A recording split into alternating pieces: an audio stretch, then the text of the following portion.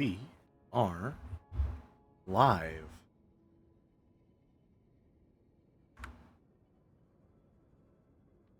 Which is, you know, maybe not one of my best choices, but we'll see.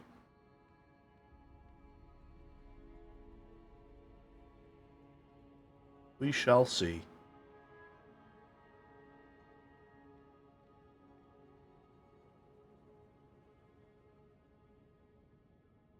Run some ads for a sec, just to see if that does anything.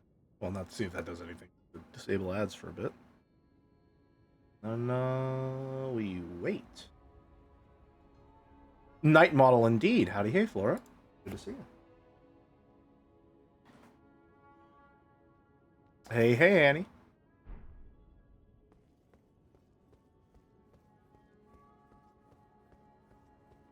We're playing Elden Ring. Hi.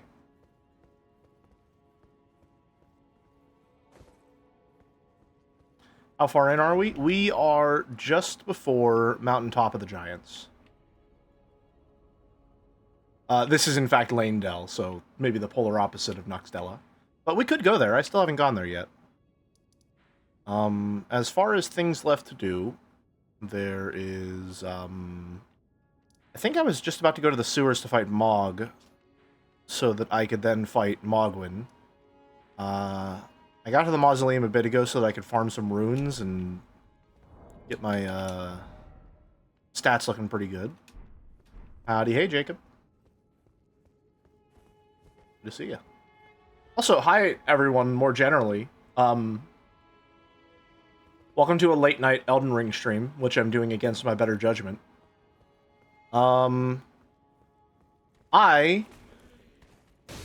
as a result of my job, have a very erratic sleep schedule that lately, I want to say for the past 2 weeks or so, has had me up until like 6-ish a.m. And I don't really feel good about being up that late, but it's been happening consistently enough and it hasn't really disrupted my life enough that I thought, well, hey, if I'm gonna just sit there and I'm gonna be up anyway, I might as well, like, try and see if I can do something with that time. So I figured, hey, streaming might be something to do. And I did say once upon a time that I wanted to, stream Elden Ring. Maybe play the DLC. So, yeah, what the hell? We'll go for it. Give it a shot. I'm gonna take this off. We can probably use... What do I want instead? I could go for... Poisoning Rot, Holy Attack, Roars, Breath Attacks, nope. Guarding Power, it doesn't really affect all that much if we're already using a Great Shield.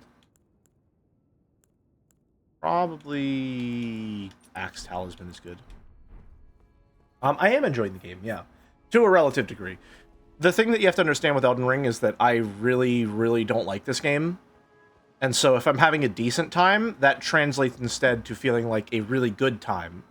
Because my standards for it are so, like, rock bottom, right? So if I'm not having a bad time with the game, that to me translates to, like, wow, this is going pretty well. So, you know, take that with a grain of salt, as it were. I decided to give it my best effort in trying to go for a build that I think would be most enjoyable. When I play Souls games, I usually go for some variation of a build that has a shield, some capacity. Oh, I probably have to get it from up there. And Elden Ring added guard counters and the like, which I really enjoy. So, now that I'm replaying it and I know all the stuff about it, I went with a build that is really heavily emphasizes using a great shield, guarding, and then going for guard counters. What's your issues with it? Generally a lot of open world bloat. I've talked about this with, like, a lot of the intros to the Devil streams and stuff like that. But generally speaking, a lot of my issues from Elden Ring come from it being an open world game. And the things that I really enjoy specifically from FromSoft are their linear level design, their, like, mostly linear level progression and the like, which allows them to really carefully curate area difficulty and, just generally speaking, like, the event status of a lot of bosses doesn't feel very good in this game. This is not my first playthrough, no. This, I think, would be my 5th, if I'm not mistaken, overall? Let me think. 4th, actually. This will be my 4th, yeah. Because I did... Oh, that didn't kill him? I did a base playthrough whenever the game was at launch. Then I did... No, this is technically my 5th, yeah. I did base playthrough at launch, then I did New Game Plus at launch, then I did New Game Plus Plus, and then I did a third playthrough, and then I did a second character that was a magic dex build with fist weapons, which was a lot of fun. Well, I say it was a lot of fun, but I don't actually remember it all that well. I have played this a ton, yeah. Doing a randomizer with a friend at the moment, and it's really fun. Def recommend. It seems very interesting. Again, my larger issues with Elden Ring mostly stem from... Oh, Envoy Sword, nice. My larger issues from Elden Ring mostly stem from my general issues with open world games, which is that they're usually very quantity over quality, and that's something that I see very, very greatly in Elden Ring, unfortunately. It honestly feels like a lot of the time there's just stuff in there for the sake of having stuff. Most heavily seen in its bosses. I think one of the biggest, like, tragedies of Elden Ring is that a lot of really good, exciting bosses are, just completely ruined by the fact that they will appear dozens and dozens of times over. Dragons, the open world dragons, are the biggest indicator of that. Because the first dragon in Lower Limgrave is this amazing, incredible, extremely memorable experience the first time you see it. Like, just a fucking dragon shows up. It's really, really cool. Morning, Connie. Howdy, hey. A dragon shows up, and it's just really, really cool. You're fighting on horseback. You're just getting a feel for the game. It feels like anything is really possible. And it's really, really exciting.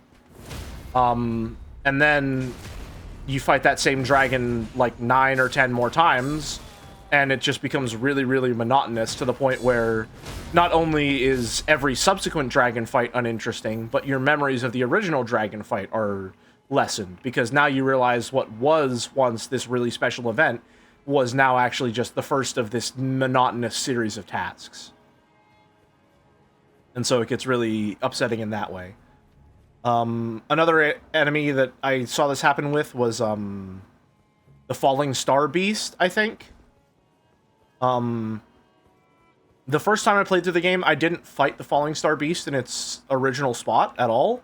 I went to Mount Gelmir and the other place through a different route entirely, and so I just never fought it. And so going back on other playthroughs, subsequent playthroughs, and fighting it normally in its, you know, designed location at that big crater at the top of the mountain that it's designed for, it's a completely different experience.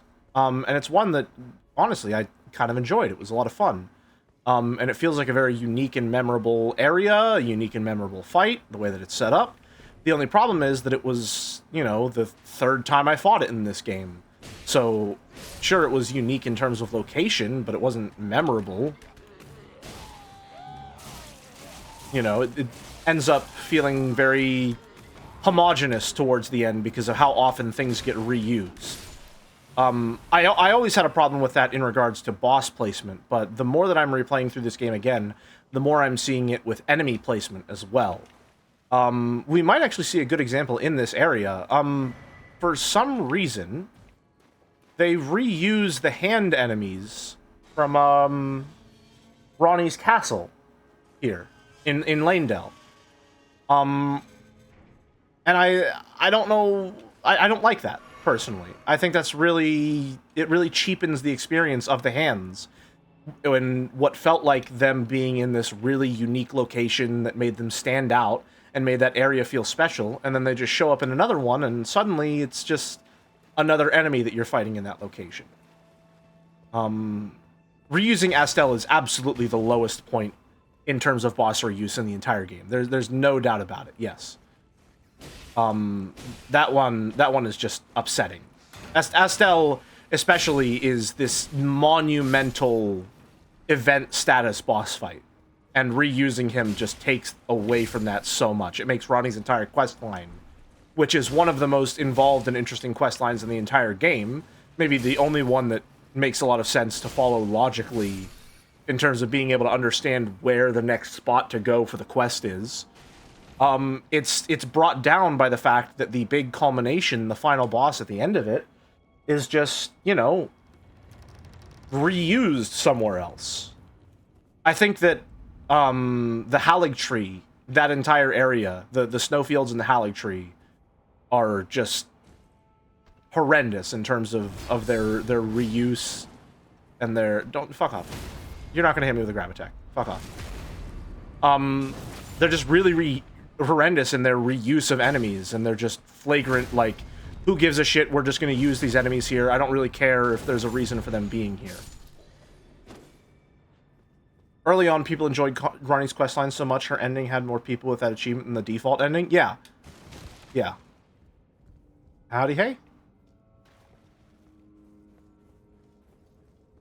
So cheapening that suck. Yeah, again, it's very much a strange example of a game where, like, it could be improved by having less of it. And significantly so, in my opinion. You could remove a solid, like, 30 to 40% of Elden Ring, and I think that not only would it not lose anything, it would gain a significant deal. And I also think just, like, the balancing towards the end of the game is particularly bad. As well. Which, you know, that's not exactly a very... Oh, hello. Sorry, I didn't know you could do that. My bad. Oh, come on. It was my turn, you fucker. Excuse me. Sorry. Nope. Okay, well, that's not going to work at all. That feels like a big multi-attack. There we go. Now it's my turn.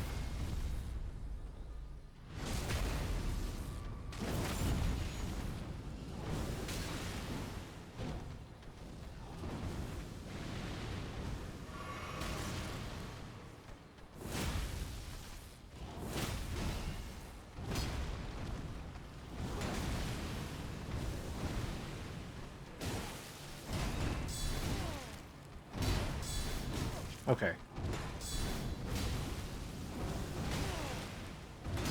This is also generally a big problem that I have with Elden Ring, which is that very, very often it will put you in situations up against larger enemies in groups that are not designed to be fought in groups of more than one, without it suddenly just becoming this extremely tiring ordeal. This has been something that I didn't really notice was as bad as it was until I replayed Dark Souls 2, and I realized that, yes, that game has a lot of challenging encounters where it will put you up against multiple enemies, very, very large groups, like 5 to 6 enemies at a time, at times. But usually that's in the context of the main difficulty being corralling that group.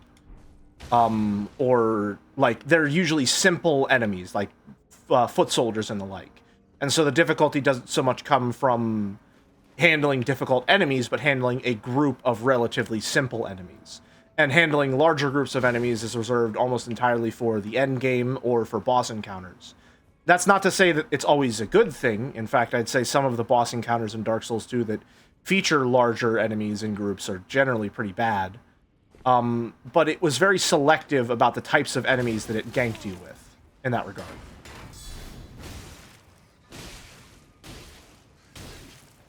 Whereas Elden Ring is more than happy to just throw random bullshit at you forever.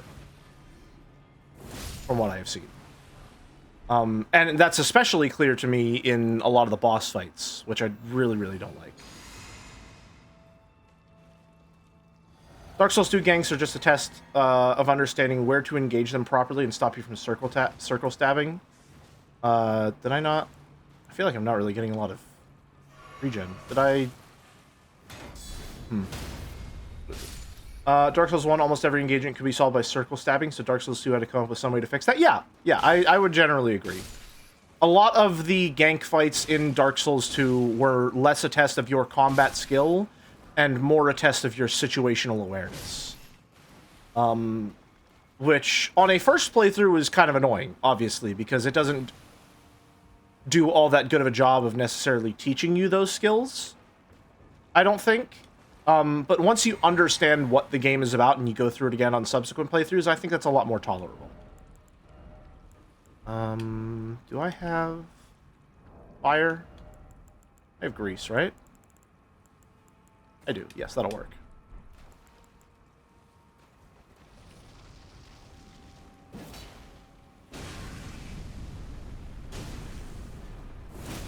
God, this camera is so bad. Holy shit.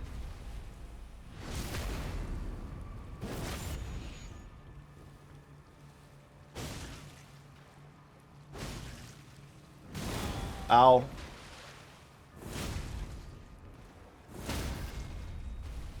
More drawstring grease.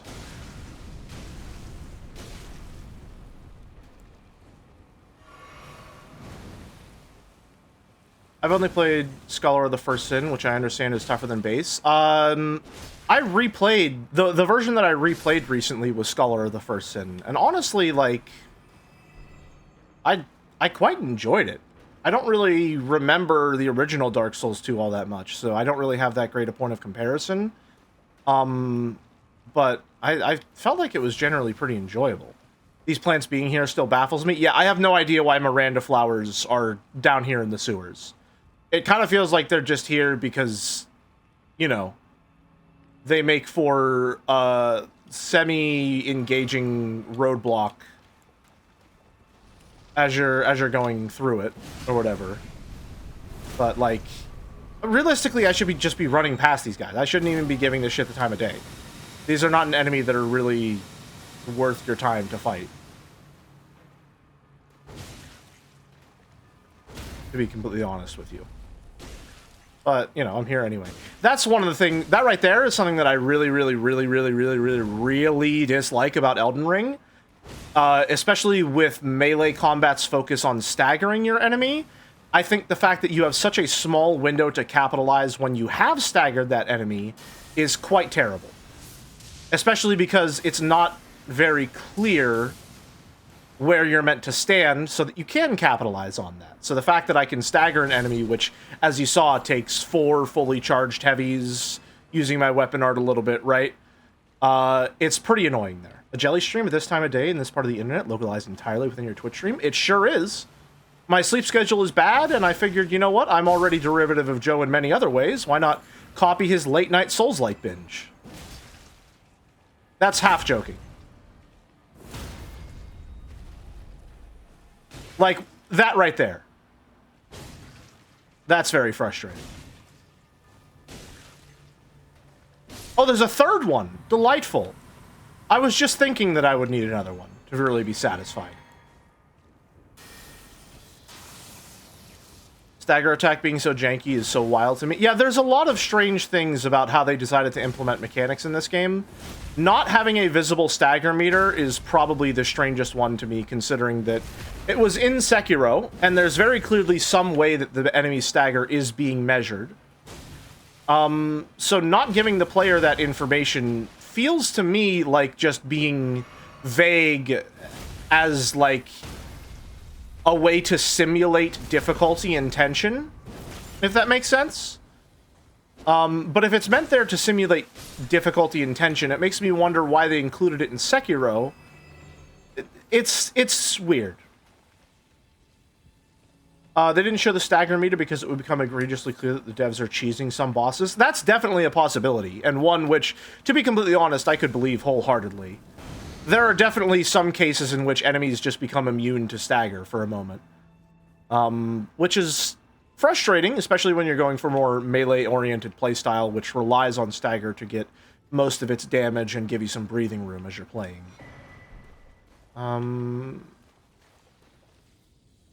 There's not, like... Yeah. See... I don't know why these guys are here, and I don't like that they're here. I think them being in that one area was a lot more interesting, and they don't have a reason to be there. So their inclusion here just makes it less... I should have fucking seen that coming.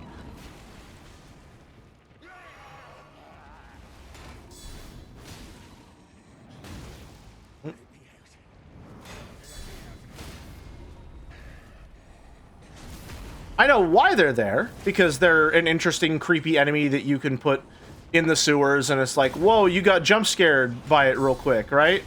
The idea is solid, and the execution, I dare say, isn't too bad either. The only problem is that, like, it makes both of the areas feel less unique. Yeah, he's here as well. We're here to kill him, because I hate his ass. Well, no, I wanted to give him a potion, didn't I? Can I give him a potion? I have the potion, right?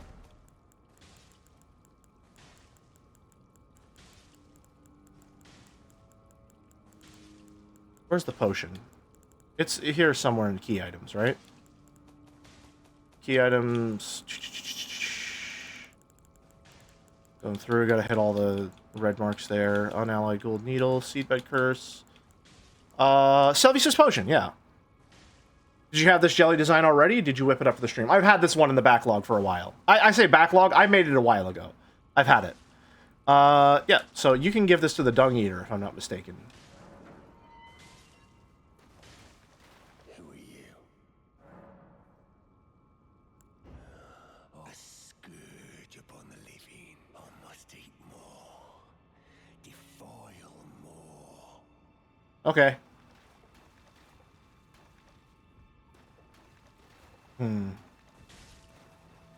I don't care for doing this obtuse questing bullshit. I'm just gonna kill you.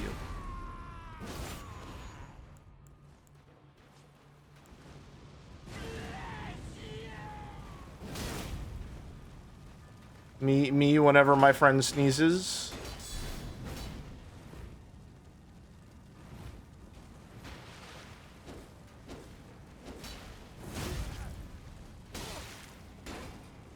I'm probably going to die on account of having literally no healing.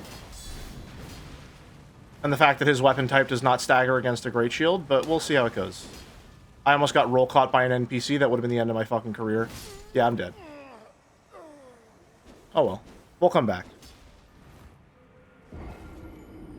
This time I'm just going to run through the Miranda flowers because there's literally no reason for me to fight them whatsoever. I don't know why I was so dedicated to doing so. He's gonna eat your dung? Oh no. How terrible. Oh no. You're so owned, I ate your shit?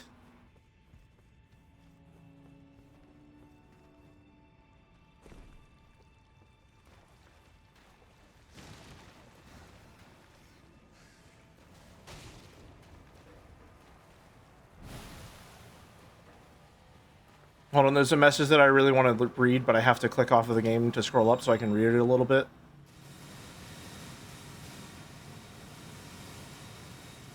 Alright. Nothing can climb these ladders, so I'm safe. Alright, where was I? Also, I'm gonna kill you. Permitted term added, I'm gonna kill you. Talking about this game online has become a real pain in the ass, like Joe says too. Every time you bring up issues with the quest, some asshole will come along and smugly ask, do you want quest markers on a journal like an Ubisoft game? My response to that would be, if they're going to design the open world like an Ubisoft game, then they should probably at least commit all the way instead of making it obtuse as well as bad. I fucking forgot about it again.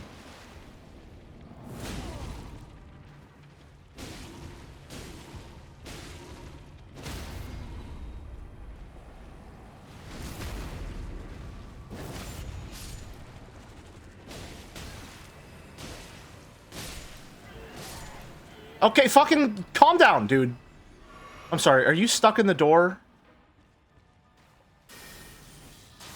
Can I hit you through there? Well, he didn't lie. I asked if he could hit him. He said yeah.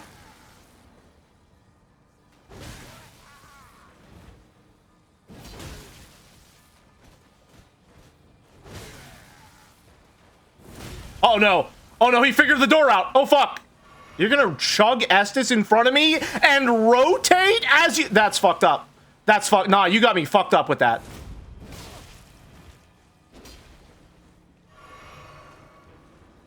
The run-in double backstep? He's fucking aura farming right now. Gesundheit. I don't- What do you want me to say, Burger? There we go. Do it again. I'm just gonna... boop. Got him.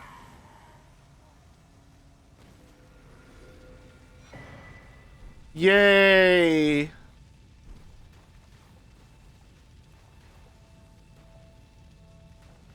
Of course the French enemy is aura farming. French enemy? I'm sorry. Flora, you're claiming ownership of the loathsome shit-eater?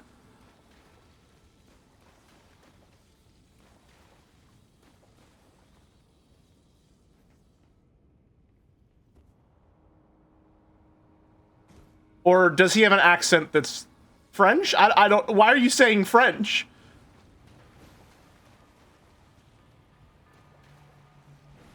Did you not hear his Monsieur? He's speaking French? No! Flora, he's saying bless you.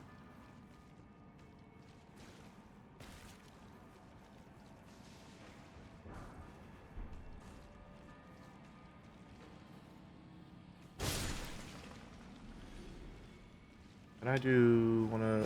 No? Okay. Why? Why is that a different one? Oh, because that's the rolling attack. There we go. That's a little better. In fact, you get a search online for quest guys just tanks the game's rating. This is a problem with older games, supposedly. Yes. You say supposedly, I would say yes. When I played through Bloodborne, I did not do even a third of the NPC quests in that game. And half of them were left for, like, post-game, let me look at the wiki mop-up when I was waiting before the final boss. Souls games have always been very, very, very, very, very obtuse when it comes to communicating their quests, but generally speaking, the obtuseness of their quest design has been mitigated by their linear progression.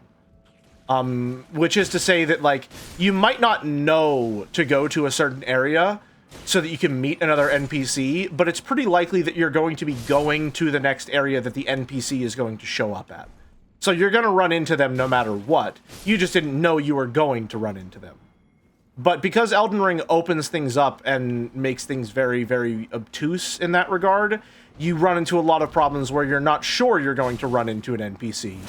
And so what was previously a somewhat, you know, problematic issue for a handful of players who didn't follow the intended path perfectly or something along those lines, now becomes an extremely fucking massive issue. Because now it's affecting your ability to get literally any context for what's going on in almost all cases.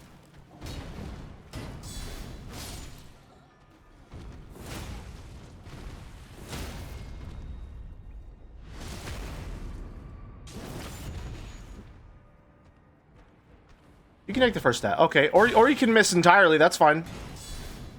I guess hitboxes can be really accurate when it benefits the enemy.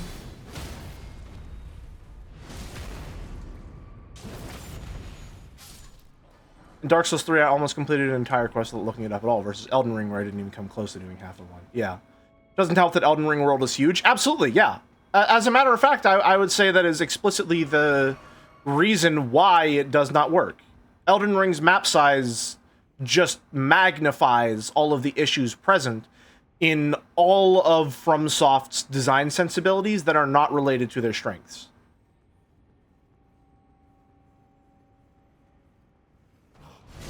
It makes everything bigger, even the problems.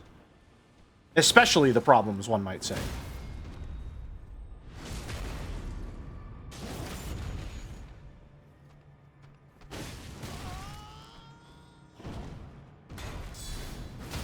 Thank you for the stagger. Boop. Oh, I'm really in there, huh? Anyway. Nothing Stone 7. Trying to get to Moog, right? I don't actually remember this area all that well. Generally speaking, though, I like areas like these. Anything that is like the Legacy dungeons in Elden Ring I think are generally quite good, because they're playing more to FromSoft's original strengths. The weirdest thing about Elden Ring is the less like Elden Ring it is, the less unique stuff it's trying to do. Generally speaking, I think the better it gets. The closer it becomes to the things that it's trying to differentiate itself from, the better it becomes. Okay, motherfucker. Listen, man. I'm just trying to fucking get to the next side of grace, alright? Can you chill out? I have no beef with you.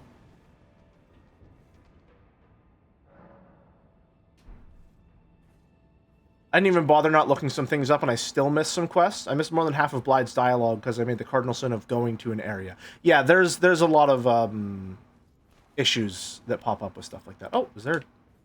Oopsie, didn't even see this place. We'll do a sinful comparison, but I think it is interesting to see how Hollow Knight, which is inspired by Dark Souls, does quest design pretty okay, because you traverse areas now and again. Yeah.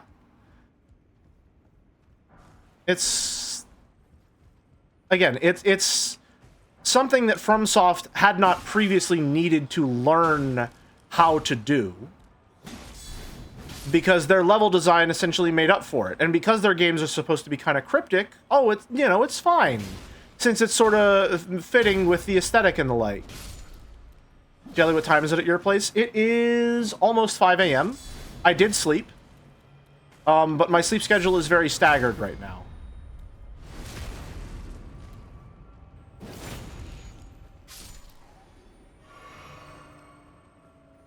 So, I do appreciate the concern, but I'm fine.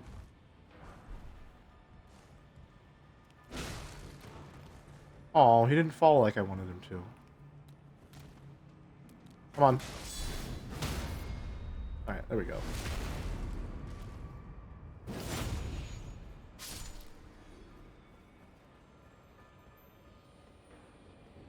Where are we going next? Can I jump up there? Jumping is a very interesting mechanic, because I think in terms of traversal and how you get around levels and dungeons like this, is a very useful and fun tool. But in combat, it may be one of my least favorite additions, if only because it's extremely poorly communicated to the player how they can use it in combat. Which is to say, there are a lot of attacks that can be jumped, but it is almost never properly communicated to the player when an attack can be jumped. And so it really punishes experimentation in regards to those mechanics. Especially because towards the end of the game, you're taking, like, half of your health bar for one errant mistake, you know? Like, in that case, I got hit once and took literally half of my health bar. How am I meant to experiment under these conditions? Fucking shadow bait after I say shit like that. Come on, man. These jokes write themselves.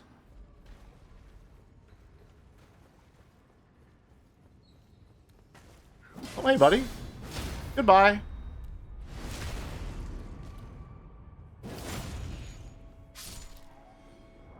And it's not as if I haven't been leveling vigor. I'm at the soft cap. Or the first soft cap. Soft cap.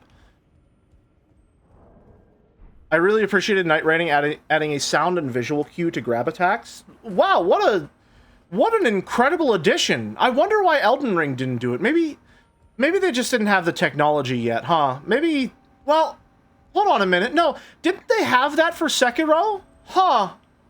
I wonder. It's strange. I could swear I remembered something like that in the game they made just before this one. Weird.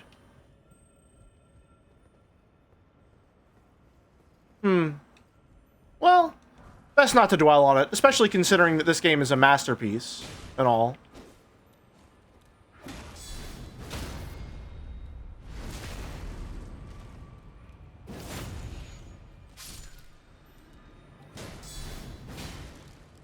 Oh, just fucking stagger already, pal. There you go. There you go. There's another one of you. Jesus, man. Goodbye. Part of me really wishes Vigor wasn't a stat at all and just leveled up as you unlock grace points, TBH. Yeah, it's funny. Dark Souls 2 does this thing where every single level you put into a stat also levels up your Vigor to some degree, so that even if you haven't been intentionally leveling Vigor the entire time you're playing, you'll still have a pretty sizable amount of health if you've been consistently leveling throughout the game. But I'm not allowed to praise Dark Souls 2 because everyone's decided it's shit. So, I mean, I especially can't praise Dark Souls 2 in comparison to Elden Ring. Oh my god, can you imagine? The scandal!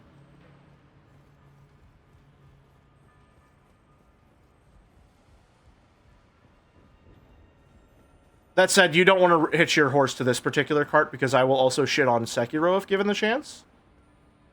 So you know, I gotta keep you guessing, you know?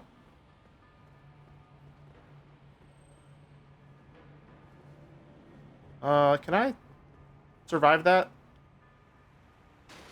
I can. Cool. The Scrandal, indeed. I mean, hold on a minute. That lobster's not going to kill us, right?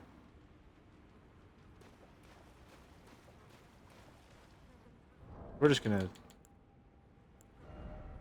take a little nap here real quick. Hold on, let me just pull this up. Scrandal. How scrandalous. Oh my god, it's so bright, Jesus. Alright, let's go for it. Let's go for it. Let's play that daily.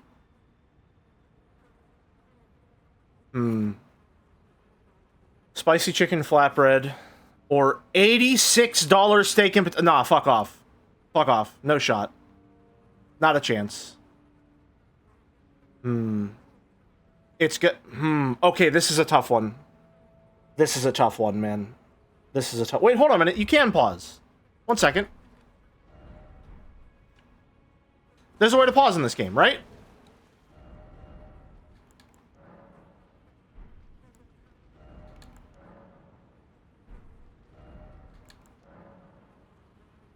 Yeah, we're paused. Okay.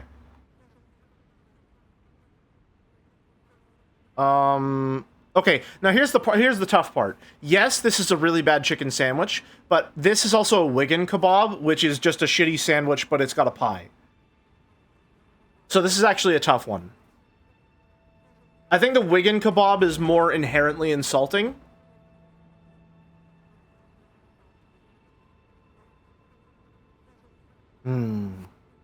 It is still a pie, though. It is still a pie.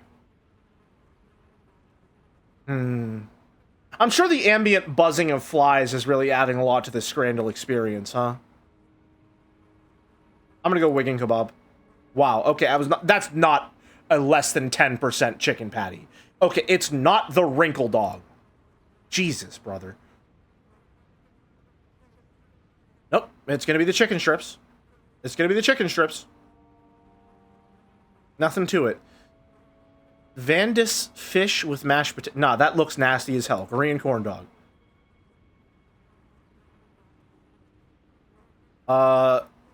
Deep fried minced meat and onions versus chicken, chips, and curry sauce. All right, man, listen. I know this chicken and chips isn't particularly impressive, but it doesn't look like a literal log of shit. Okay? So it's not gonna be the left. It's gonna be the right.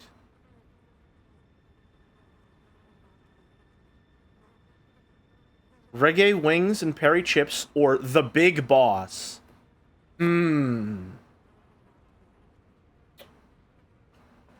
Scrandal does have a burger bias, and that extends to chicken sandwiches. However, these are some of the best wings I've seen on Scrandal. This seems like people would look at it and turn their nose up at it because it's too fattening. Like, oh, I'm going to have a heart attack eating that. I'm going to go for these ones because they look awesome. Let's go. Nice. Looking good. All right. Next up, pastel de carne. Okay. Or it's going to be the burger. Well, it's going to be the burger. I hesitated for a moment. Burger bias wins out. Fish and chips or sausage, pickle, and bread with the pint buff. Fuck me. Okay, this looks pretty good. However, this might be some of the best looking fish and chips I've ever seen on Scrandle. This is anyone's Scran, really.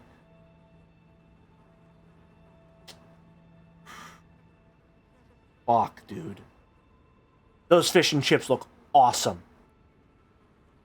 Those fish and chips look fucking awesome. I'm gonna shoot from the hip. I'm gonna shoot from the hip. Left. Fuck! Oh, man. Man. Oh. The perfect Scran. The perfect 5 a.m. Scran. It would have been beautiful. Okay. I think this is simply too much going on here. And this stew looks kind of awesome. And I'm kind of in a stew mood. I've been in a stew mood lately. So I'm gonna go right. Fuck. Wow. I threw. An 8 out of 10? Just fucking put me down like rice shower right now. Holy shit. What a waste.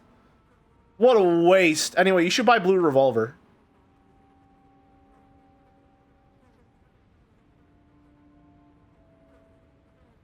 That looked like a really good stew. I'm in a stew mood lately. Been stewing on it. You got more than half right. It's good. It's not good enough, Flora. It's Scran. Oh, this guy's coming for me. Hey, pal. You got beef, brother? I know Scrandle certainly doesn't.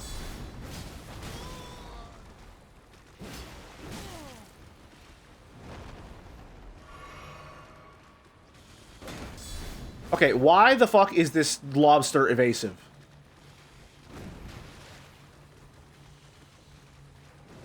What the hell? Was that a grab attack?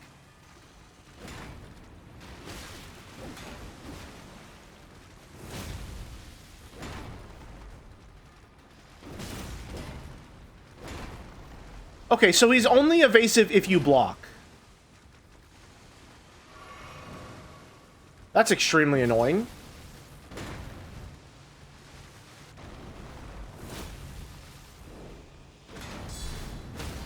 There we go.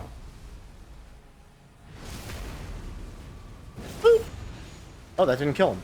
Well, the charge attack will do it. There we go. Lobsters freak me out. Just giant sea bugs.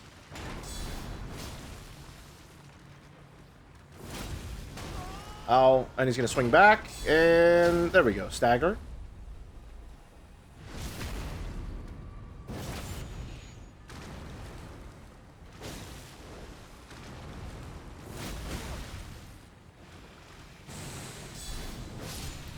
Nah.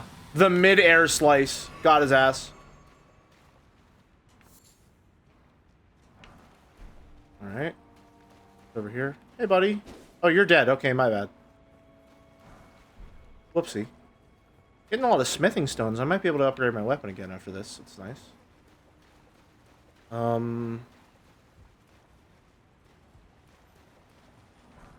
Let's see.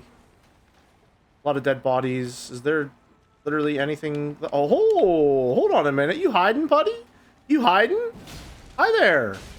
I hate to interrupt. Okay, well that wasn't nearly as exciting as I was hoping. I will say, generally speaking, the one thing I don't have a problem with at all is Ashes of War. I think Ashes of War is a really fun system. It's a really, really, really interesting system that heavily, heavily, heavily encourages experimentation and makes it extremely easy to experiment.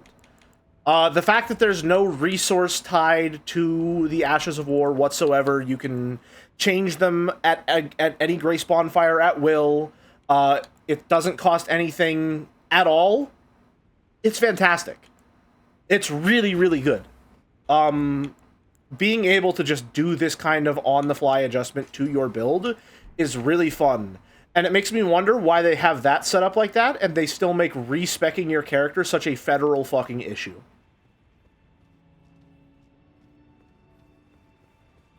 Early gamer hours indeed, Allison. Or I guess technically late gamer hours? I'm not really sure how to classify it.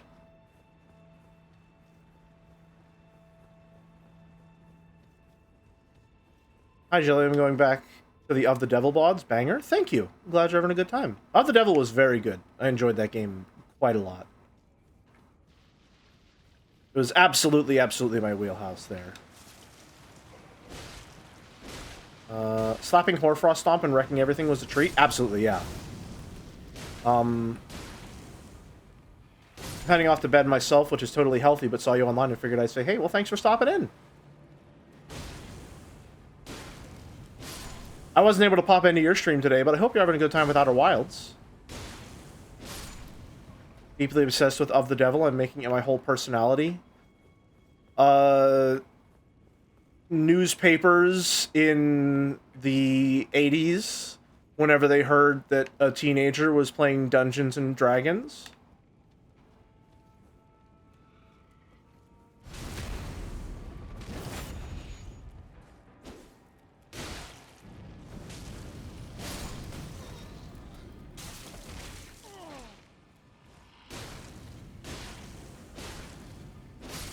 Alright. Ghost Glover. I wonder if I'll be able to upgrade my rats.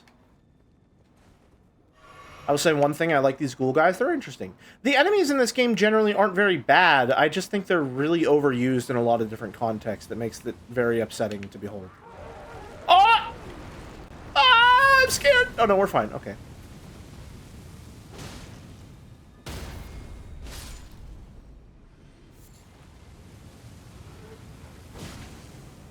If this is a Miyazaki game, switching an Ash of War would cost a resource and there'd only be 50 in the game. Yeah, that sounds about right. Hey, did you know in Bloodborne you can't respec your character? Like, at all?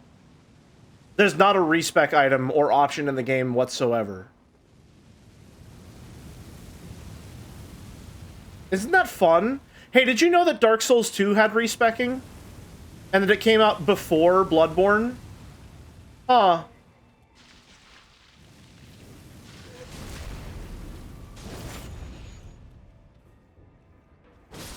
I wonder. I did not know that. Bloodborne is the last one I had to play. It's the second to last one for me that I got to play. I still need to play Demon Souls at some point. Which, unfortunately, I'll have to get a PlayStation 3 or a PlayStation 5 or an extremely legal piece of hardware, you know, otherwise legal piece of hardware, to play it on. Otherwise, I won't be able to. I didn't have a super great time with it the first time around. I had a lot of, very annoying learning curve difficulties with it. And generally speaking, my largest issues with Bloodborne had to do with more of its age than anything.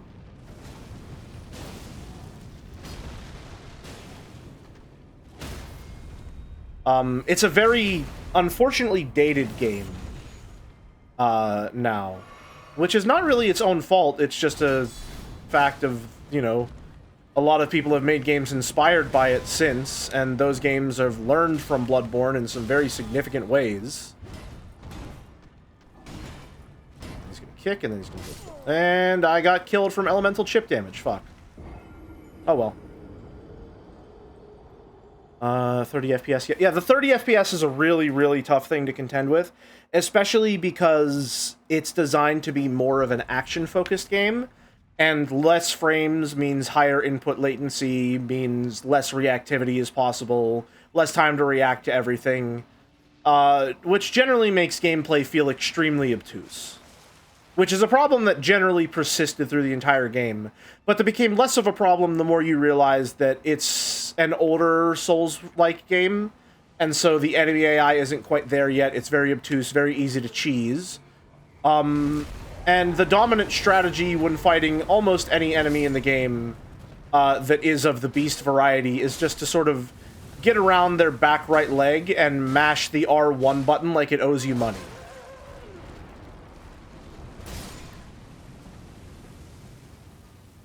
It's very interesting to see you go through Bloodborne after playing so much Lies of P. Yeah, that was probably the biggest point of comparison that I had for Bloodborne was Lies of P.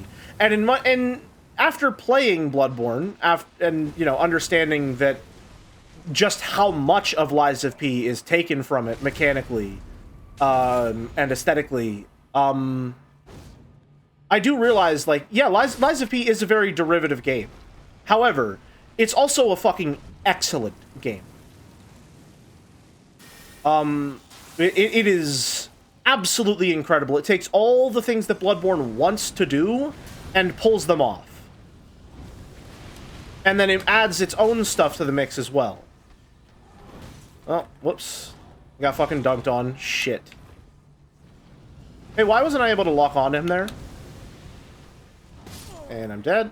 Whoops-a-daisy. Yeah. Streamer, do you realize what time it is? Yes. As a matter of fact, I do. Good God, that's a lot of damage. Yeah, hi. Welcome to mid to late game Elden Ring.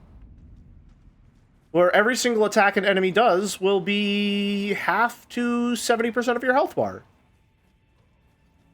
In Bloodborne, this was also a problem, but that was mitigated by the fact that if you took damage, you could gain that health back. I say mitigated because it wasn't solved, because the rally system was clunky. And also, Bloodborne had this really cool feature called instability damage, where if you got hit in the middle of a dodge, for example, you would take twice as much damage. Which, for a lot of endgame enemies, meant that if you got hit in the middle of an attack, or in the middle of a dodge, i.e., if you tried to use your one defensive option in response to what an enemy was doing and did not execute it perfectly, you would just die instantaneously. Which was a result of a lot of things, but first and foremost was generally a result of FromSoft's very clunky hitboxes, which unfortunately is a problem which persists to this game in a lot of regards. And a lot of the clunky hitboxes are also, or the issues with hitboxes are made worse by the interactions of a, frankly, terrible lock-on camera system, and a camera that simply refuses to cooperate in some of the most basic ways a lot of the time. It really is shocking to me just how much better Lies of P does something so simple as camera controls in a lot of ways. Crucible Scale Talisman. Why did I do this? Does that even do anything for me? What? Why am I here? Reduces damage taken from critical hits. Oh, amazing! That's going to be so useful when I play PvP in Elden Ring.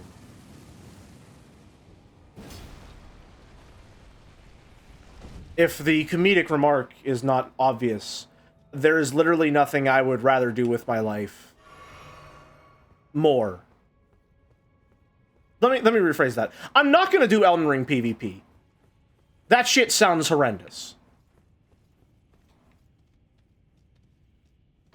I'm just gonna stop trying to speak fancy. Oh my god, why are the hitboxes only good when it benefits the enemy? You could play PvP in Bloodborne. Don't worry, they baked that into most of the boss fights.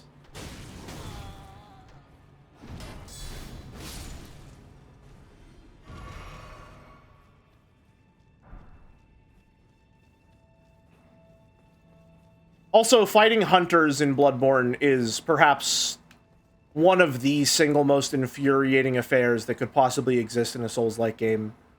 It is absolutely horrendous. Mostly because the assumption or the implication whenever you're fighting an enemy who is using the same moveset when you're fighting an enemy hunter in Bloodborne is, oh wow, look at you, you're on the same footing, you're using like the same tools and stuff like that, except you're not, because the enemy is playing with infinite bullets and infinite stamina, so they can just dodge forever and they can shoot you forever and they don't really have to care about any of that. So you're not on equal footing because someone else is playing, you know, the other person is playing with cheats, essentially.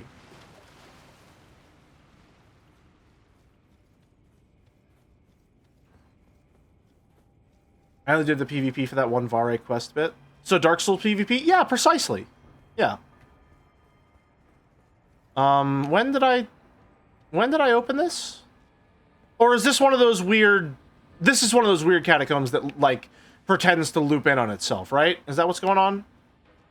I'm sorry. The final boss of this catacomb is an enemy that I've fought 7 times already in the same catacomb?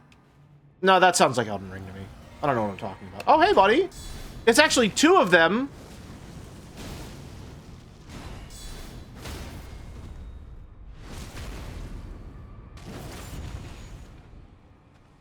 Hey, pal.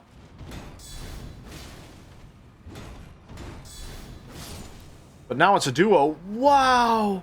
Suge!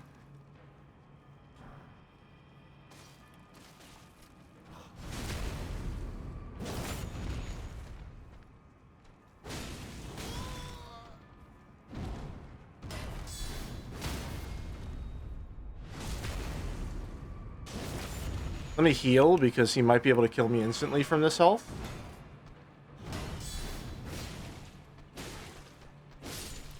Or hold on a minute. Is this a fake out where the... Yeah.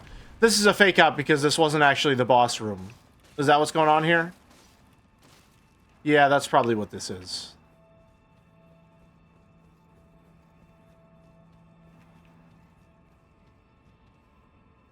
Yeah, I don't think it looked like that when I went back through it the first time. Is this a fake wall? No, okay. Had to check. Just had to be sure. Had to be sure. The Caelid Tower fight versus Apostle is one of my favorite fights in the whole game because I hit it at the right level to be a proper but surmountable challenge. I agree, actually. I really, really liked the entire Caelid Castle for almost the opposite reason. I went there really, really early when I was under-leveled, and it ended up being this extremely memorable, super challenging fight for me that I really enjoyed. And then... You know, then I fought the Godskin Apostle 3 or 4 more times, and it wasn't special or interesting anymore. And then I fought Godskin Duo, and I was like, okay, well, why don't you just fucking spit directly into my open mouth next time if you want to insult me?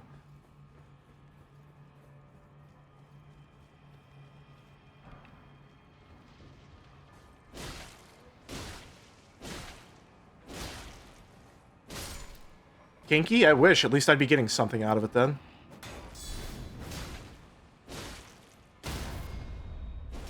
Come on now.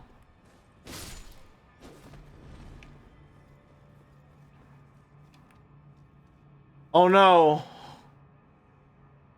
Oh no. How sad. Don't mind me. Let me just Sorry, man, that looked so... Hello? Oh no. How sad. Anyway. Let's keep going. Is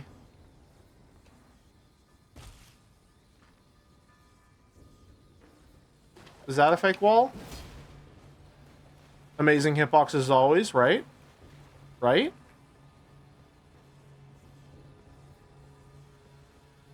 Still moving. Moving right along in search of good times and good news.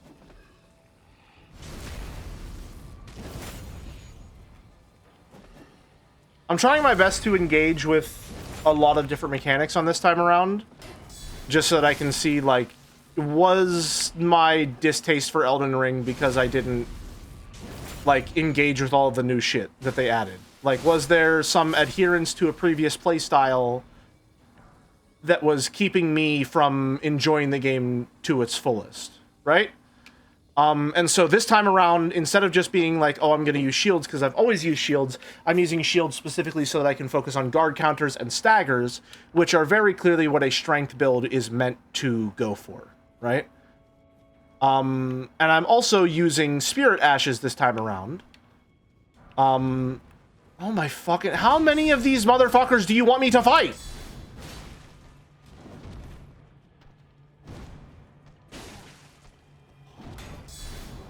My god, damn.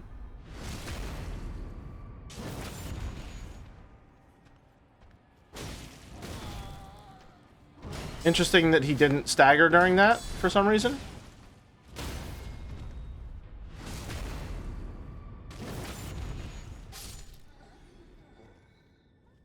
Anything dropping? No, okay. Just gonna cast that real quick and then heal up. And then I think is this the real one? Or you're no, you had an item on you, I think.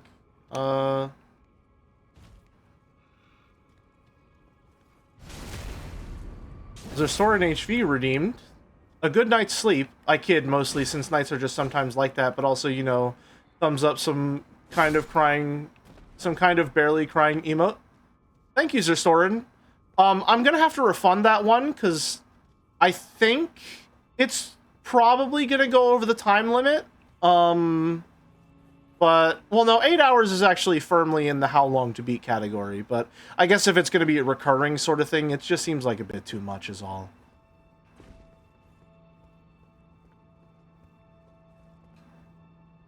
Okay, so what am I missing here? Is there fake wall bullshit abound? Also, I played through with a great shield and fingerprint shield. It was fun until Millennia, who could heal off 100% of my blocks. Yeah. I'm not fighting Millennia. I'm not going to the Hallig Tree at all, as a matter of fact, in this playthrough. I've already done that shit 4 times. I've done my dues. I know she's a dog shit boss, and I know that she invalidates my playstyle. So I'm not gonna do that. Because I don't have to. Simple as. I'm not gonna play through 2 of the worst areas in the game back to back to fight the worst boss in the game. Just so I can say, yeah, no, it still sucks. I would like to run through with Spear and Shield sometime. I usually did, when I started this, I was planning on going, where is it? Great Lance, or Great Spear and Shield. And I've done this before. This is what I did on my original playthrough, that I got to New Game Plus 3 with. I used Giant Hunt, which is extremely effective and extremely strong. But I found myself getting bored. Mostly because there's not a lot of versatility in this playstyle. And so this time around I switched to a Claymore for a number of reasons, but mostly because it has a lot of wide slashes, it has thrusts, it's got big stagger damage, it's pretty much everything I'm looking for in one weapon.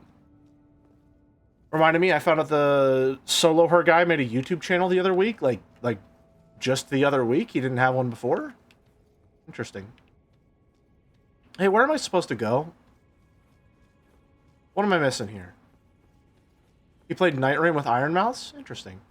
I'm conflicted on Night Rain, because I think one of the problems that Elden Ring has is that it clearly wants you to summon, and it wants you to use Spirit Ashes, and it wants you to have, like, multiple people in a fight. But the bosses are not very... like, they're not designed for that, really. And so when you try to have multiple enemies in a fight, everything just sort of short circuits, right? Because the enemies don't know how to deal with aggro. They're not smart enough for multiple players. Sometimes they're not smart enough for multiple AI, period. Right? And so Night Rain theoretically sounds interesting because now you've designed these enemies to be fought with 3 other people, right?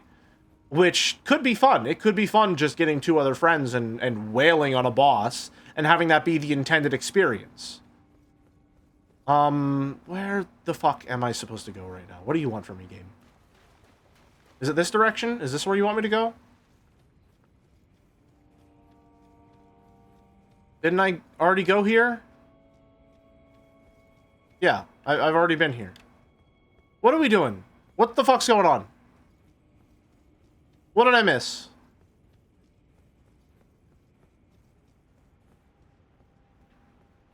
Missed that, apparently.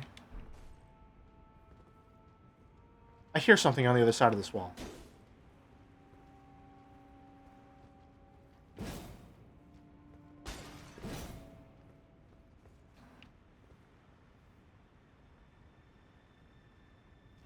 You hear that, right?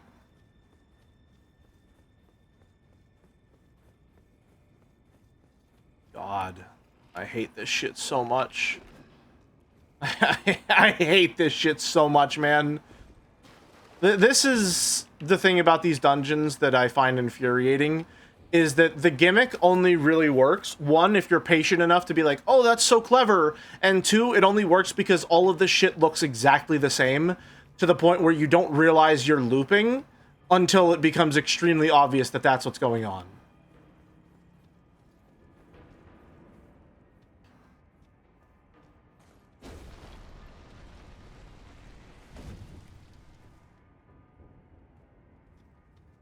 Any fire? No? Okay.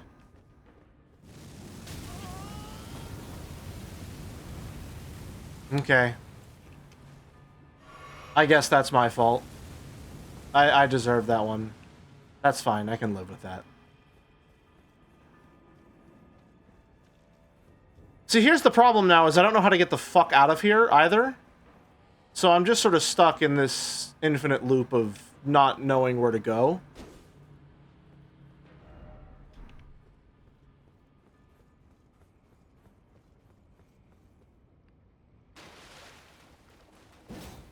No? Okay. And I can't teleport out either, because, you can't teleport to other sites of... Oh, no, you can? Huh. Funny that they would include that for this one. Although, don't I have to go through this? Hold on. What is this catacombs that I'm in called? Concealed catacombs or some bullshit? Lanedale catacombs? Is this... Is there anything to this? Is this where Moog is? Lanedale catacombs. Massive underground mausoleum. Yes, who cares? I don't... the bosses... Esgar? Priest of Blood? Who? The fuck?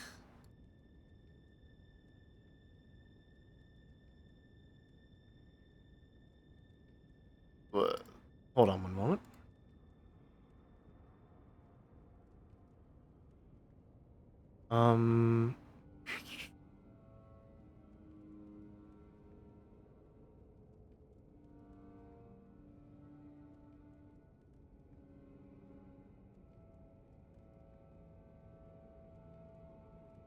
Continuing on, you will come into a window overlooking a set of double stairs on the second floor. Jump down there, go back up to the second floor's flame statue to reach the jump down to the first floor's coffin pool, and then head to the Grace to prep for Esgar Priest.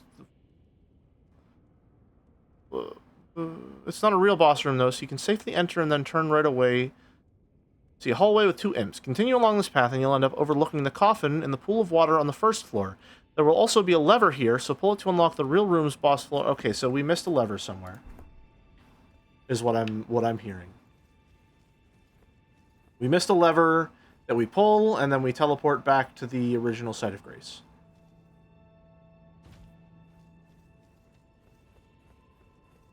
Supposedly.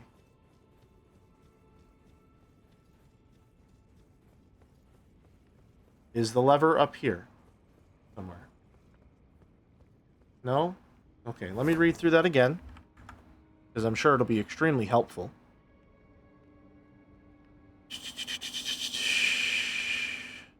Set of Grace at the first one, so you open set of doors to fake boss room. There's... Head back to the room with the coffin and go up the stairs. Alternate boss rooms in these kind of dungeons. The chapel is not a real boss room, though, so you can safely enter and turn right. I don't... Okay, hold on. Esgar's boss door...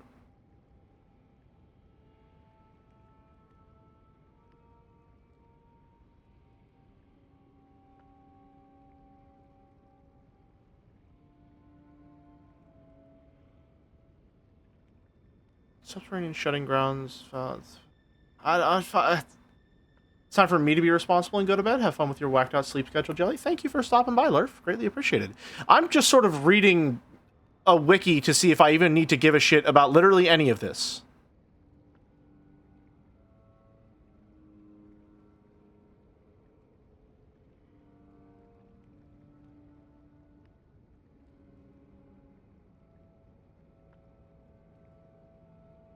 I don't think I need to give a shit about this dungeon, so I'm not going to.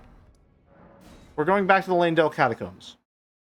I'm just trying to find Moog, brother. I don't give a shit about any of this. Get me out of here. I'm gonna upgrade... What do I want to upgrade? I guess more health. Let's try and get to 60. Because I think 60 is the soft cap. Did I pull a lever and forget about it? Yeah, no, I don't give a shit. I don't care. Let's go up this way. This isn't part of the catacombs, is it? Please tell me it's not. I know it uses the same tile set, but please tell me it's not. Question remains unanswered.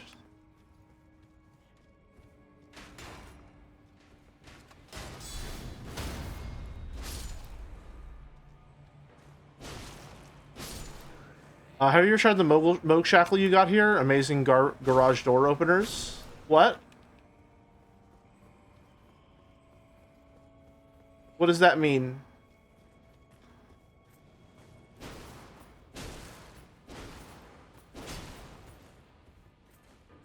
There we go. To answer your question, no, I don't think I ever have tried the Moog Shackle.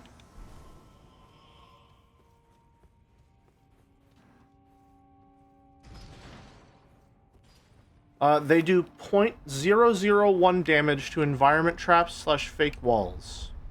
Oh, hey, buddy.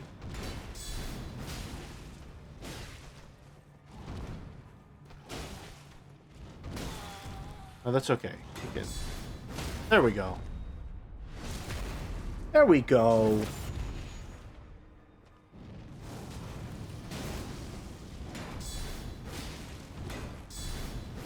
Got him. Hey, pal. What do you think you're doing down there with your little nice resolve? You gonna come fight me? Is that what you want to do? That's really what... That's what I thought. Alright, goodbye. Alright, what the hell am I doing here? How do I fight Moog?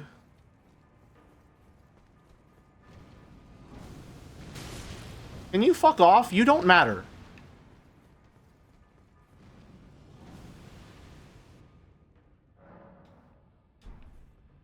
Isn't there an invisible wall in this room? I feel like I'm losing my mind right now. Thinking that there are illusory walls everywhere.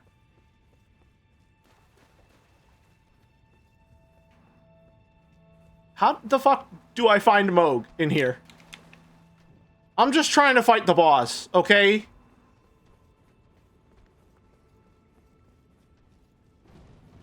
I think I need to go this way? Yeah, okay, there we go. Got it. I'm hearing the twinkling of a lizard. Hello there. Well, not a lizard. Scarabs. Considerably less cool. I want to go to Moog Turret.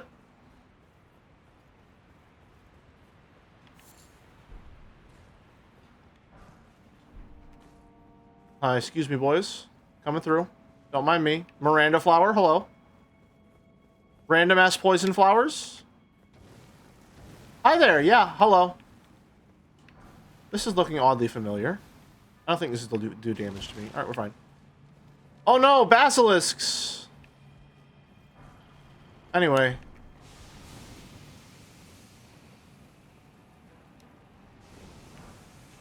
Is this Dark Souls? Yes, but if you say that it's Dark Souls, people will get mad at you even though you're right. Oh. Whoopsie. Well, hey, there's the site of grace.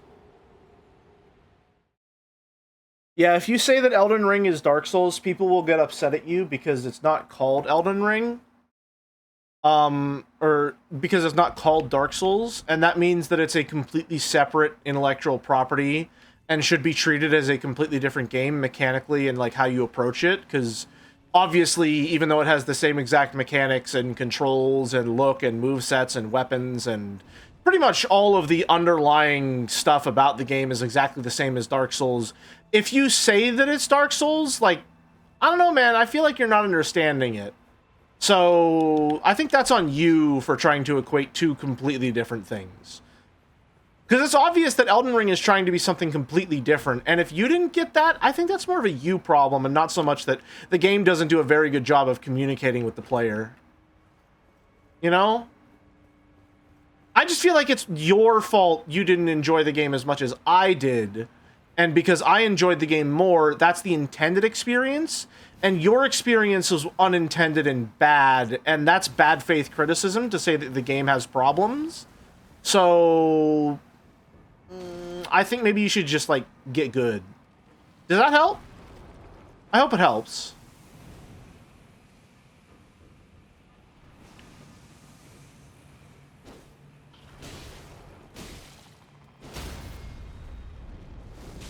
Please suck off.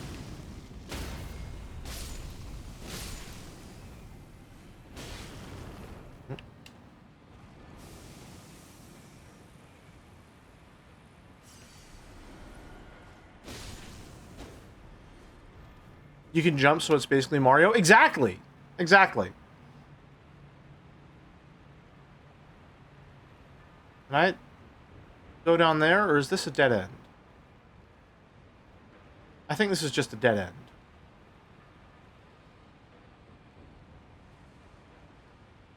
Yeah, I think it's a dead end. Please don't make me fight the flower. I don't give a shit about the flower. Although I guess if I have fire damage, it might be slightly more tolerable. Let's see, will I get the stack? Let's go. Nice. It let me do it. Very good. Or is that an attack you're gonna do? Are you having fun playing with supposedly not Dark Souls? Streaming it is fun. I honestly feel like I've been having a very interesting flow of conversation, which is kind of what I feel like I was needing right about now.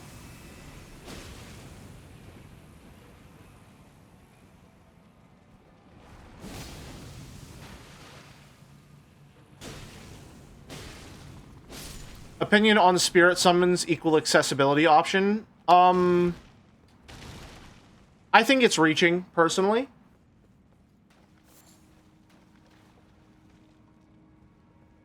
I don't think it was ever intended as an accessibility option, if that's what the way... Like, I don't think that they made spirit summons as a way of being like, hey, what if someone was having too much trouble with the game and they had a way to summon AI to make the game less difficult? I don't think that was ever the design intent behind it, and I think trying to argue in that direction is, like, it's difficult. I think the much easier, simpler explanation, if we're going Occam's razor, is to just say spirit summons exist because conceptually it would be interesting to be able to summon enemies and have them work with you. It feels like an extension of the summoning mechanic, but for a PvE environment. And for someone who plays solo, they might be able to still get some of that summoning help in some way.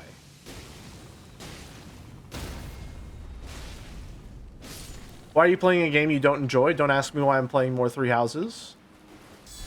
Was that supposed to be a grab attack that I blocked? Interesting. And the reason I'm playing Elden Ring is primarily just to, like, get a fresh perspective on the game, to be honest. Because I've been replaying a lot of Souls-like games, and Elden Ring is my least favorite one, and I wanted to replay it and ask myself, like, why is this my least favorite one? Are there ways that I engaged with it improperly? Did I not meet it on the right terms? Is that what's going on there? And what I'm learning is that I mostly didn't really like it all that much because it has a lot of things in it that I find to be counter to what I look for in a Souls-like.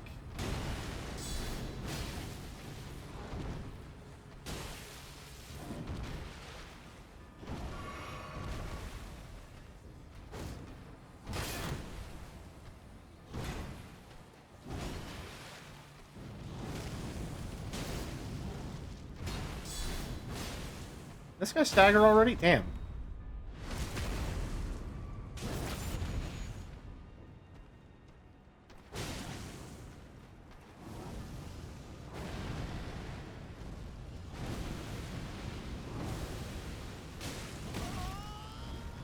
Why did that nearly kill me? Why? Why? Why? Why did one wayward swipe of his hand do 80% of my health? I hope they keep making non-open world stuff going forward, but I think this sold gangbusters, so probably not. Most likely not, no. My general impression based on the games... Where the fuck am I right now? My general impression based on the games that they've released since Elden Ring is that they are trying to see what they can do in regards to smaller scale multiplayer experiences that generally reuse a lot of their pre-existing assets and mechanics. And Night Rain to me seems like the epitome of that. Night Rain, my biggest issue with Night Rain is that it feels like a kind of cash grab existence. It is very, very clearly just made of almost entirely reused assets from their entire catalog. Like, shamelessly reused assets, bosses, character models, weapons, all that stuff from all of their previous games. In such a way that, to me, feels like they're not really going for cohesion so much as they are going for, this is a videos game. Right? Good morning, Julie. Hi. Yeah, I was up anyway, so I just decided, fuck it. I want to stream, why not stream? You see, I'm leaning heavily into my I'm derivative of Joseph Anderson shtick. Shit again. Oh my god. What time is it over there? Almost 6 a.m.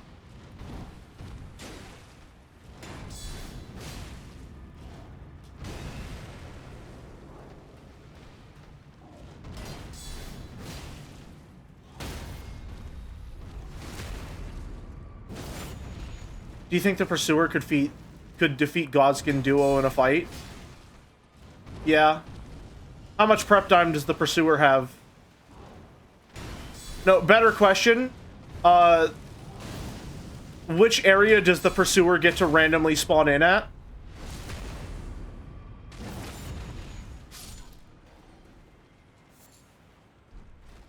One Centipede.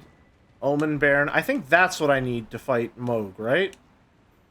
Godskins have to run the gauntlet. Well, they can respawn however many times they want. So, I don't know. I think that, personally, is the single most insulting aspect about Godskin Duo that I forgot about until I just said it now as a bit. I think that's the stupidest shit ever, to have a duo boss where killing one of them will just cause them to respawn again until you get through the arbitrary amount of health they have. God, I fucking hate Godskin Duo. Holy fuck. Oh my god. What an unbelievably, disgustingly pitiful attempt at a boss. Jesus fuck. Just an absolute slap in the face to the idea of actually designing an experience. Who fucking cares? Throw two of them in there and then have them kill them until the health is gone.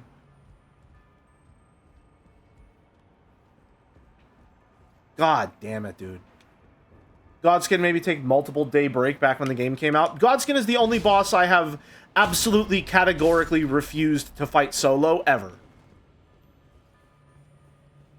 It is simply not worth any level of genuine effort, because it's very clear that the design philosophy behind it did not incorporate any genuine thought.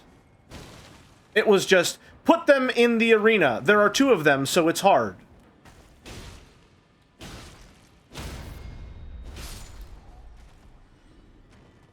At least in Dark Souls 2, the duo boss that had revive mechanics had an animation opening that you could respond to. Yeah, it's strange that, like, a lot of the things that Elden Ring does poorly are, like, concepts that they've executed on better in the past. Huh. Weird. But we wouldn't want to praise Dark Souls 2 in the presence of Elden Ring, would we? That'd be unheard of. What are we, H-Bomber guy?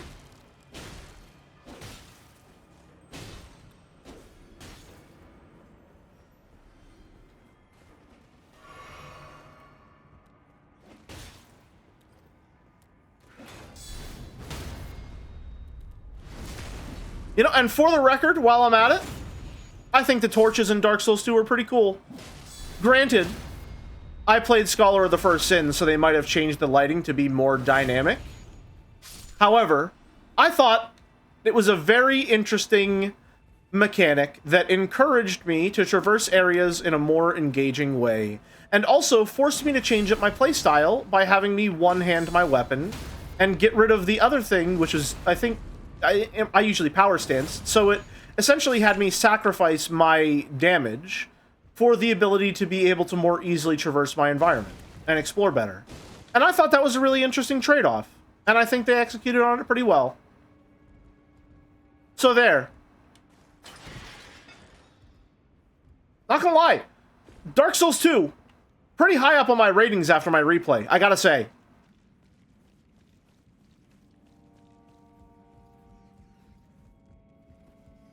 Like, possibly my second favorite Souls game. You really like Dark Souls 2? Yeah, I did. I do. Like, I didn't want to be the contrarian that says that Dark Souls 2 is actually one of the better ones, but, like, I went back and replayed it and had a pretty consistently great time the whole way through. Like, there's no other way. Like, I can dress it up in all the fancy language that I want, but, like, the point of order with Dark Souls 2 is I played the game and had a really good, really fun time. And more than, like, having solid design, more than having extremely memorable bosses, more than trying new things successfully, like, I just had a really fun time. And that made me want to play it more. It made me excited to replay it. I think that, to me, is the mark of a good game. Is the game fun to play? Fuck yeah.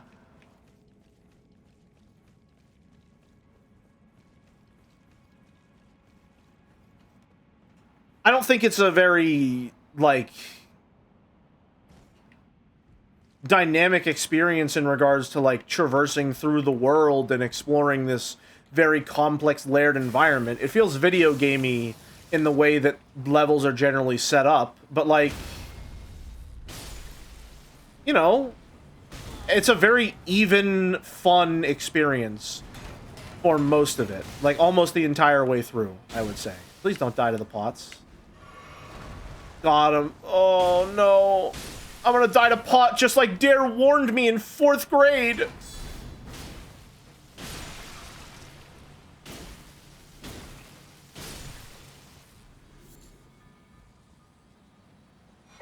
I love my dual-wield maces as much as the next Curse Bearer, but it does not beat 1 or 3 for me. Hey, did you know that you could power stance weapons of different types in Dark Souls 2? That's not a gotcha. That's a fun fact. Did you know that you could power stance weapons in Dark Souls 2 that were not the same type? I power stanced a longsword and a spear in my playthrough.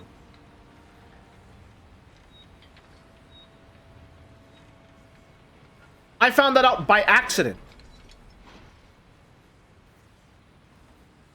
As long as the weapons share some similarity in their, like, attack types, i.e. a longsword can thrust, a spear can thrust, they can be power stance together. And so on in my right hand, I had the longsword, so that my light attacks, my one-handed attacks would be the fast longsword moveset, and then I power stance with the spear in my left, so that whenever I did my power stance attacks, it was the spear moveset. It was really cool. I had a great time with it.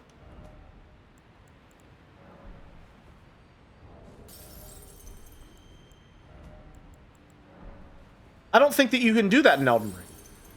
Although I guess I can try and find out. Hold on. I can probably find out pretty easily. I can try and power stance.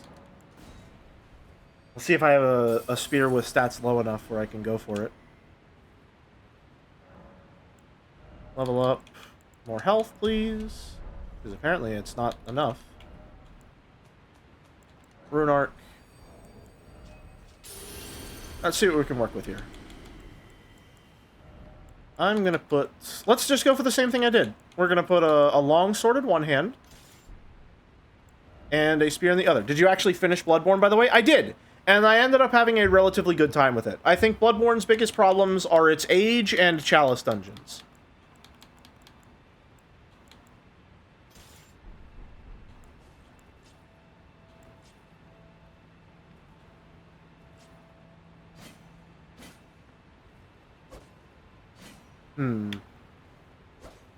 Okay, so can't power stance spear and sword. Unless I'm misunderstanding how you power stance in this game. Nope.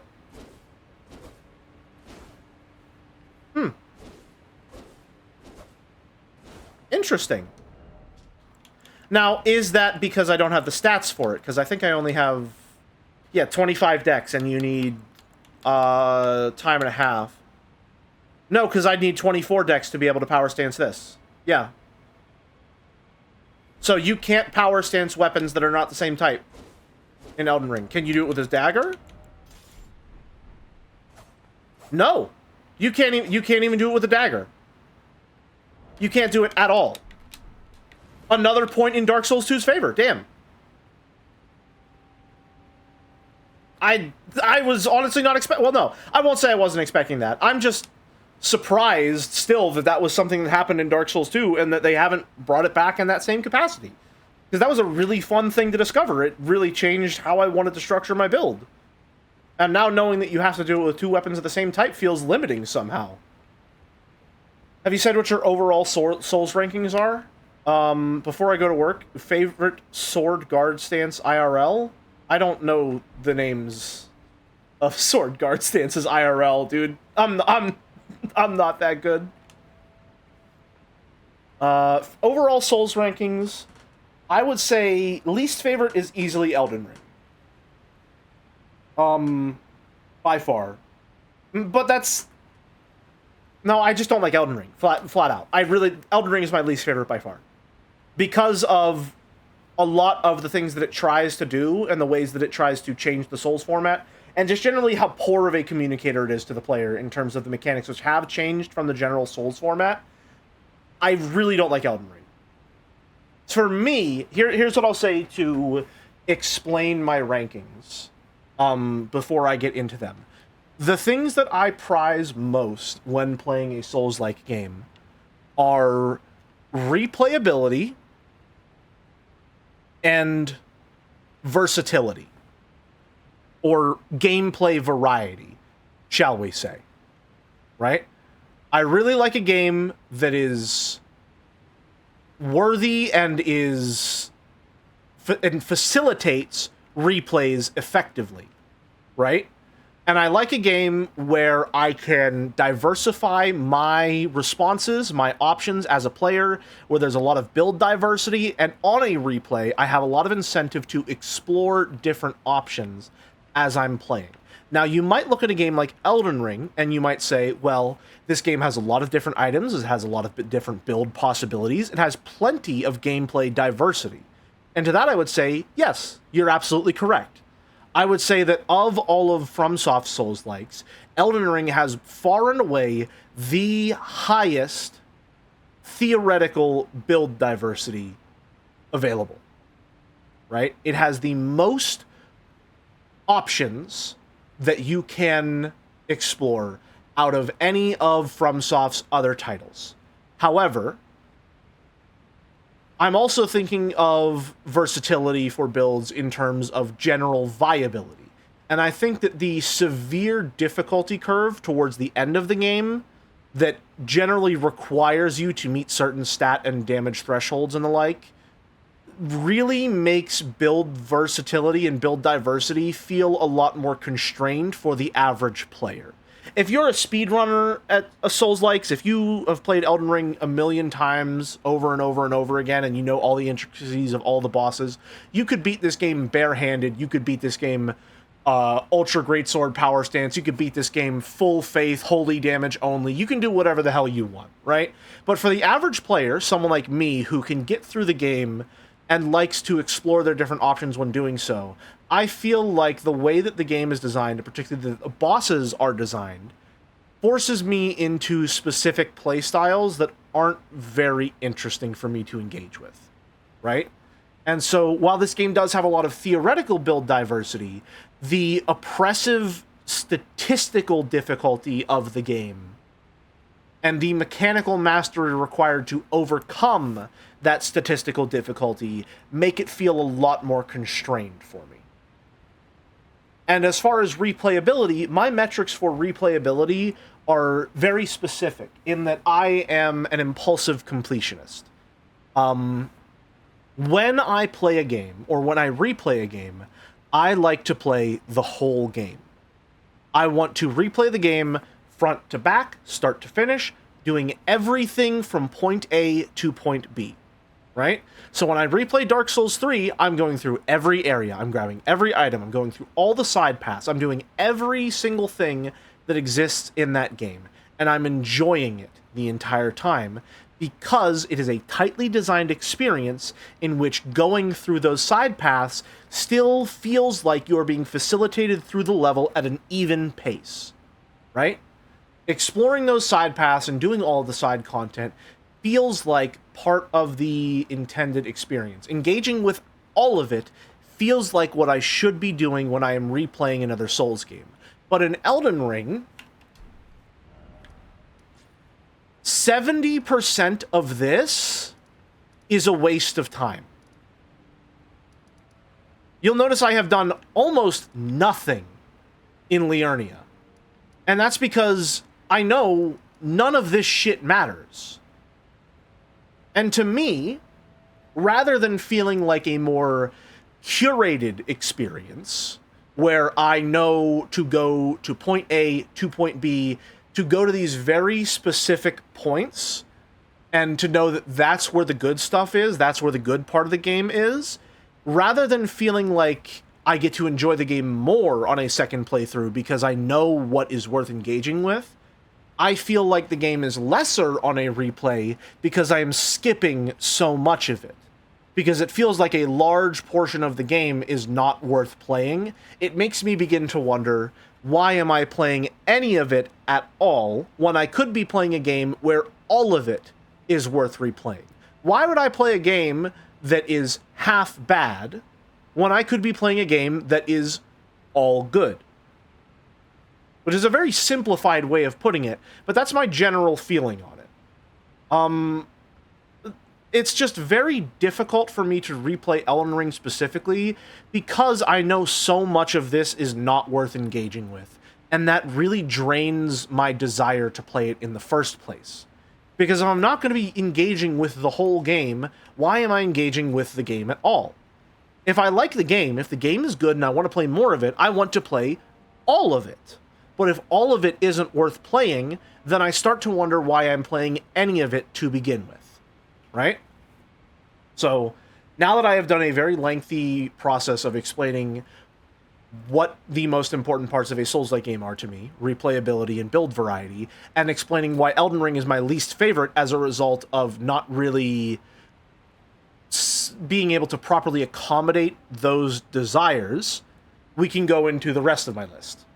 Right? Now that we know Elden Ring is the least favorite for those reasons, now we can branch out to the other ones. Right? And so, I would have to say, after Elden Ring, and I'm gonna get fucking crucified for this, but it's just kind of what I have to do, my least favorite would probably be Bloodborne. And my reason for disliking Bloodborne is, one, I haven't replayed it very much. I haven't gotten to replay it all that much, so I don't have the same experience that I have with my other Souls-likes. So I don't really know that that's necessarily a fair rating to put it at second, second from the bottom on the list. But my general feeling with Bloodborne is that it will rate high in terms of replayability because it's a generally short game where your build options are pretty quick to get online. And having a stronger understanding of the game does help you navigate the world faster. It helps you fight the bosses. It's just a very compact, concentrated experience that is very conducive to replayability because of how short it generally is, right? It's something that feels to me like I could replay it probably in a day or two and have a good time with it, right?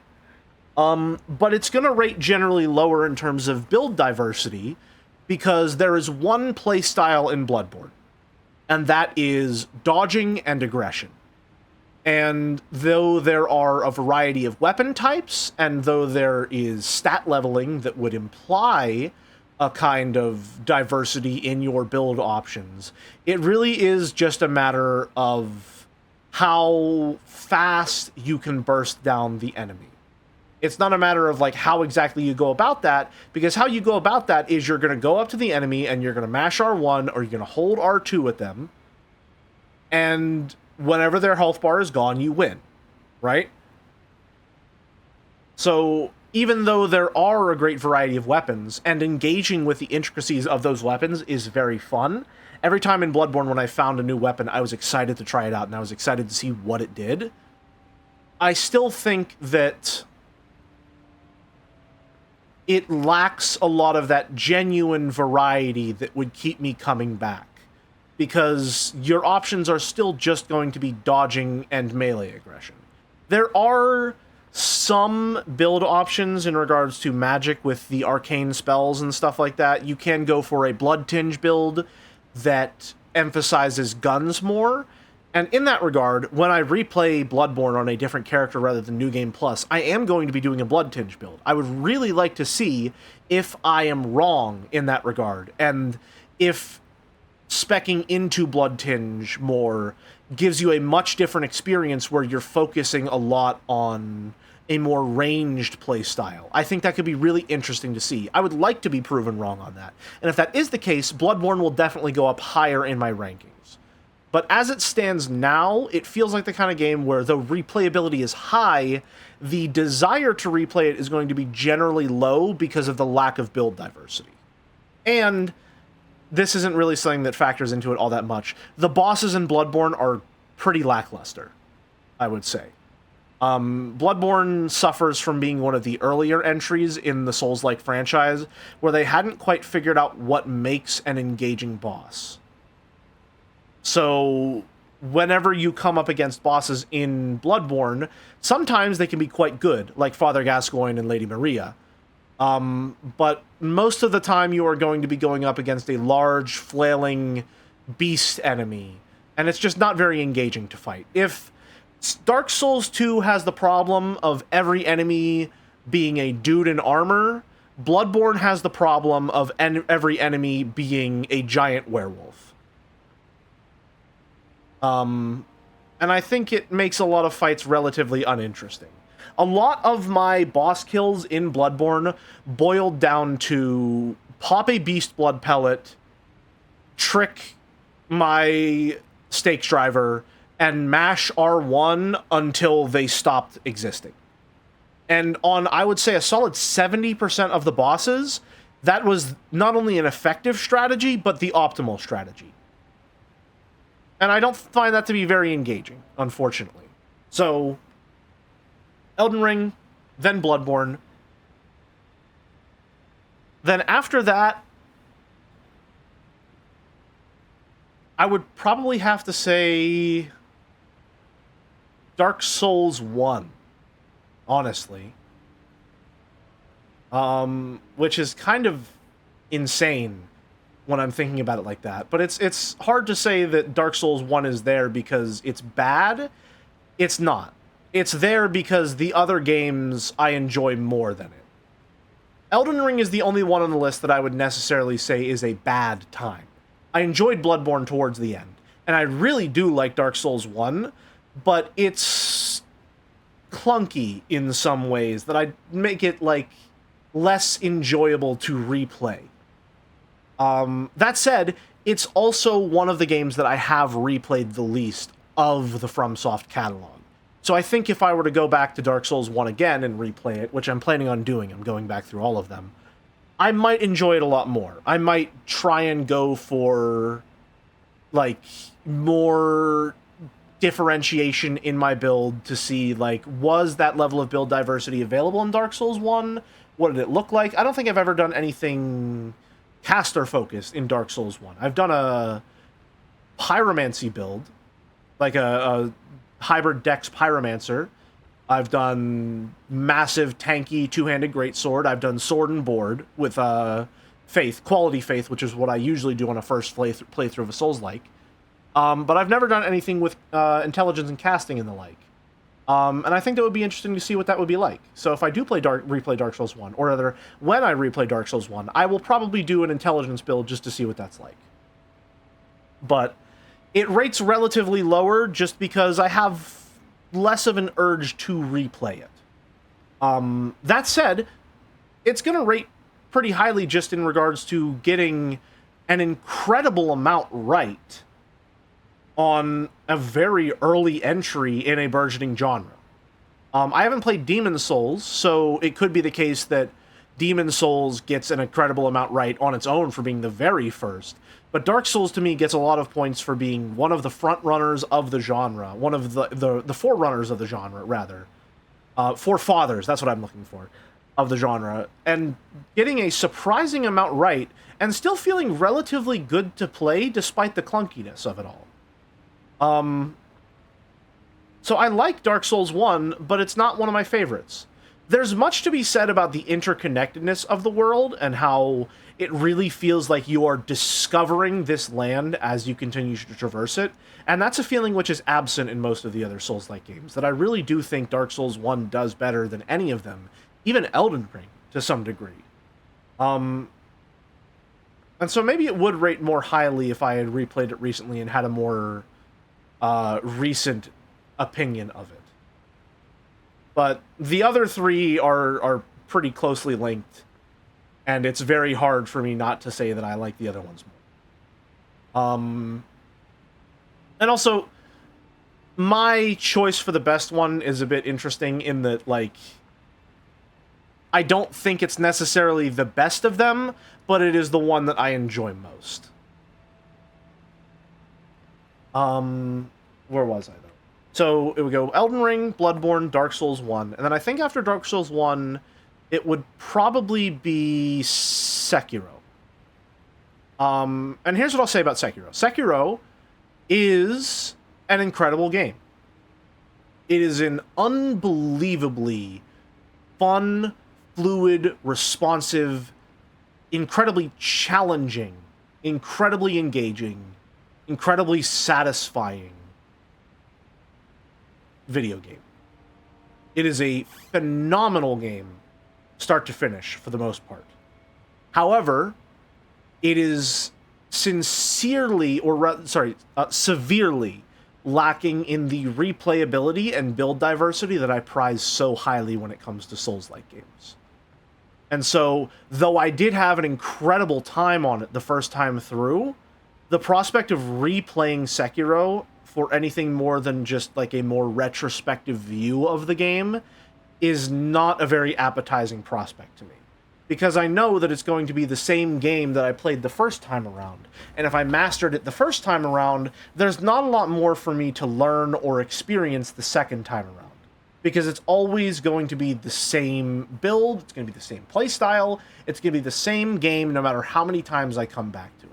Unless I decide to do challenge runs or something of the like, Sekiro will always be Sekiro. Lucky for Sekiro, it's a pretty great fucking game. Right? If it were a worse game, it would suffer a lot from that lack of replayability. But luckily for Sekiro, it's probably one of the best games they've ever made. It's arguably the best Souls-like they've ever made. And I think what it benefits from most is having, or rather, being designed around one specific playstyle. And because it's designed around that one specific playstyle, FromSoft can really hone in on their boss design chops and create these extremely dynamic experiences that are finely tuned to challenge specific parts of your moveset and to test your capabilities as a whole while fully accounting for all of the mechanics a player will have access to. Right? Whereas in every other Souls-like game, because you have that level of diversity in your build options, they can never really design a boss that's, say, formatted around your blocking ability. How well can you manage your stamina, right? Because they can't guarantee that you'll have a shield. How well can you attack an enemy at a range? How well can you zone an enemy? They can't really account for that, because what if you're using dual daggers and you don't have any ranged options whatsoever? They can't plan for that, and they can't design for that, so they have to design a more universal experience that is heavily augmented by what build you're using. Whereas in Sekiro, you have one build, one weapon, one playstyle, and it works really well because they can hone everything in for that one playstyle. It takes that aggression, that single-minded offense that Bloodborne wants to encourage in the player, but doesn't quite ever get there, and manages to perfect it by even further limiting your build options, right? So Sekiro is phenomenal, but I don't feel a lot of incentive to replay it. And when I did replay it, the biggest problem that I had with Sekiro was that encounters that are not bosses aren't very engaging. That's not to say there aren't field mini-bosses and the like throughout a level that can't be fun to fight, but if you are fighting groups of enemies or just like trash mobs and stuff like that, they're not very fun. And progressing through a level isn't very engaging or interesting in the same way that it is when you're progressing through a level in Dark Souls. It's not really a matter of resource management, you're just kind of going through the motions a lot of the time. And I don't think that's very engaging. And as someone who really enjoys that process of going through a level, it makes replaying Sekiro a little dull, because I'm sort of just getting through the filler so I can get to the parts that I really do want to enjoy, which is the boss fights. So it's probably the best Souls-like From has made, but it is not my favorite, although it does rate highly. So Elden Ring, Bloodborne, Dark Souls 1, Sekiro, and then my two favorites would have to be Dark Souls 2, followed by Dark Souls 3. Now, I've already talked about my reasons for really liking Dark Souls 2, which is just that I was surprised by the amount of experimental mechanics that it had. I was consistently surprised by how much fun I was having just going through it and experimenting and being able to discover all of these things. I was really surprised by the sheer level of build diversity that is available in that game and how tightly packed everything is. You can get your build online in Dark Souls 2 very quickly. It's mostly linear, but there's enough non-linearity in how you're able to engage with the world and how you're able to choose which path you're going down next, that you have a lot of freedom from the very beginning of Dark Souls 2. More so than any other Souls-like, I think, including Elden Ring to some degree, right? And so I find that on a replay, Dark Souls 2 can be a very dynamic experience if you decide to do something as simple as like, hey, first playthrough I went to Forest of Fallen Giants first. What if I went to Hyde Tower first this time instead? Or what if my first objective was to save up enough money to get the Silver Cat ring so that I can go to the gutter first? Or what if I beeline to the closest fragrant branch of yore so that I can get to the shaded woods first, right? There's a lot of different paths that you can go down pretty early on. And I really, really enjoyed that about Dark Souls 2. I just had a very good time with Dark Souls 2. It has a lot of very interesting mechanics that I wish carried forward into other Souls-like games. Bonfire aesthetics are genius.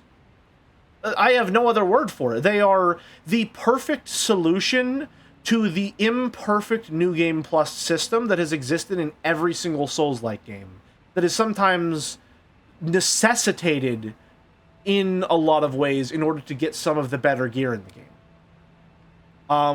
It's a half solution to the problem of I want to fight a boss again, but more than anything, it gives you access to a lot of higher level tools and gear and stuff like that at the cost of pushing an area up to New Game Plus, which I think is a very simple, engaging trade-off and a good way to let the player manage their own level of difficulty and risk-reward.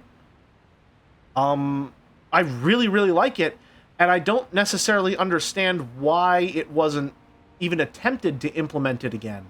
Because I feel like the New Game Plus experience in a lot of Dark Souls games is very lacking. But in Dark Souls 2, New Game Plus was its own thing. It changed boss composition. It changed enemy composition. It had a lot of effects on the game. There were some items that you could only get in New Game Plus.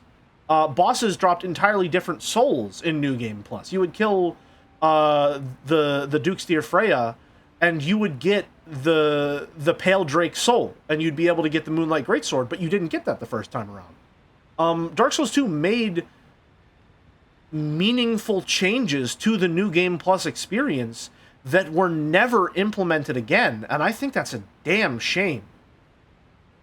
Because that really, really, really adds to the replayability of the game.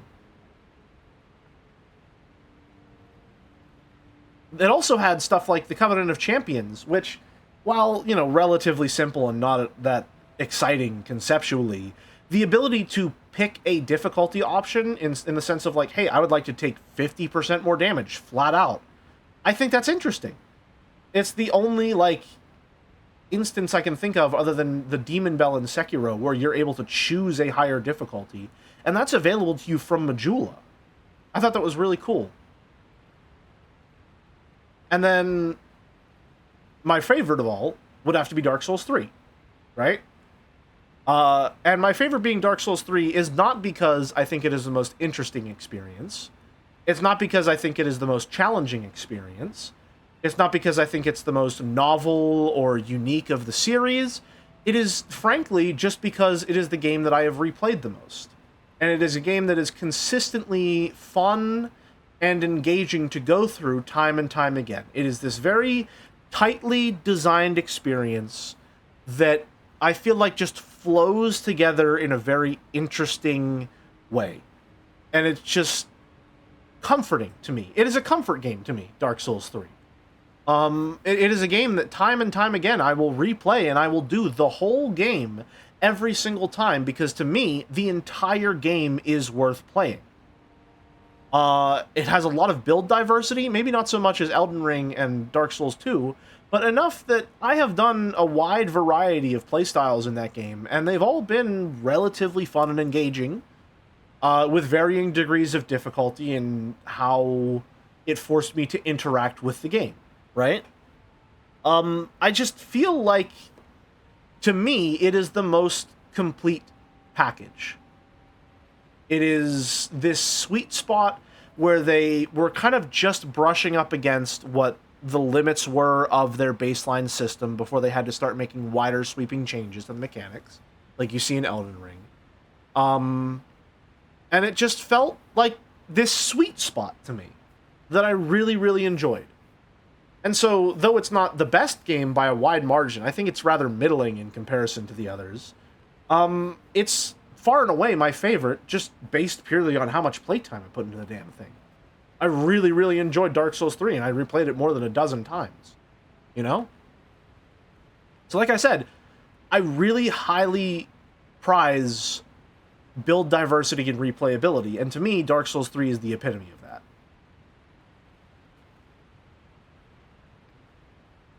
How long was that? I think that must have been like a solid half hour. Holy shit. How long was I talking? That was... How long ago was the question asked? That was longer than 30 minutes. Holy shit. Give me a second here. What are we working with? 70%. Let's see. Did you actually finish Bloodborne? Overall Souls ranking? Yeah, that was a solid half an hour of just talking. Jesus. Wow. I'm chatty this morning. Whew. Souls Talk supercharged by actually playing Dark Souls. I know, right? Crazy. It was interesting, though. Glad you enjoyed it.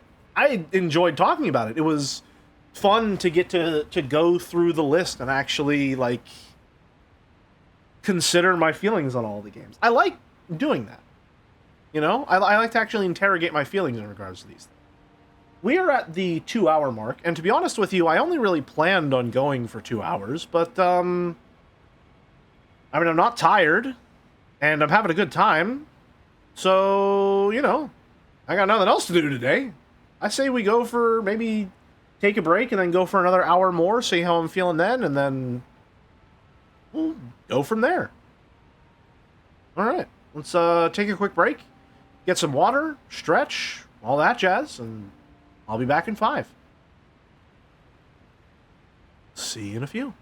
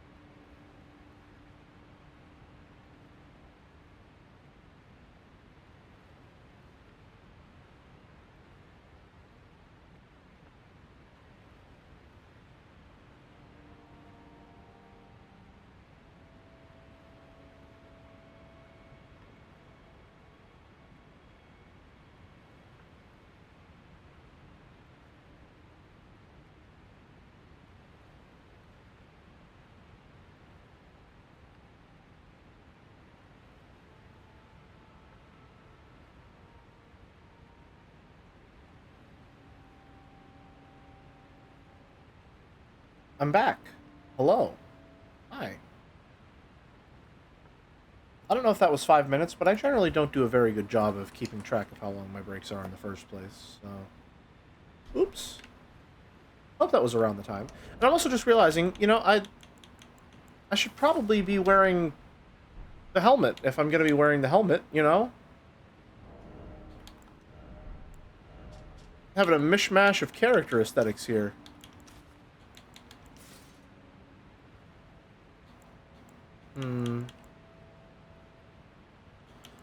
Probably...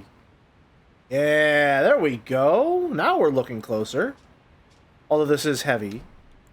Do I have gloves that I can wear that would better suit this? Not quite. No, that's closer, yeah. And then we'll go for... No. Well, the metal color doesn't really match all that well.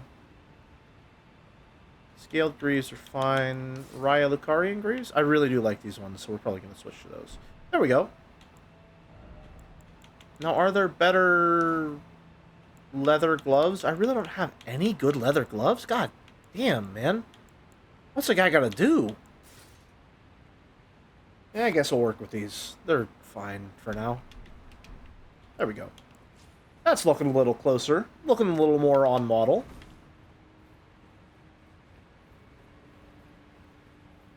As it were. Now, I think this is Moog, right?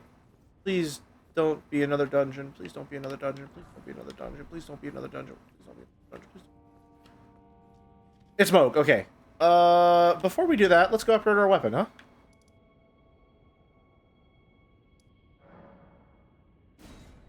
No, I had a meeting. What was on the list after Sekiro?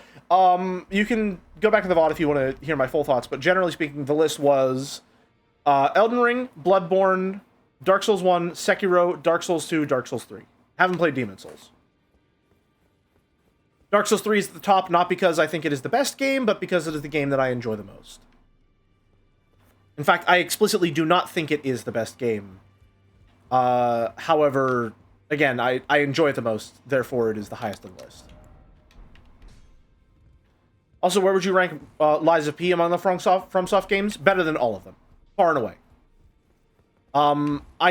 It would be a toss-up between Lies of P and Dark Souls 3, because I think that Lies of P doesn't necessarily have as much diversity as Dark Souls 3.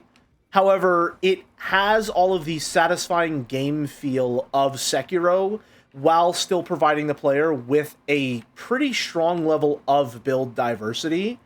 So it really feels like the best of both worlds. Lies of P is sublime. It is the best Souls-like that has ever been made. I think its only competition in terms of quality is Sekiro, and for someone like me who really highly prizes build diversity, it wins in that fight. Well, I took you no matter, it's all out your own. Time to sell all of these consumables we're never going to consume. Go. Especially these things. Throwables we're never going to throw. Had a cracking time with Lies of P. It was easily my game of the year. Absolutely, yeah. The DLC came out recently, and though it had a bit of a difficulty, a strange learning curve with the difficulty at the very beginning, which they have since patched, which shows me that it was just some growing pains. Like, I had a fantastic fucking time with it. I replayed it twice when I replayed the DLC. When the DLC came out, just like flat out, played through the game 2 whole times. It's so good. I haven't played that yet. You need to play Overture. Overture is fucking phenomenal, dude. If you played through Lies of P and were worried that maybe it was just a fluke, and maybe they had just really lucked their way into almost every single boss in the game being fantastic, it's not a fluke. They released Overture and were like, yeah, we can follow that up with something that is just as good, if not better. That is more challenging while still being fair and engaging and fun. It is insane. Absolutely mind-boggling how good Lies of P is for being a studio's first attempt at a Souls-like. It is actual fucking insanity that Lies of P is not just good, but is amazing. I cannot believe how good that game is.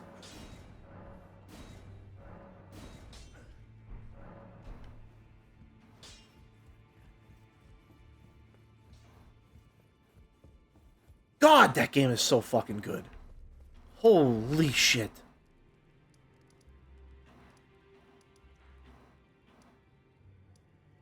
Queen's... Was it the Queen's Bedchamber? No, Queen's Bedchamber was before that.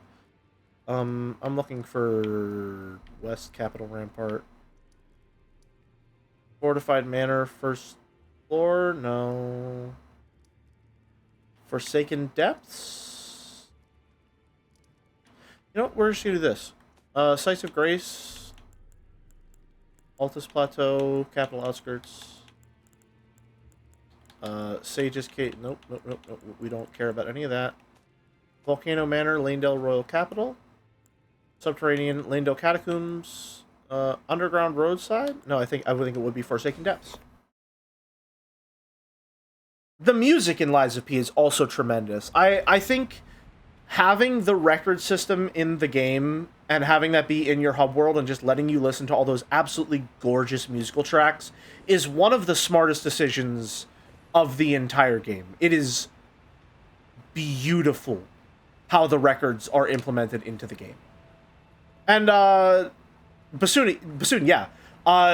You're exactly right. It also helps that Lies of P tells a story which is cryptic, but not unknowable. Unlike a lot of FromSoft's games, which sort of rely on the fact that it's kind of hard to really get your bearings and fully understand what's going on, Lies of P has a story which is hard to understand, and it is a little bit difficult to get your bearings and understand what is happening. By the end of the game, without having to search through every single fucking item description, you will understand what is going on in Lies of P. There is a story being told over the course of Lies of P that involves you, the player, as an active element, and that actually takes the time to make sure you know what's happening, and gives you reasons to care about the emotional stakes of the story. Also, this is a sick look. Thank you. It's pretty much the same one I've been rocking for the entire game. I just usually swap out the tabards as I go. I really like this look. Generally, I'll also use this with it, which is nice, but I'm trying to look a little bit on model right now, and I think this fits pretty perfectly there. All right, time to fight Moog. Well, the shitty first version of Moog, at least.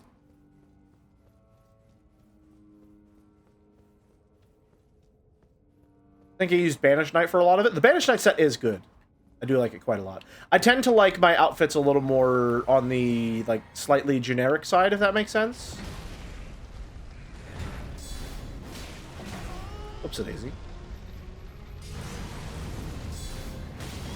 Whoops-a-daisy. Yeah, that's not gonna do it. Whoops-a-daisy.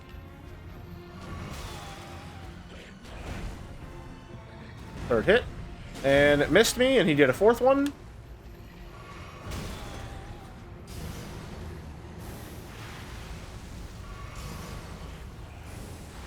That felt cool and smart. I like doing that.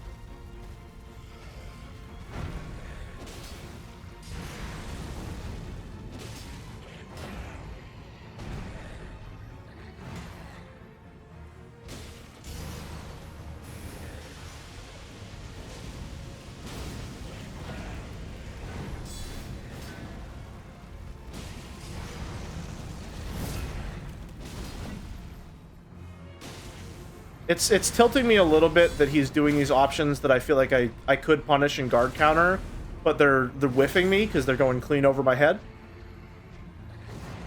What the hell just happened there?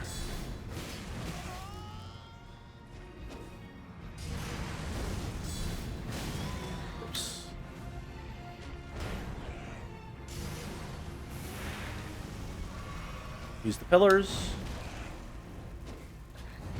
I like first Moog fight. I think it was honestly a pretty good fight that I really enjoyed doing. I think second Moog takes it a little too far with some egregious projectile scattering, and I really, really do not like Nihil as a move, conceptually. And then he's going to do the charge, except he didn't do the charge.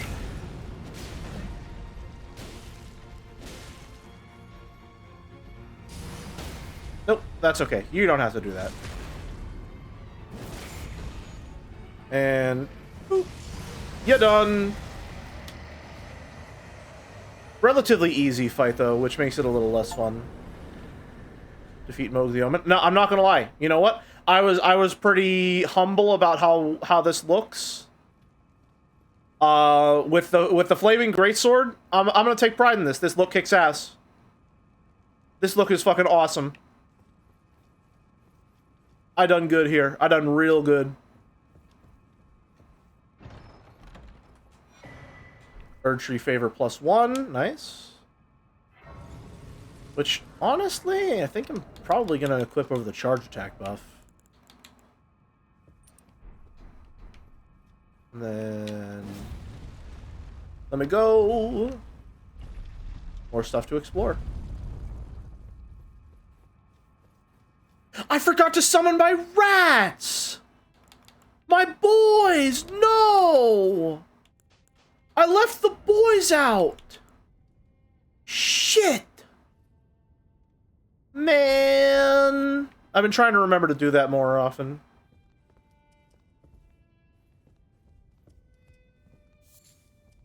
Oh yeah, if you sit here, doesn't Melina tell you, like, hey, don't fucking go down there, please.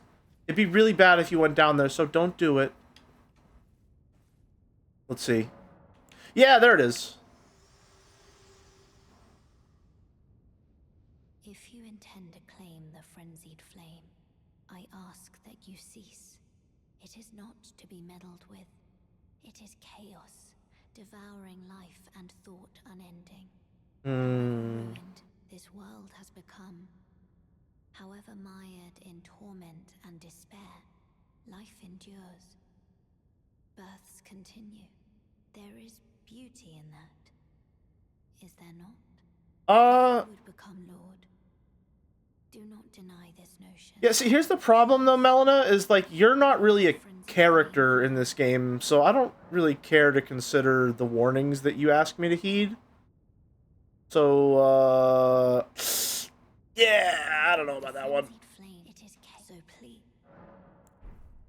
And, you know, plus, like, I get to explore more if I go this way, so more video game equals more fun. Let's, go.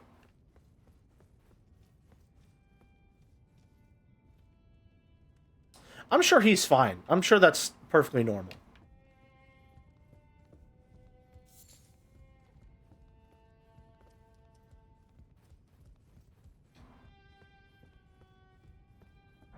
Plus, if I go down here, I can get the fingerprint shield, which I'm not going to use, but theoretically I should if I wanted to be optimal.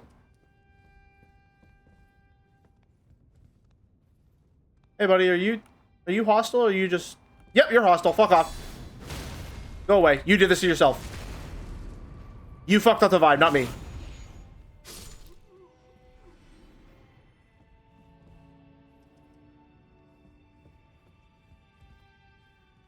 I really like this area. This area really sticks out to me as one of Elden Ring's bests, purely because, like, the music is extremely, extremely noticeable and evocative in this place.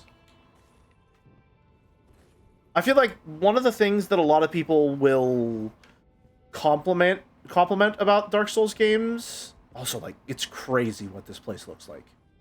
Just realizing how many bodies there are here is kind of insane. What was I saying? A lot of people will praise the music in FromSoft games, and I don't know if it's just because I don't generally pay very much attention to the music in them when I play, or what the damage is, but, like,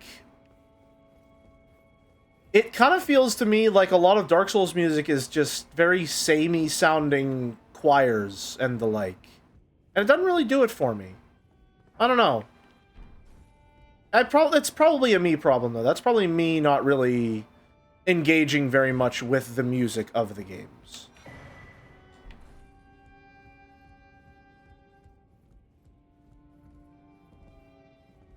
Can't believe they cut the quest line with the merchants associated with this place. That's crazy. I didn't know that that was the case. Well, given the fact that they have the violins, I guess that makes sense, yeah.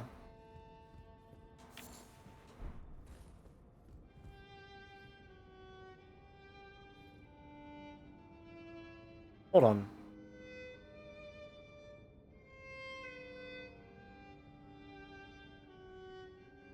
I've gotten this stuck in my head before and not realized what it was.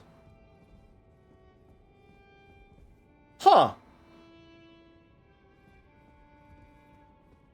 Okay, which way are we going now? I think we want to go down on this side?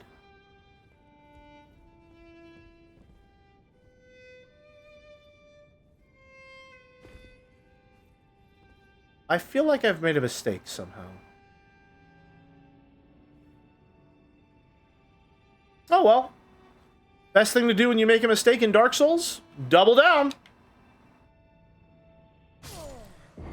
Well, maybe not that far down, but you get the idea.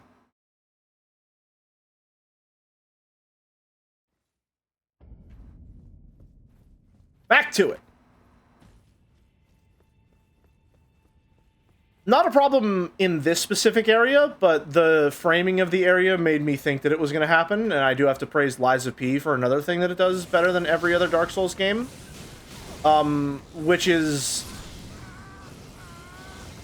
are real. Magic is real. Elevators reset in Lies of P automatically. You don't need to do the Dark Souls classic of going up an elevator and then pressing the button and hopping off real quick so that it's reset in case you die.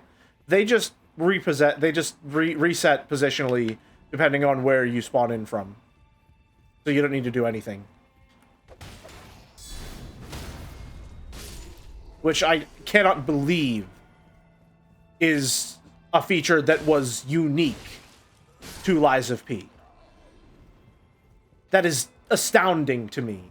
That such an unbelievably simple, obvious quality of life feature has not ever been in a FromSoft Souls-like game.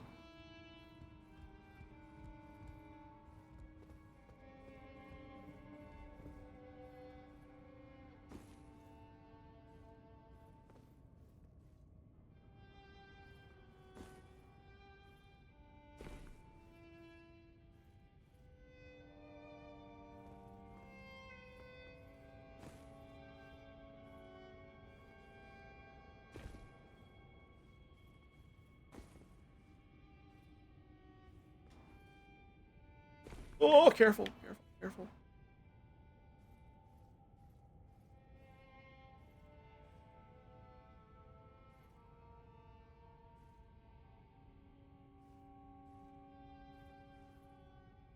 Oh, that's death. Damn. We were close. We were almost there. We were close. Elevator resetting was fixed 20 years ago when they added elevators to games. Yeah, I agree. There are a lot of things which are very obtuse about Dark Souls that I think could easily be solved, but it seems like the people who are fans of Dark Souls are generally so averse to change that the mere suggestion that something could be wrong or improved about their games, unless FromSoft does it themselves without being asked, is viewed as an attack. And that generally stifles innovation.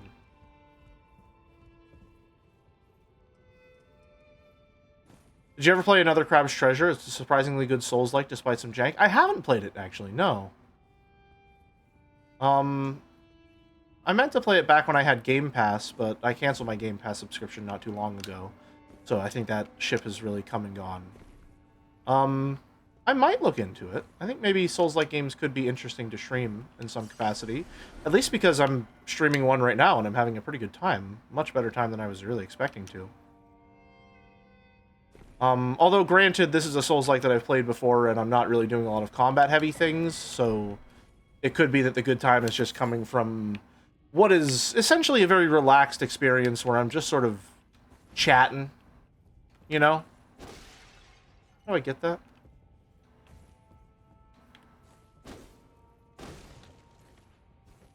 Is that unobtainable, or...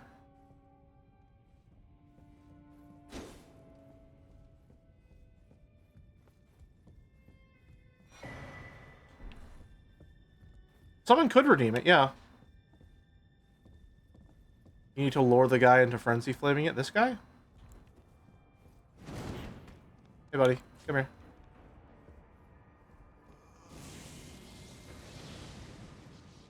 A little... You could stand to be a little closer than that, I think. Come on. Come on. Work your way over, pal.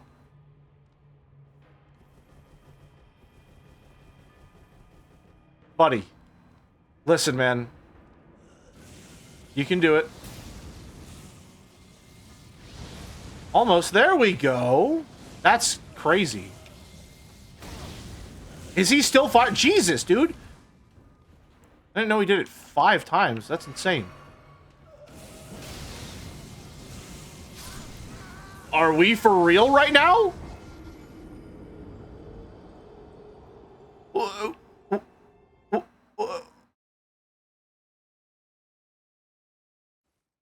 Okay. Sure. Yeah, my bad. My fault, I guess. I apologize.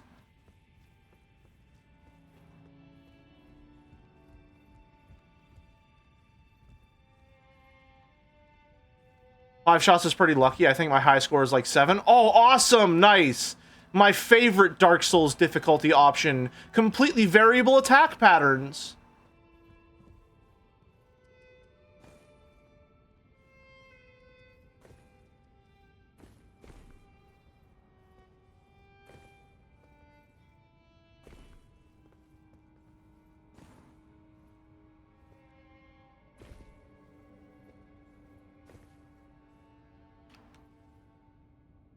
Please don't kill me. Okay, we're fine.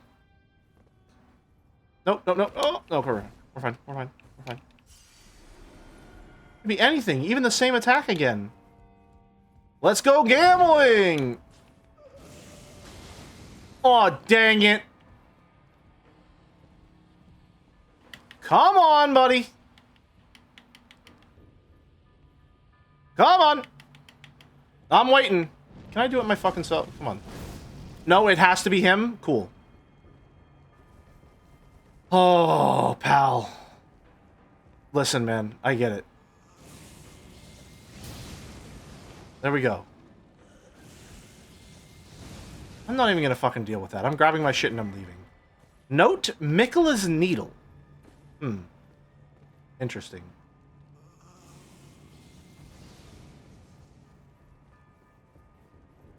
He's the chosen one. The ramshackle shack destroyer. Oh, good for him. At least he gets to feel a little important. Oh, no!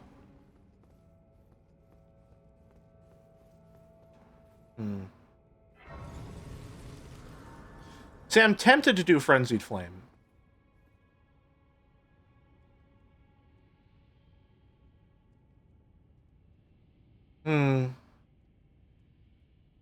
Does doing Frenzied Flame lock you out of Ronnie's questline?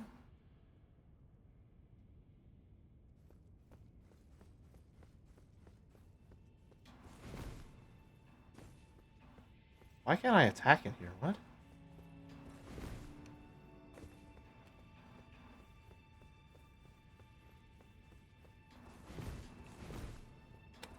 I was almost certain you could attack in this place. Hi, Melina. Hi. Hi, hello, hi. I ask you one more time, please, seek not the frenzied flame.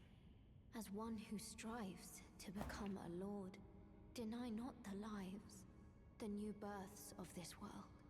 Those who would are not fit to be called lord, when the land they preside over is lifeless.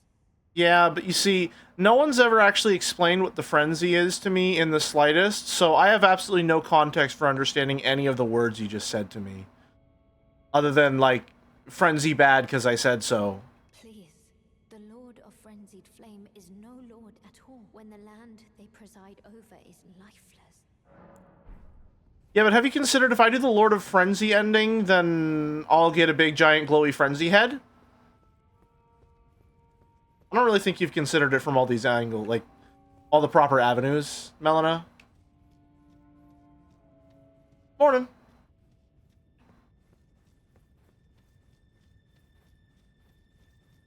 I swear, there's a little,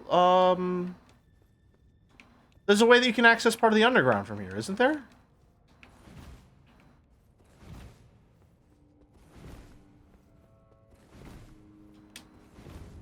There it is, okay.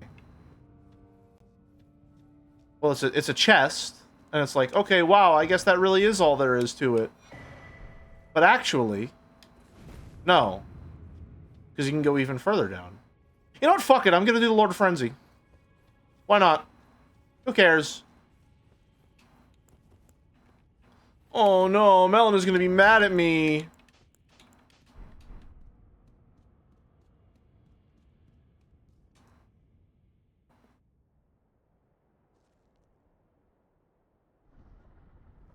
Worst case, you know, worst comes to worst, I can just say, nah. This isn't a no takesies backsies.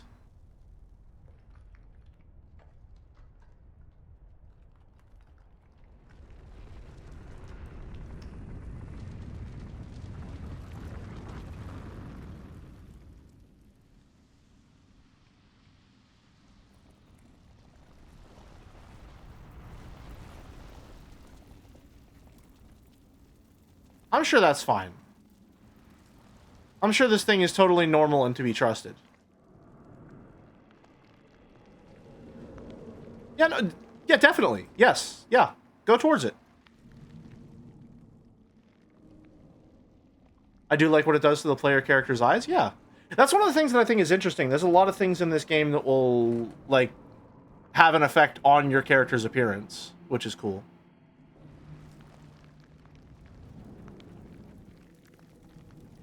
I'm sure this is going to be fine.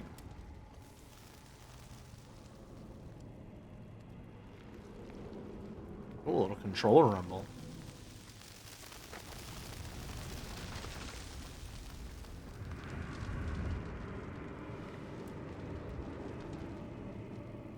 Look how gentle it is. It can't be bad, right?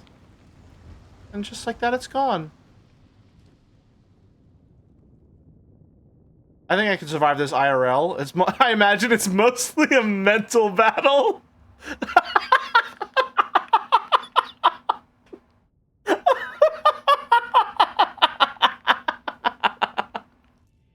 Oh yeah, no, totally. I could tank that for sure.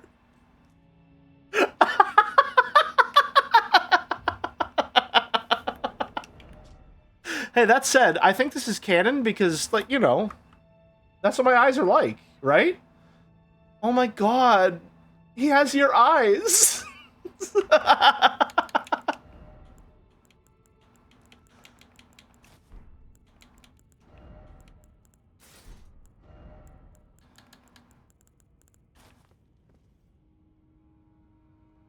Seek not the jellied flame.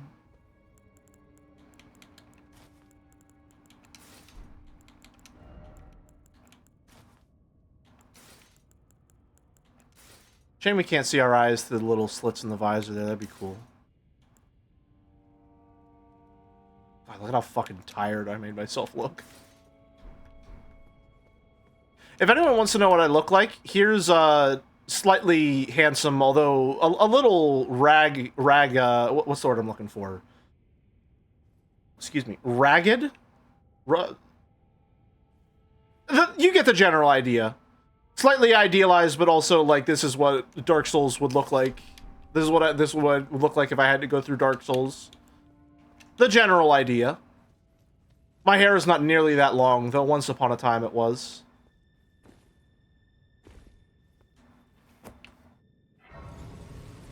I wanted this ending when I played, but one of the side quests related to it bugged, so I stopped playing. Hey, that sounds like Elden Ring.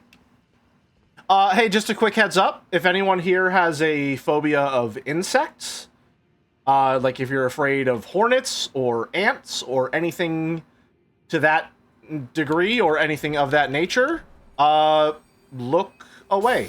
Don't watch this section because there's going to be giant ants and giant bees and stuff like that. So just be aware of that. Okay. Warning over.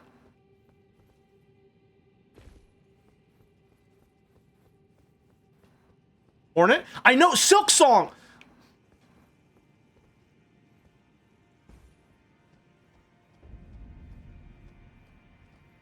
These guys are here too? Okay, glad I never continued, lol. Listen, if your question is ever, wait, they reused an enemy in Elden Ring? The answer is yes.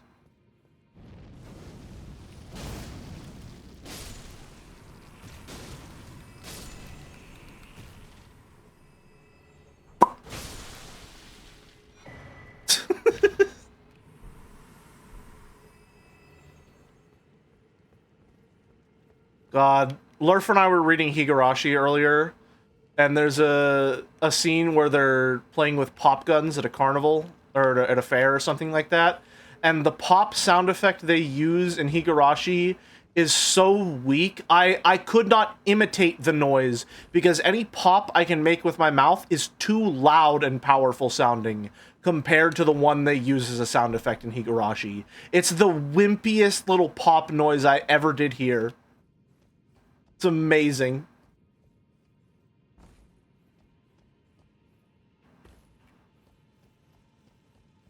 I think I'm 9 chapters into Higurashi now.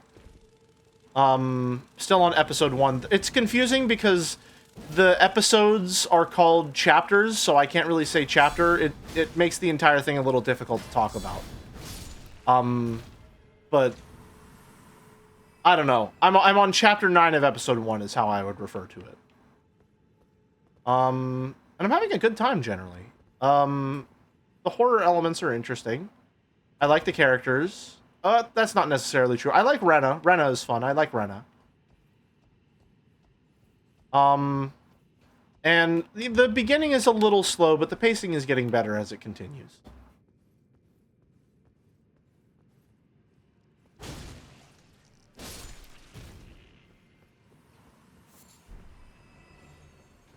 I don't know why I went for that. I knew it wasn't going to be anything worth getting.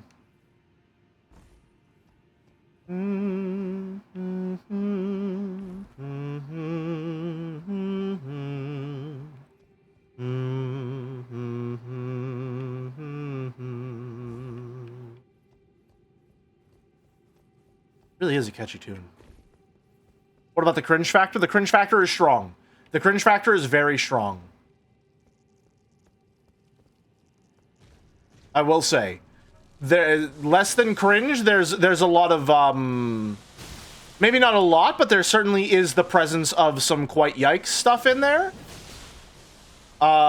which I think is usually pretty bad, and I hope it ends as soon as possible. It is sometimes mercifully short, but never short enough.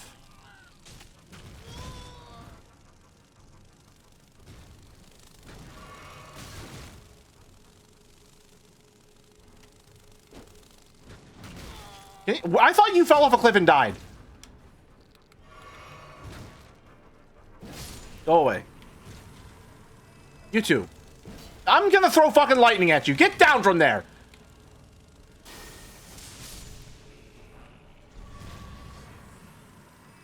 Who the hell are you? Oh, so you're gonna hide behind a log, are you? Go away. I'm sorry. This guy's over here playing fucking Gears of War cover shooter. I hate it here. Got him. Got his ass. How did he dodge that? No! Oh. Okay, we're fine. I'm sorry. I panicked. That was not a warranted reaction. I apologize. That was not necessary. I didn't need to overreact like that when I accidentally jumped. I'm sorry. I'm sorry. It's supposed to be chill early morning streams. I'm not supposed to yell. I'm so sorry.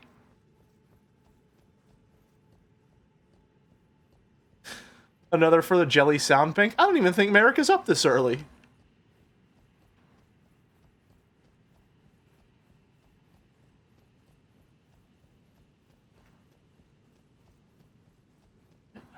A little further down. Why am I fighting? Who gives a fuck?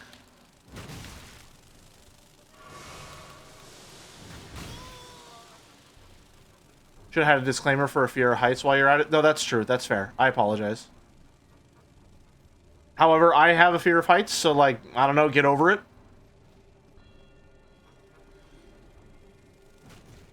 Like, I don't know.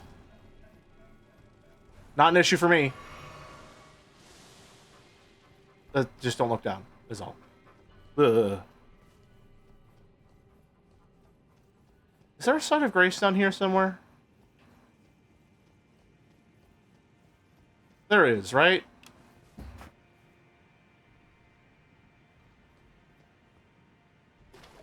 Why the fuck is there an Erd Tree avatar down here? Can I summon my boys? Can I summon my boys and fuck you up with my boys? No? It's gotta be a solo venture? Well, that's no fun.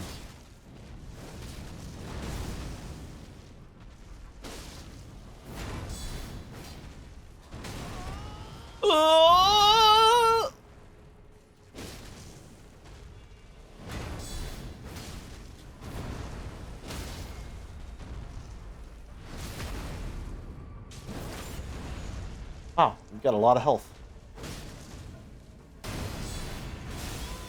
Ow! I'm gonna die. I'm dead as hell. I'm dead as hell. I'm dead as hell. God damn it. You know, I'll be honest, I fought Moog. I'm not really particularly interested in going down here, because I know all that's here is the inferior Fia, the deathbed companion, and not my beloved daughter, so I'm fucking off. Goodbye. Although,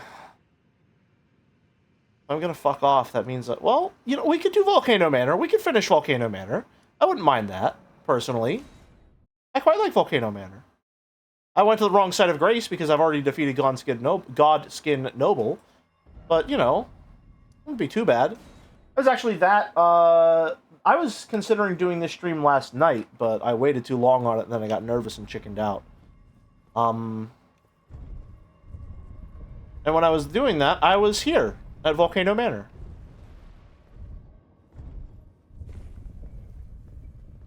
Just a little fun factoid to add to the Jelly stream lore that you're getting here.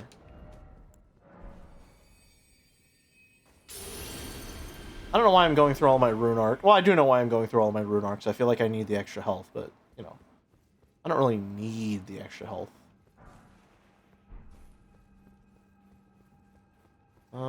Is there anything worthwhile over here? I think so. I don't know so, but I think so.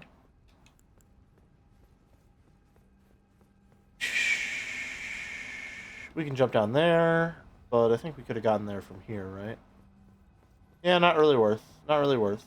Is that just a wax? Okay, gotcha. I'm reminded of the Grand Library in Dark Souls 3 where you can dip your head in wax for seemingly no reason. I think there was a reason, I just don't ever remember what it actually was. It was very obtuse. Hold on a minute before we do that. Is there something to get over here? I think this is something over here, right? Little something something extra? Right? No? Okay, never mind. Fuck me, I guess. Yeah, just, like, absolutely fuck me. Holy. Nothing at all. Well. Damn, bro is on early. Actually, correction, Shiris. Bro is on late. I have been up since, like, 4 a.m. My sleep schedule is bonkers. However, I don't currently have a reason to fix it. So, I'm streaming.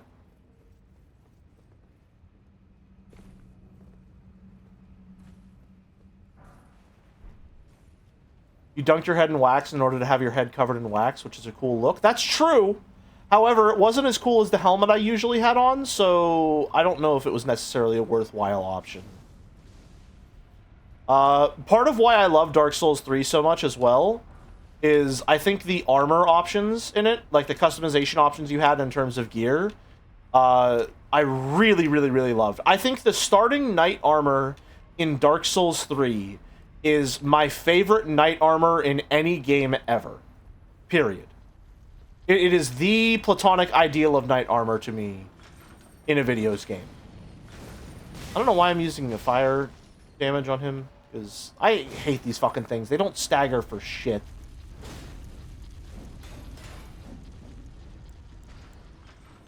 Given Elden Ring another chance? Yes! Although I haven't been streaming the entire playthrough. I just decided late night streams, why not do some Elden Ring? Right, he pulls it to the side.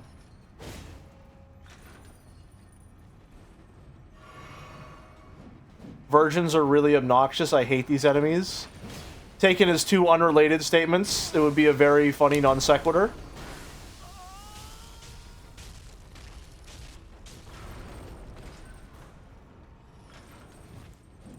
I'm just gonna throw lightning at you. How's that sound?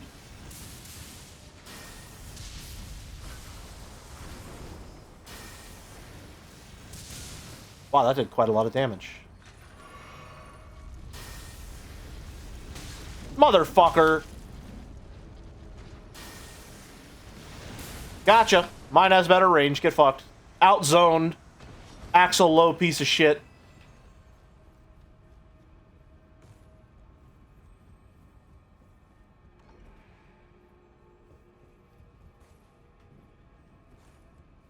Let's see. Also weird how the versions of the enemies constantly trying to stuff you into themselves. Why did I should have proofread that one. +2 for getting me, or for baiting me into say it. Damn. Into saying it, rather. Damn. You fucking got me. I'll give you that one. Really makes you think.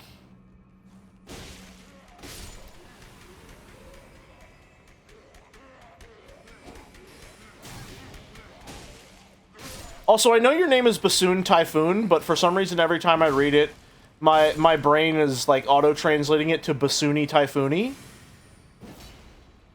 Have you considered a name change because my ideas are better than yours?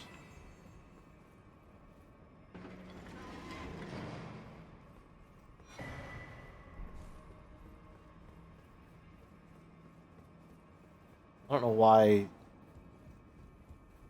I might have to now. I mean, you're welcome. I'll be expecting royalties, of course. Not much, all things considered, but, you know, royalties nonetheless.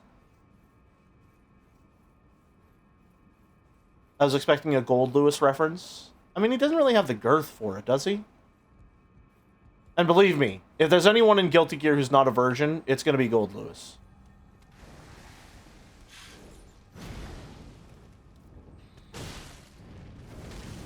I don't know why I said believe me like I had some insider info.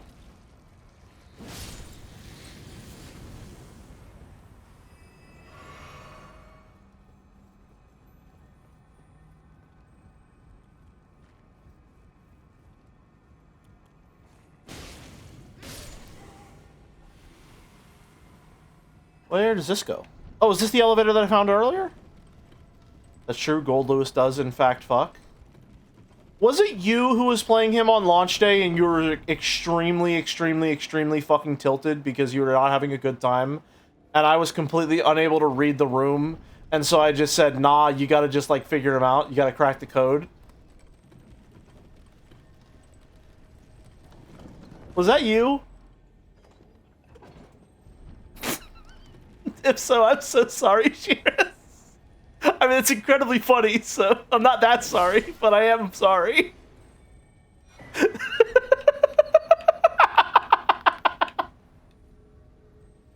Unusual jelly hour, indeed. Not only that, we've been live for almost 3 hours now. I'm not gonna lie, I see why Joe liked doing this. The late night hour streams are pretty appealing. Strangely, I feel like chat is more talkative now than they are during my usual stream time. I don't think this time is really sustainable at all, but, like, I'm liking it. I'm listening to you while on the street, and when I hear the scarab, I started looking around IRL. I'm cooked. I'm sorry.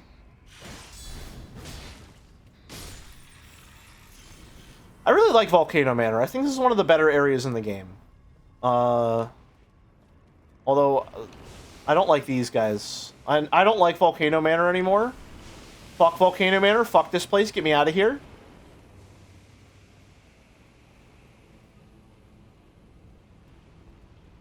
I seem to remember there being a trick to this place in regards to the lava traversal, but I could be wrong.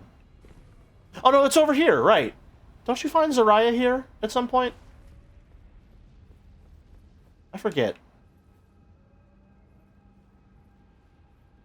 Late streams are generally really chill. I feel like most people are in a pretty good mood in most of them, in my experience at least. It's the hours where absolutely nobody expects anything of you ever. Fair enough, honestly, yeah. That might be it.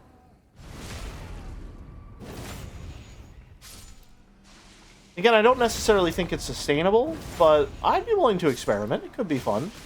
Ow. Ow! These guys are one of my favorite Ash of Wars. I used this guy, the first time I played the game, and I quite liked him. I'm using the rats this time around, if only because I think it's funny to have my boys, and to summon a pack of my boys to attack. Except, I haven't gotten any opportunities to do so. Nor the fact that smack in the middle of the day for Euros. Okay, well here's the thing.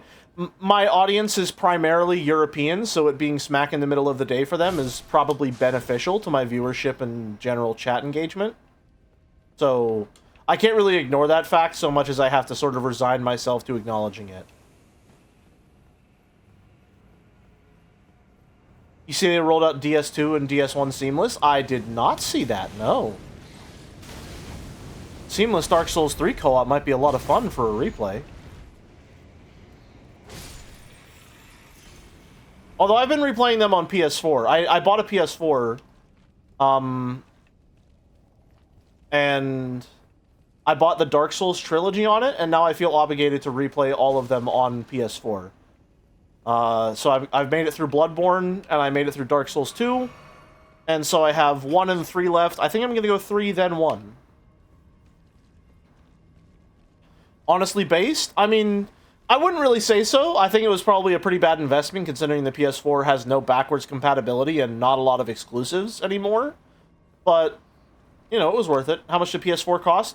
It was, $150, actually. $150. Plus Bloodborne, which was $30. It was, like, you know, close to $200 for the game, and, pretty decent amount of... or the system, and pretty decent amount of games for it. Something about PlayStation achievements makes me want to buy all my favorite games on it. The unlock notification is cocaine. I think the theming of PlayStation achievements is a lot more fun and engaging than the Xbox variety. Platinum trophies and the like just feel a lot more fun to unlock. One of my favorite things about achievements on the PS4 is it takes a screenshot whenever you get an achievement. And it just has that screenshot there forever of the moment when you got that achievement.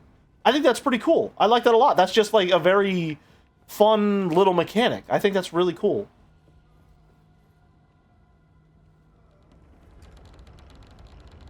And it's not nearly as fun on Steam and Xbox. I think it just makes achievements fun, really. Ow, ow, ow, ow. PS5 takes a 15-second clip, which is so sick. That sounds really cool. What the hell? I think I saw a thing that was like PS5 trade-ins. Or sorry, PS4 trade-ins. Like, you can trade in your PS4 to get a discount on a PS5.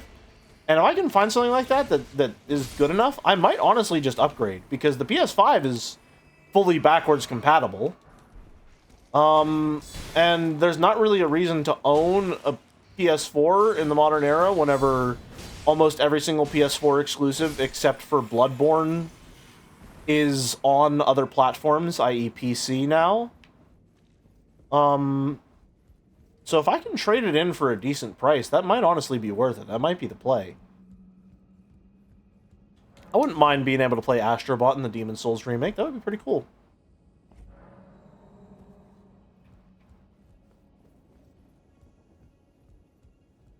Where are we going? Is this... You should try out The Last Guardian on PS4 IMO. I think I might get it, yeah. I'm definitely going to look into, like, what games are still exclusive, to some degree. Oh, fuck, look at this egghead.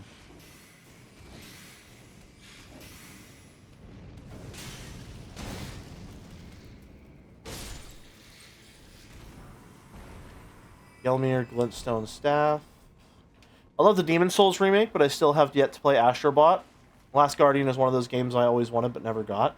I'm really interested in playing Demon's Souls, especially now, if only because it's the last Souls-like that FromSoft has made that I've never played yet. Now that I've crossed Bloodborne off the list, it stands alone in that regard.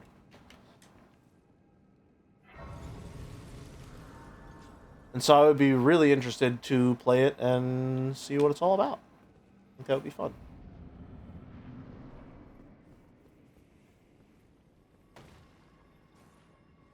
How'd you end up liking Bloodborne? I was pretty mixed on it altogether. I ended up enjoying it overall, and I think it's going to be really fun on replays, which is something that I value very, very greatly in a Souls-like.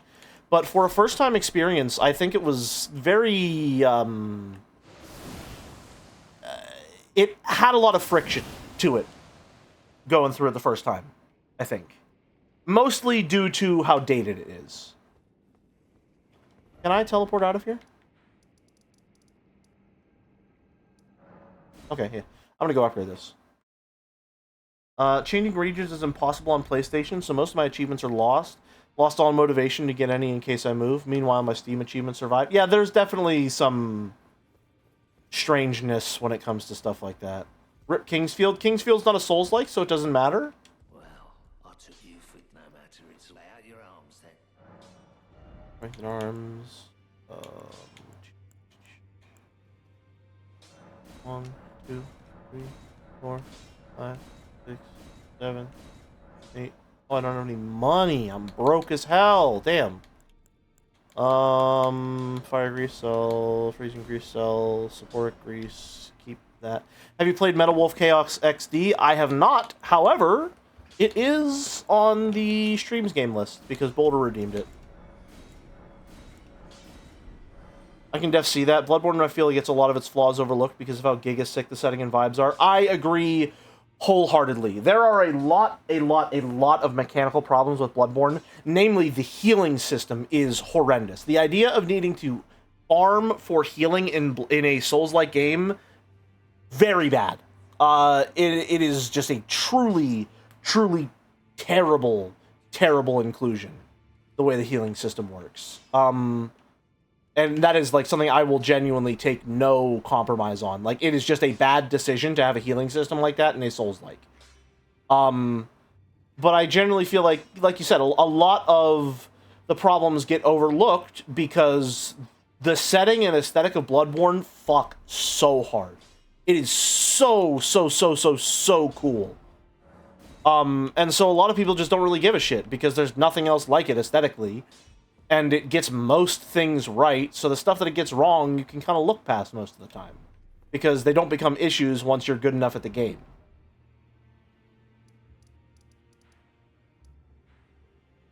Where is this?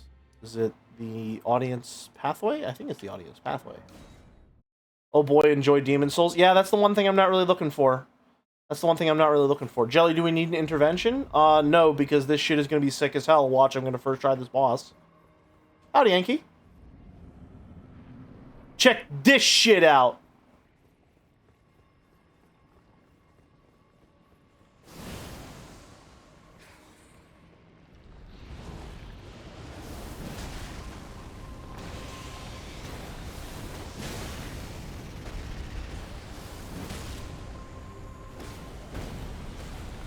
Let me change my talismans real quick.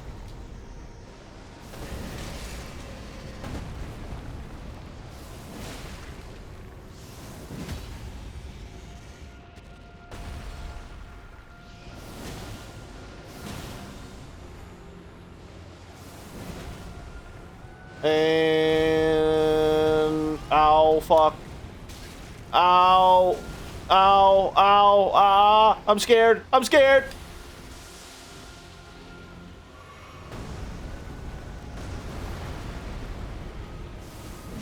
Got his ass. Easy money. Boss dead. I'm the fucking greatest. Honestly, me and my friends have been having fun with Night Rain, so I've been thinking about trying Elden Ring again. The Night Rain looks more appealing to me the more I see of it, which is strange, because I feel like I dislike it on principle. We will devour the very gods. Join the Serpent King as family.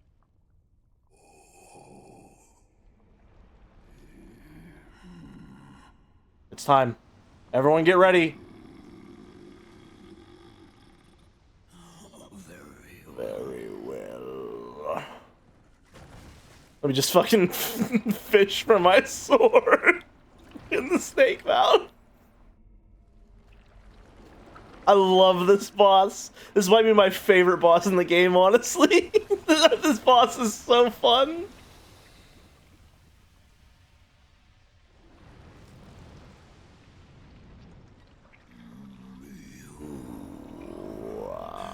Join the Serpent King as family. Together we will devour the very gods. Together.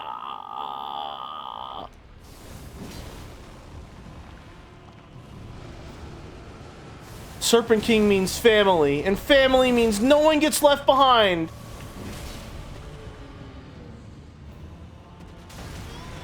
Ow. What did I get hit by?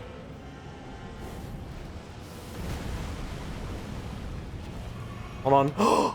All right, boys. Get him! Get him, boys! Take him down! We're gonna do this together!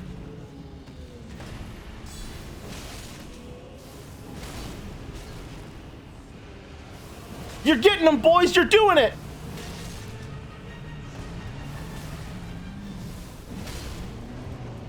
That looks bad. I think that's probably bad for me.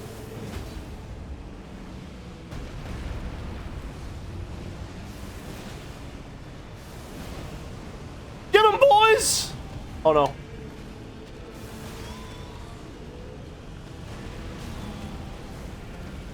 I'm probably dead. I'm probably dead, yes. I'm most likely going to die. Yes. I did not do it first try. I did not do it first try.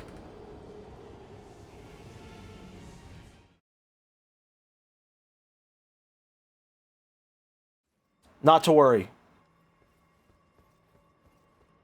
We'll do it second try. It's because the boys died, so it's so true. So true.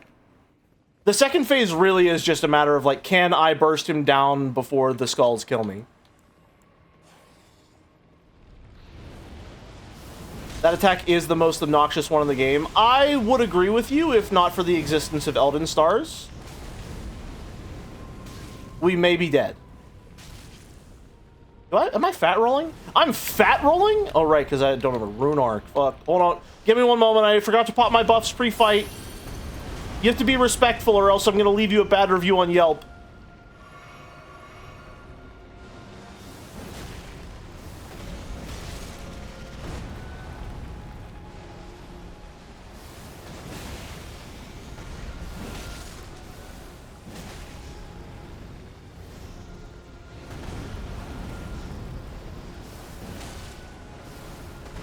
Alright, phase 1 done. Phase 1 done, and we will not be skipping the cutscene, thank you very much, because it is art. And here at Jelly Channel, we appreciate art, and we respect art. And so we observe art.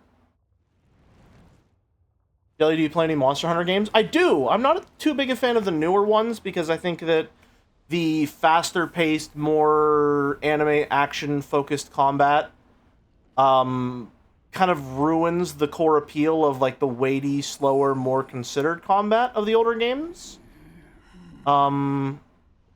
But, you know, I like Monster Hunter.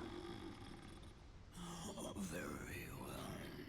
For You is really good. I think it's probably the best one. And the greatest middle point between the older games and the newer ones is probably Generations Ultimate. For You is a game of all time, though, for sure. It is absolutely tremendous.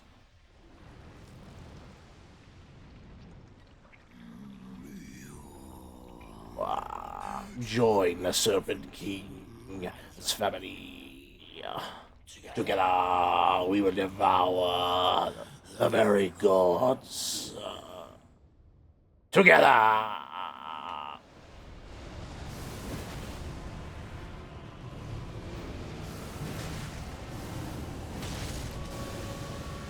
Is he doing Skulls already? Fuck off? Oh my god? No, Skulls is when the sky goes all red.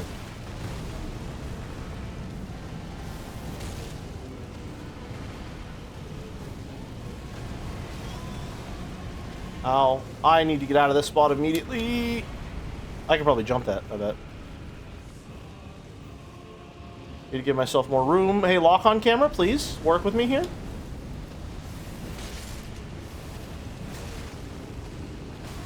Ow.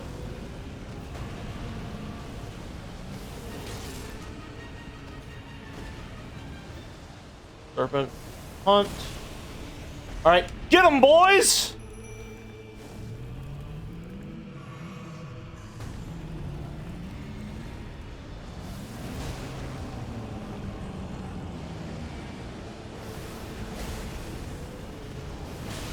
Alright, now I just need to not die. Get them, boys! Let's go! And all the boys survived. All the boys survived. A valuable addition to the team, gentlemen. A valuable addition to the team, as always. Excellent work. My beloved boys.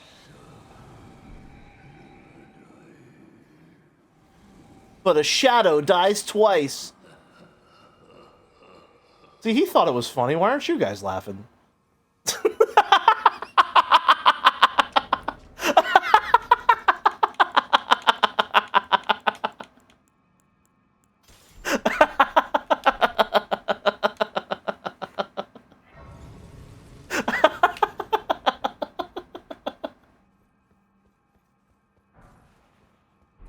Oh, man. I'm on my fucking game this morning. That's for damn... Hey, hold on. I thought we had beef. You. Oh, right. Yeah, this is my first time resting at one, huh? Pity. You are no longer fit. Our journey together ends here. Didn't you leave, like, Remember, 2 minutes ago earlier? should you rise as the Lord of Chaos, I will kill you. As sure as night follows day. Oh, Such is my duty. right. For allowing you the strength of runes. Goodbye, my companion. Bye. Goodbye, Torrent. Say bye, Torrent. She really liked Rykard, man. That was her favorite boss, and you just killed him. You insensitive piece of shit. What if I just crushed his runes right here and now? The disrespect. Whomst is this mid-streamer? Jelly Channel TTV. Twitch.tv's second most derivative streamer. Midday streamer.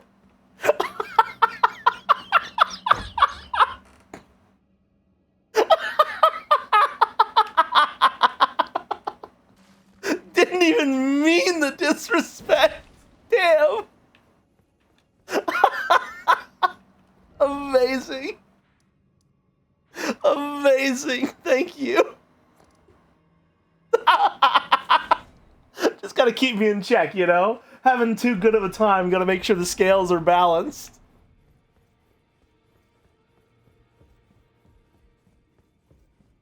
Hi, hello, hi.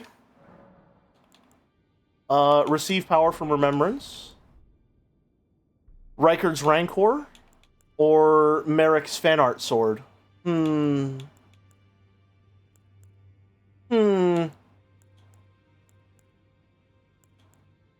I do Merrick's fan art sword, then we could have the Serpent family with us together always.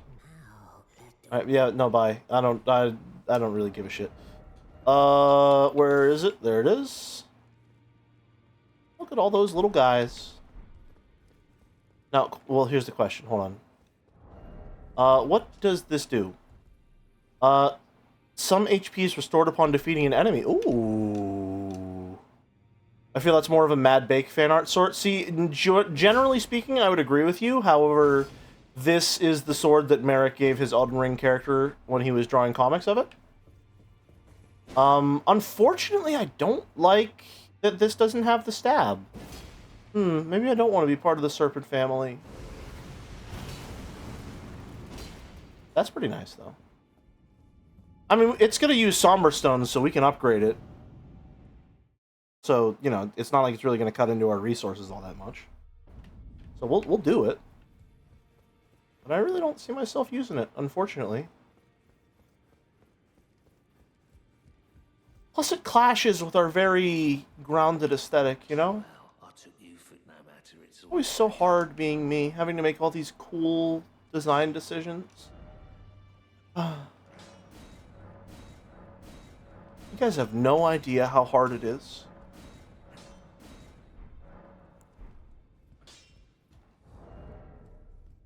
+8. Oh, plus it does split damage? Oh, that's suboptimal!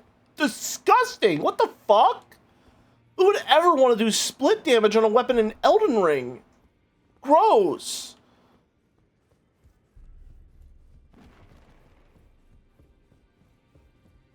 Hey, isn't he dead in here? Can I, like, get shit from him?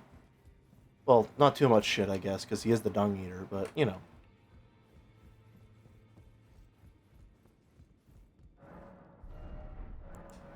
Nope. Okay. Purchase. We will buy a bunch of these ones because they're more expensive. Then I guess we'll use this for a little bit. All right, now that Rykard is dead, I probably should have waited till I finished the quest line over here, but oh well. I'm sure it's fine. How do I get here again? Do I need to go to Underground Roadside? Let's go to Avenue Balcony. Why not? That seems like a good starting point. Speaking of him, I'm working with Maddie on Jad's Game Jam, and I'm endlessly surprised by how fast he's whipping out new artwork. Yeah, the man is a fucking machine. Absolutely. Maddie is incredibly, incredibly talented. Talented is not the word. He's incredibly skilled. He is someone who has honed his craft to an unbelievable degree. I'm incredibly impressed every time I see new work from him. It is shocking to me that that man can have such a distinct style and still be able to have such a quick turnaround on it. Absolutely absurd, the things that man is capable of. Oh my god! Where did half of my health bar go?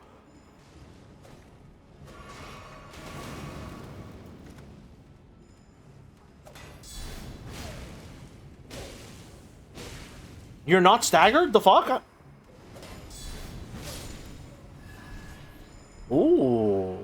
Wait a minute, I really like these guys' gloves. I need to farm them for a bit so I can get their gloves. I think.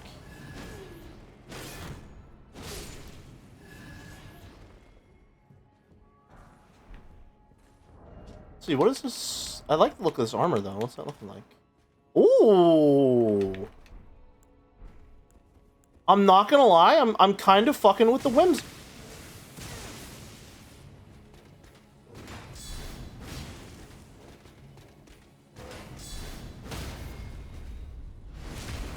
You interrupted my whimsy. Anyway, I'm kind of fucking with the whimsical, the poofy sleeves. I'm not gonna lie. I'm not gonna lie, I'm liking it. I'm liking it. I generally like their entire set. It's quite nice. Do I like it enough to switch? Perhaps? Maybe? I just need leather gloves is all. Like, goddamn.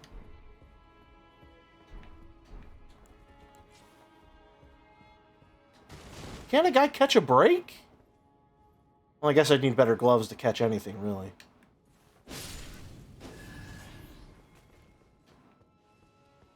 What is with me this morning? I'm just making puns like nothing. What the hell? Am I a fucking 4 coma?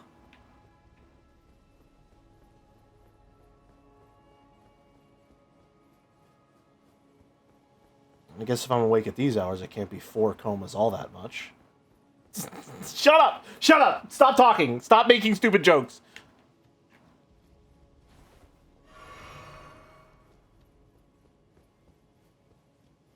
That one wasn't even good. I shouldn't have even said it.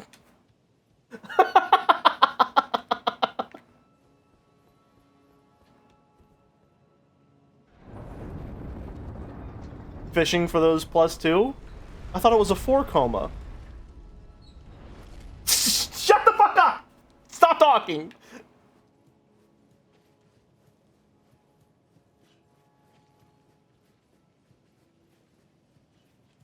It is me, Lemonade, standing high.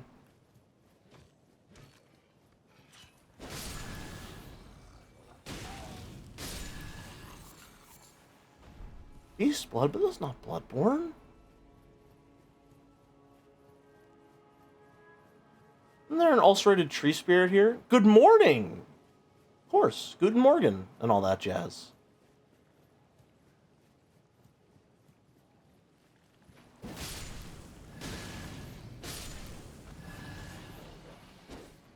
No, you first, you first.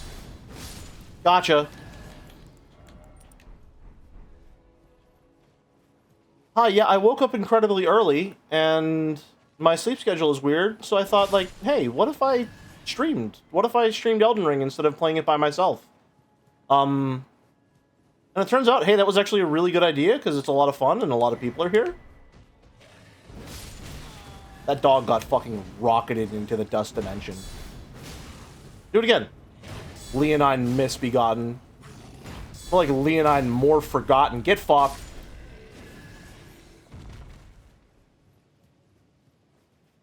Leonine gets forgotten would have been a way better wordplay. I'm sorry. I apologize. I can do better than that. You deserve better than that, really. Hey, what's your deal? Oh! Sneak attack. Good Morgan? I don't think she is. Have you seen what she gets up to? Listen, she's a damn good lawyer. I know that much. Plus, like, she's just a girl, so get off her case. God forbid women have hobbies.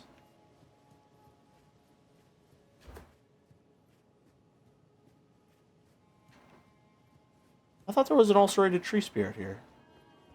Am I wrong? Am I thinking of a different area? I'm probably thinking of a different area. I know there was one in here. Nascent butterfly. No way. I've been looking for one of those. Kill the perfumer as soon as possible. Alright, good. Right.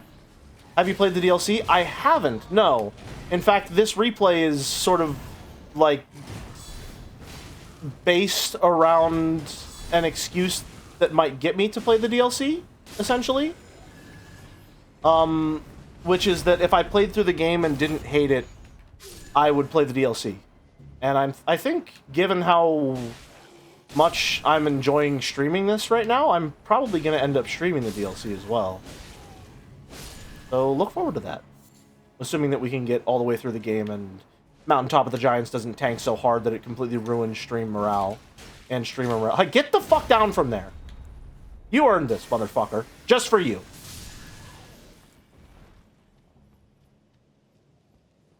God, he ruined the fit. Godskin Duo is still on the horizon, that's true. But the good news is this isn't a PS4. So it's not as if there's no, zero dawn, one might say. Long haft axe. I don't think I've ever gotten that before.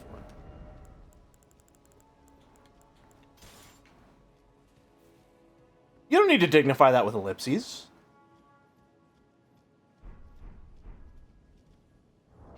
I kind of like this weird chunky axe.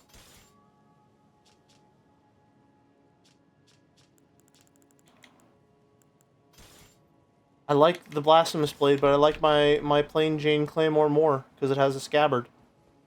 I'm a simple creature, really.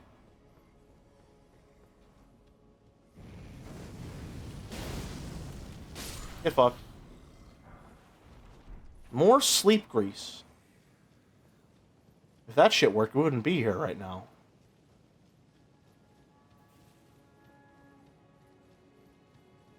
Upsy daisy. Have you seen the transmog mod in Elden Ring? I haven't, no. I'm assuming it's as simple as it sounds on the tin. Oh wait, can't I jump down somewhere here? Why am I remembering an ulcerated tree spirit here? What's going on? Can I jump down here? No, no, but there wouldn't be anything down there. We've already been there. I don't like the word grease.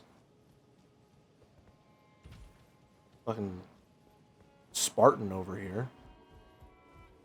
Trying to bait Athens into a fight after compounding circumstances following the Battle of Marathon.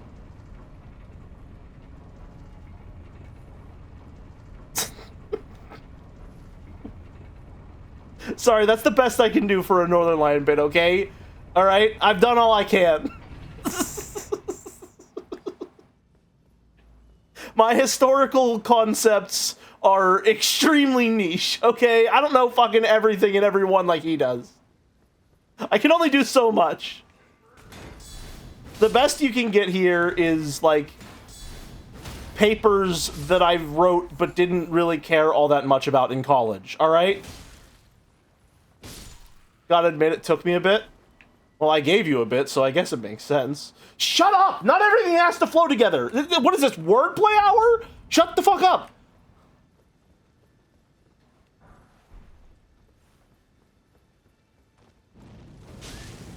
I don't want to kill the horse. I don't want to kill the horse. Gambling Twitch is gonna kill me for this if I let that happen. I need to kill you specifically. I'm so sorry. Don't let your horse get in the way. Don't let your horse... Motherfucker, dude. No. You did this. You did this. I'm so sorry. Get rice showered. It is raining. Shut up. Oh my god.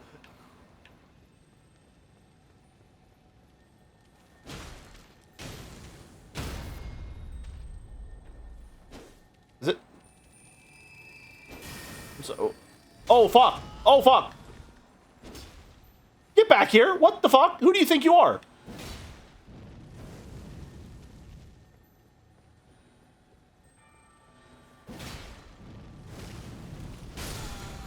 Got him. Got his ass. Was it worth it? No, it wasn't.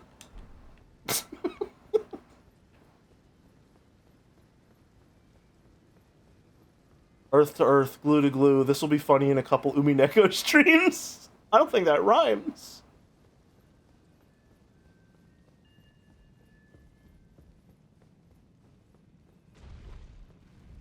Master of Dung slain. The rare, somber, and solemn Doma Doma.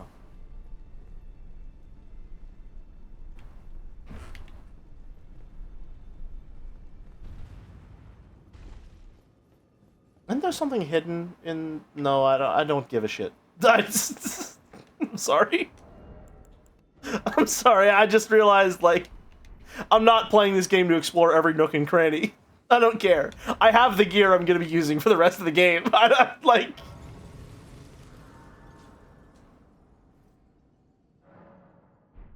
Roses are red, horses are glue. This will be relevant after a few. There we go! That's what I'm talking about!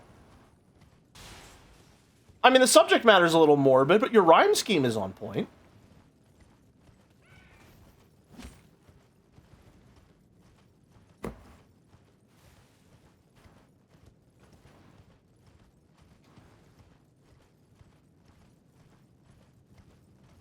Off we go, and then there's gonna be a fucking gargoyle on this rancid-ass, rugged terrain, and the fight's gonna be terrible, because that boss on anything other than the flattest surface known to man, like, you gotta fight that shit during a fucking Peton performance to get a possible enjoyable boss fight, except meanwhile they have you fight him on the craggiest terrain known to man, the kind of shit they put in the KFC fryers. It's bad every time.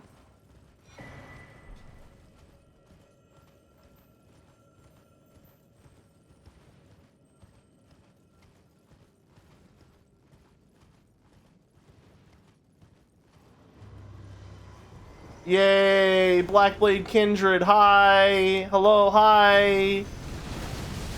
Ow! What the fuck just happened to my health bar?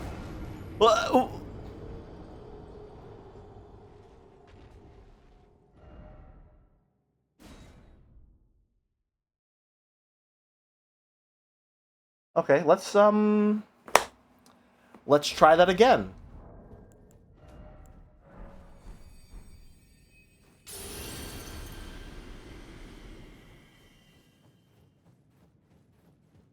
I suppose.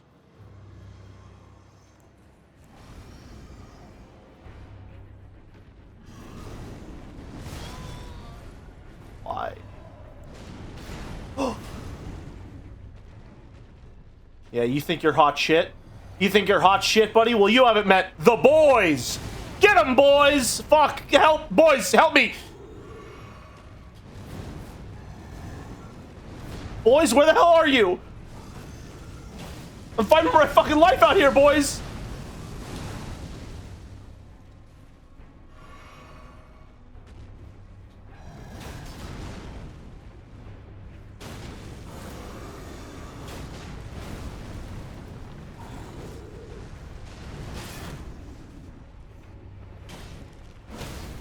Got him.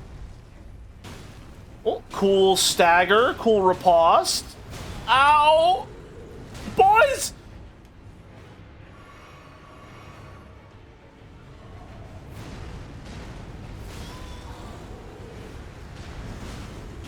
Alright. Ow! Ow!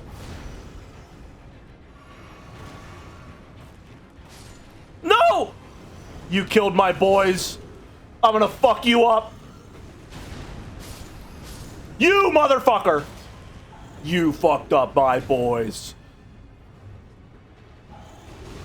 I'm gonna die. I'm dead. I'm dead. I'm dead. I'm dead. I'm dead. That's crazy. That's insane that that can just do that to you.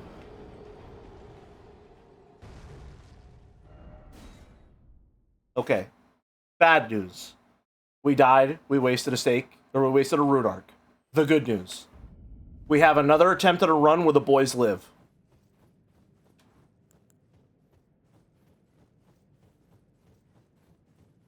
Have you considered girls? I suppose it's a strategy worth considering.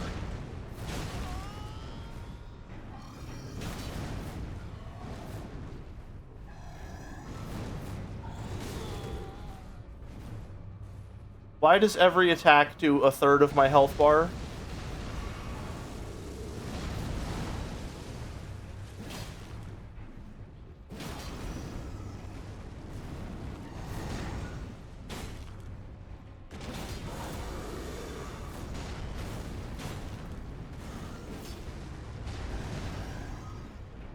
All right. We get him to half health.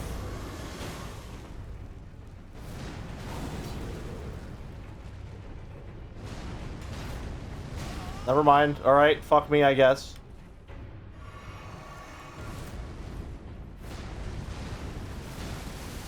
All right, get him, girls. Fuck him up, ladies.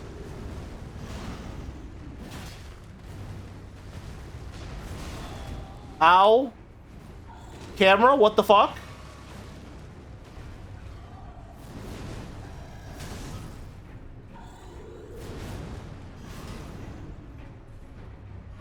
Ladies, help. No, no, no, no, no. Well, he's killed 3 of the ladies. The girls are dead. Fuck. On International Women's Year and everything. This is a really fun fight. I'm having a really good time. This date is going well.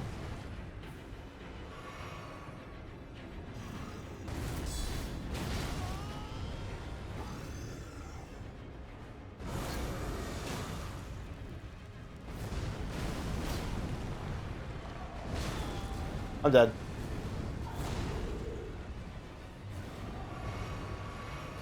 The double chug screwed me.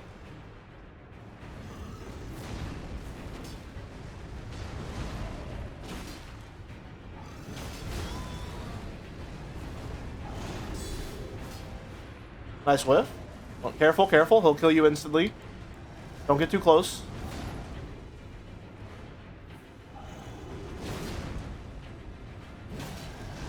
No, that's death. That's death. Fuck you. Fuck you. Fuck you. Fuck you. Fuck you. Fuck you. Fuck you. Fuck you. I'm killing you. I'm killing you. I'm killing you. You killed my girls. You killed my beloved rat pack.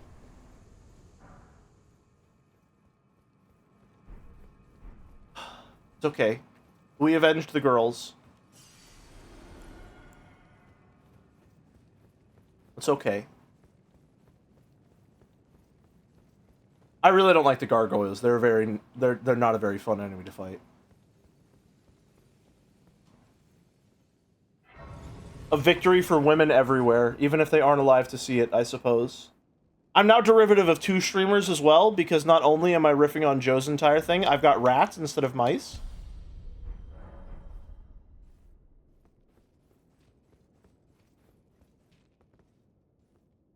I don't actually give a fuck.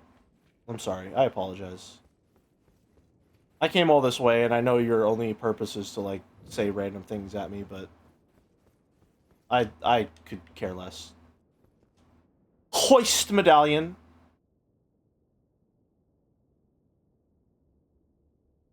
Double rivetive? That sounds like some shit they put on a Trojan box. We've already established that we hate the Greeks.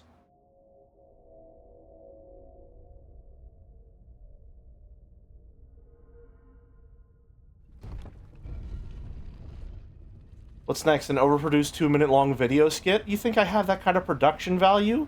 I mean, let's say hypothetically I did.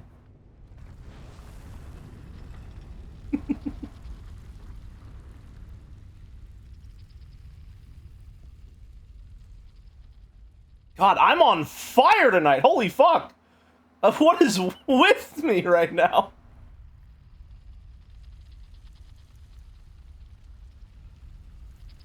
This is the power of Elden Ring hate.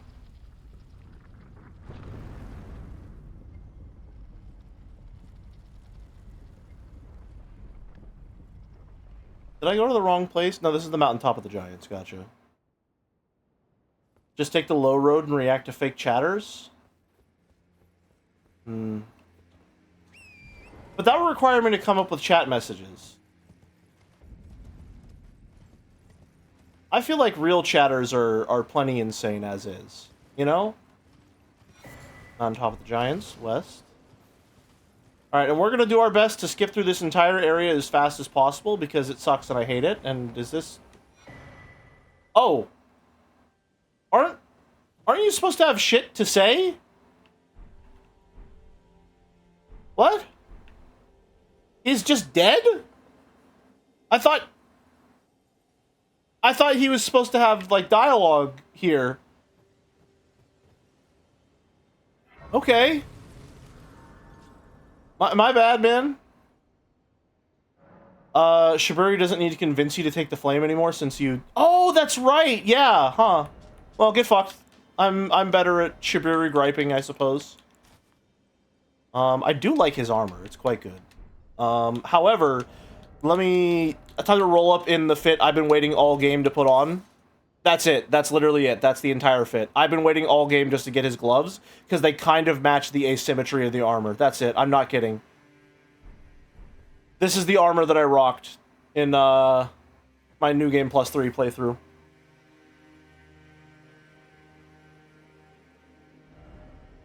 However, I'm not gonna lie. I gotta be honest with you folks. I'm not fucking with it anymore. It's not bad, but I'm not really fucking with it like that.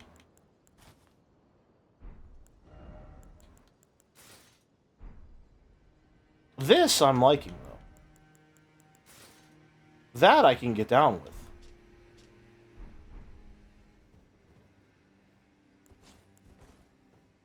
I can only play Elden Ring once. I'm surprised you went to New Game Plus 3. Hey, you and me both, buddy. Did you play the DLC? Nope, but I'm planning on playing it on stream for the first time. Which is definitely going to go, like, super great. And it's going to be a fun time for everyone involved, especially me. I know that for sure.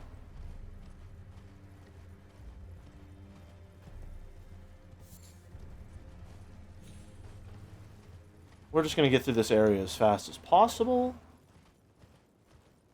Because nothing here is worth doing, unfortunately. This is the worst area in the game, other than the Halig Tree, I think. Jelly could never have criticisms for FromSoft games. It's true. Absolutely, yes. You definitely shouldn't watch from an hour and a half to 2 hours into this VOD if you want to hear criticism-free FromSoft gameplay.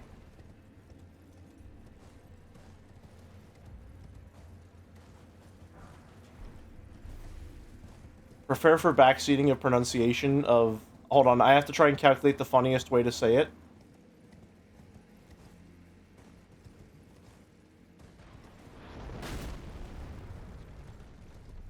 I'm just going to call it the Shadow Tree, and everyone else can get upset in proxy because I'm saying it right. And if I can't say it improperly, then they don't get to make fun of me. So instead of having a bit, I'm just going to ruin any potential bits and call it Shadow Tree. Sorry, wait, no, I'm going to call it the Sonic Tree instead. So that Nyagist specifically will enjoy streams more.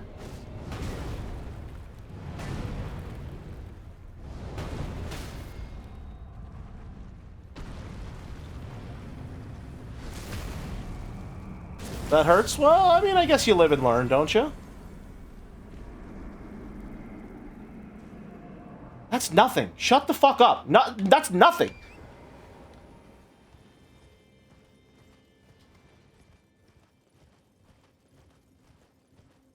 I'm just saying words. There we go. Whoa. The rare and somber smithing stone. It's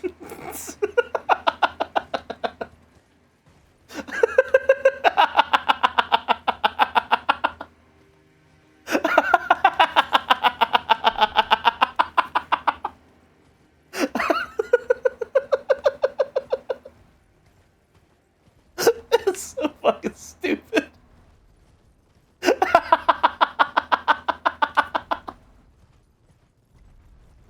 Oh, man.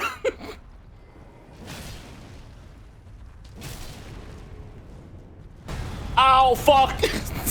Okay, I deserve that. You know, I'm starting to think that Souls-like games are maybe like the best games you could ever stream, because the slapstick comedy of saying a stupid joke and then getting hit for like 50% of your health bar just sort of writes itself. You know what I mean?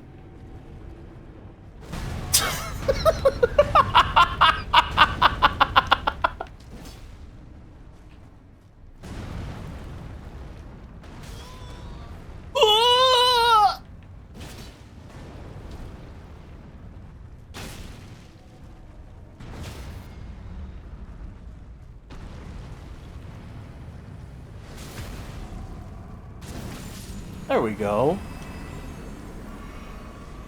Worth it. Not at all. That was like 1,000 souls. That was not worth it at all. Holy shit. What a waste of time. Alright, off we go. I think we have to go up and around, if I'm not mistaken. Oh, am I gonna get to fight one of the other worst bosses in the game? The fire giant? Oh, goody! I can't wait! Yay! This is gonna be so much fun. Speaking of slapping things with a stick, the most engaging boss design of the century just arrived.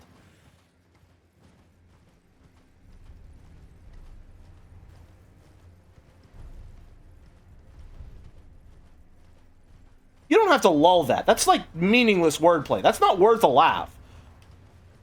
Don't encourage me.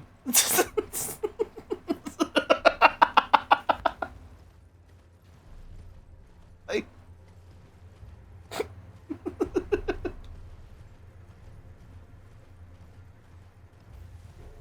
Would you prefer a -2 instead? A -2 is still technically dignifying it with a response, so I'm not entirely sure, really.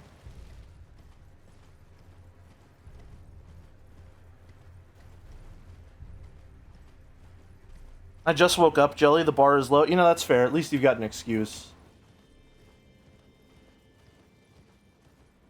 We're not fighting him, by the way, because fuck that noise. Well, no. We're summoning the boys. Get them, boy! Boys? Boys?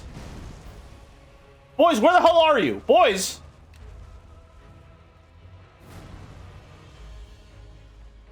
Boys?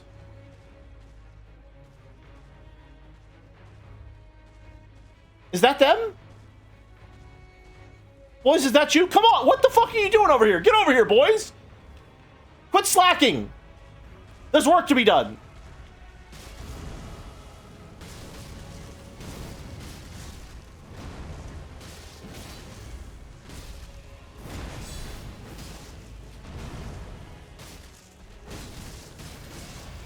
Boys, get away! Get away, boys! Oh, fuck, I forgot he did this. That's why I didn't want to fight this motherfucker. He killed the boys! You motherfucker! I'll never forgive you. I'll never forgive you.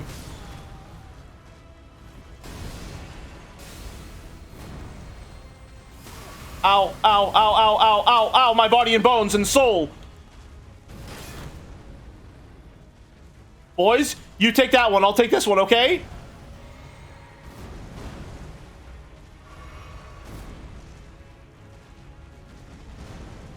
Haha, I love Elden Ring boss design. It's so engaging and unique. Fuck! That killed me? Interesting.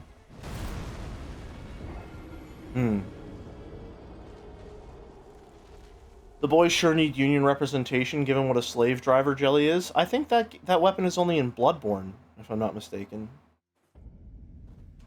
Oh, we're all the way back here, are we? There's not a stake of Marika there? Oh. Yeah, okay, I guess. Sure. Why not? Why not do it like that? Huh? Why not? Well, off we go! Hey,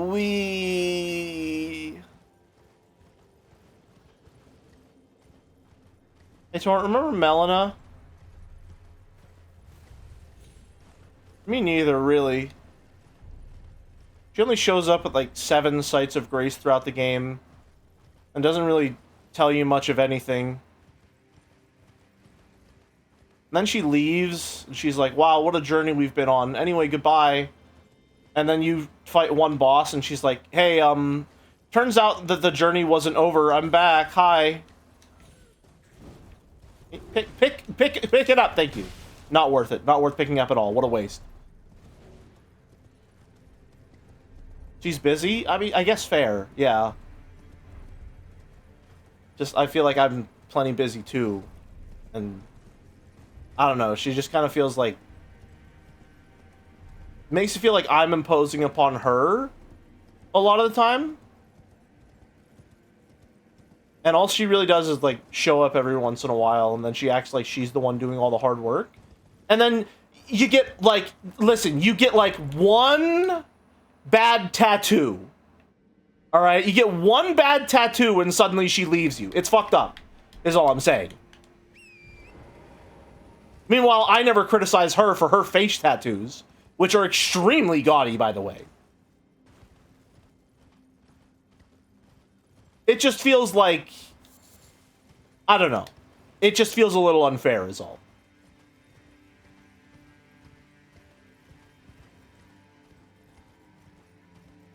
That's all I'm saying.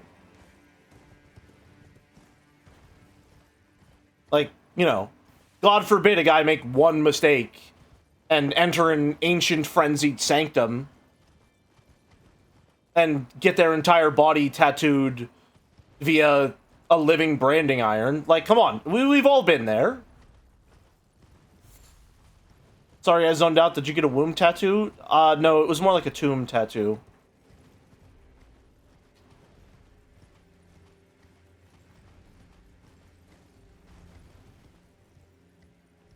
Don't encourage me. Don't encourage me. That wasn't... No, that one was pretty good. That was pretty good.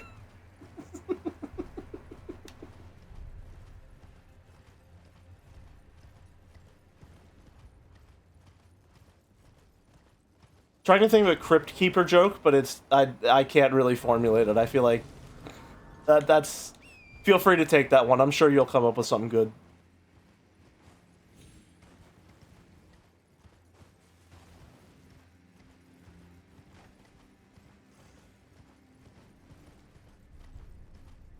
Upsy daisy.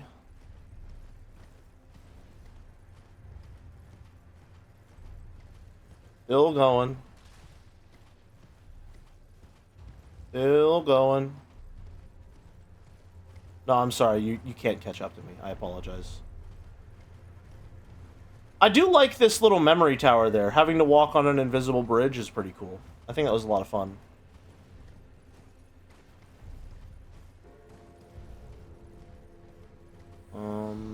Yes, this way. I could have sworn there was a stake of Marika in this area. But... Yeah, isn't this a the fuck? No, this is a co-op. Right. Yeah, summoning... Fucking... Damn it. Man. Oh well. Oh well. Off to the next one. No, that's a mistake of Marika? Oh, gotcha. A Radigan, if you will.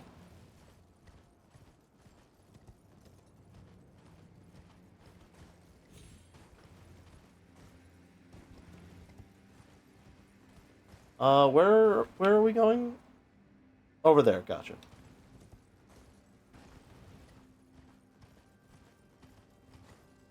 Those balloons, are those puppets? I think those mean puppets, right?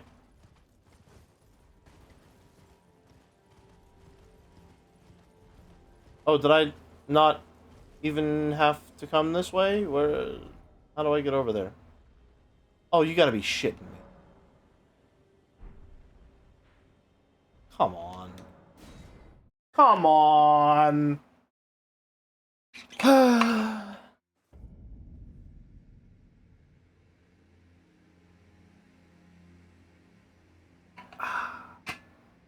That's the good stuff, right? Alright, where were we? We gotta go this way.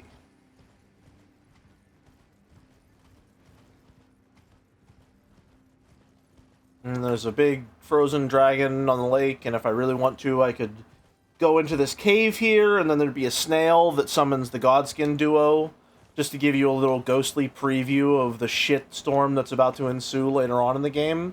But I'm not really interested in any of that bullshit. So I'm not going to do that.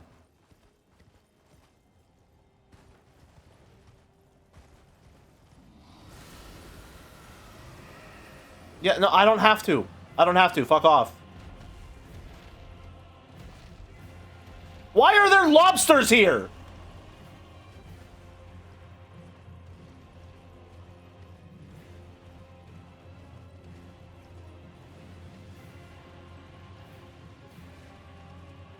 Why are there lobsters here?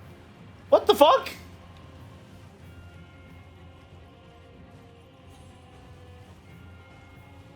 Ooh, little church? Is there a Teardrop of Marika or whatever the hell they're called. I forgot what they're... Sacred Tear? Sacred Tear. Is there a Sacred Tear, please? Please? For me? Healing upgrade for me? Yeah, nice.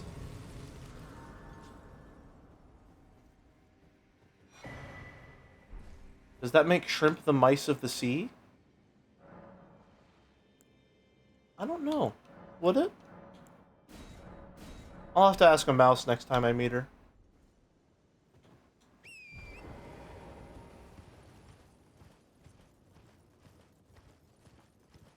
Alright, so we go up there, and then on that specific mountaintop is one of the worst bosses in the game. Then you go to Far Missoula, which is a pretty cool area and has some of the worst bosses in the game. And then after Far Missoula, you go back to Lanedell, which has some of the most decent bosses in the game, and then has Elden Ring, which is one of the worst bosses in the game. Or, sorry, Elden Beast, which is one of the worst bosses in the game. Up we go. Whoa, an Everjail? No, that's okay.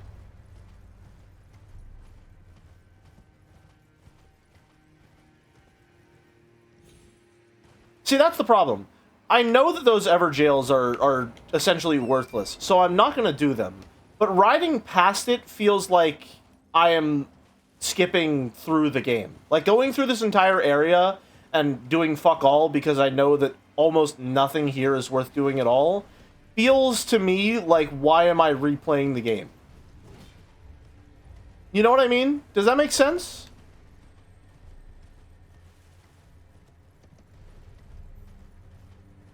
Like, if I'm gonna be playing the game, I should be playing the fucking game. Instead of riding past everything like this. Vike is also a frenzied knight guy. It might be a cool mirror match to do that Everjail. That's true. However, that would require me to do an NPC fight, and I'm not really fucking with that. I don't know about that one. I don't know about that one, Chief.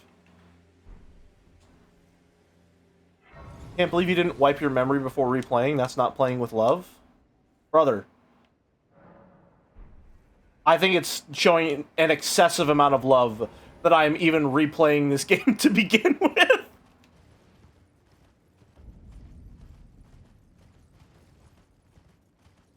It is, in fact, a labor of love that I have made it this far. At all. The reuse of the Kayla dogs here is absolutely criminal. It is mind-boggling to me that they would make such an unbelievable blunder like that. That's insane.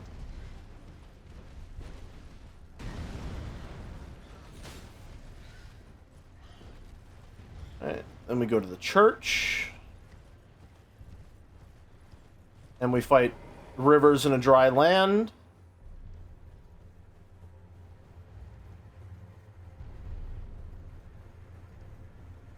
Although it might be a little too late for the last taste of a lost hand.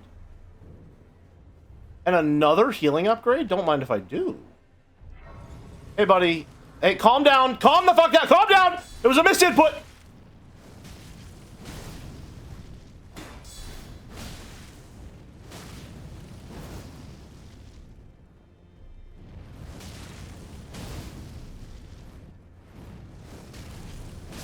Wow, get fucked.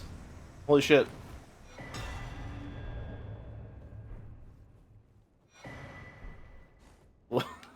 Outplayed. I don't know what to tell you, man. Get fucked.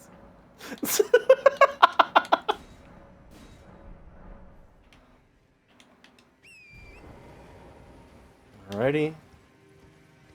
Then we're gonna go up here to get a weapon upgrade. I think.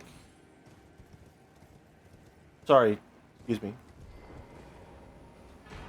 Yep. Ancient Dragon Smithing Stone. Even though I haven't gotten +8 all the way... I think there's an item in here that gives you the +8, right? Maybe I'll go grab that at some point. But for now... Fire Giant time, baby! I'm definitely really, really, really excited for this fight. And I'm looking forward to it, and I'm going to enjoy it. It's called positive affirmation, not delusion. Where's Alexander? Alexander? Why is there a site of grace down there? The fuck?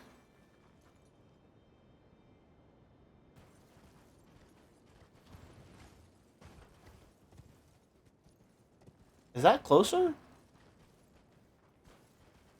I think that's marginally closer. I didn't know this existed. What the hell?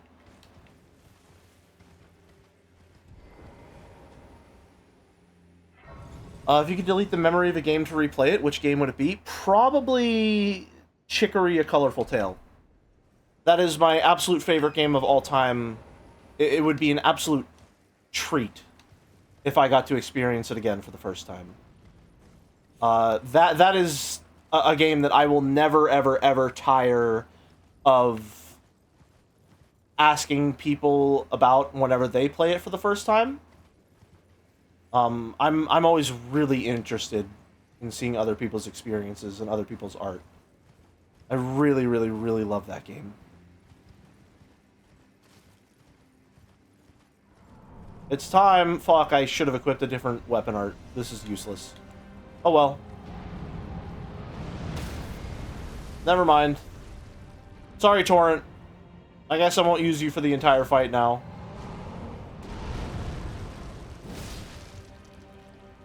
Or no, wait, I want to attack this other one because it's got the shackle you can break, like he's High Lord Wolnir or some shit.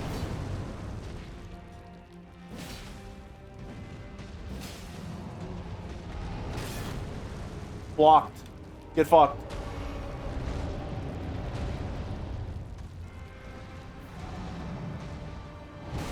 Ow!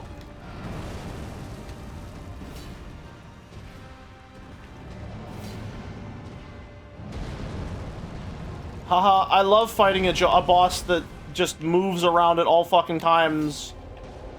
Even though he's fucking massive, so it feels like maybe I should be able to land a hit. But every single time I go to land a hit, he moves his limbs.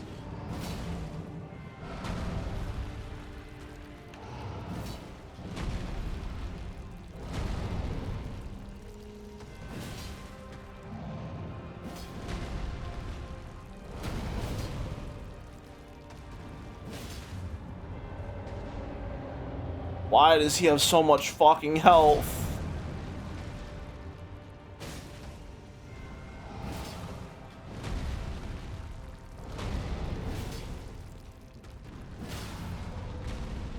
Did I really stagger him? I didn't even know I could fucking do that.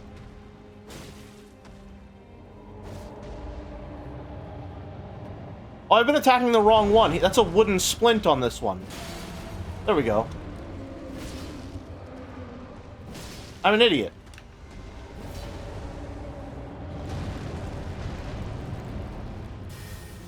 Whoopsie.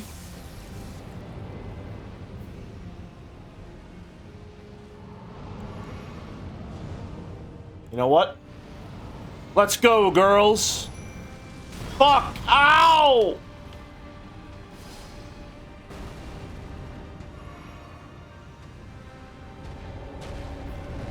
Oh fuck, he's dodge rolling.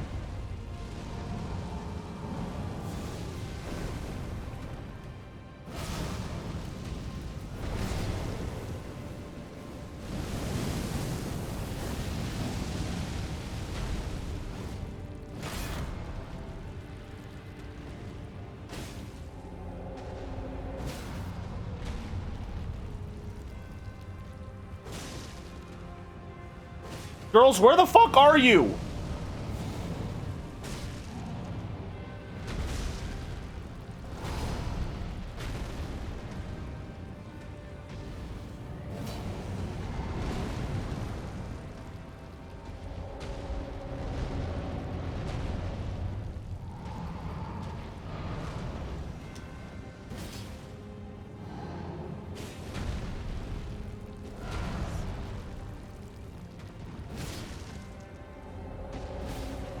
There we go. Cutscene time, baby. Ouch! Yee ouch! Ooh, zooey mama!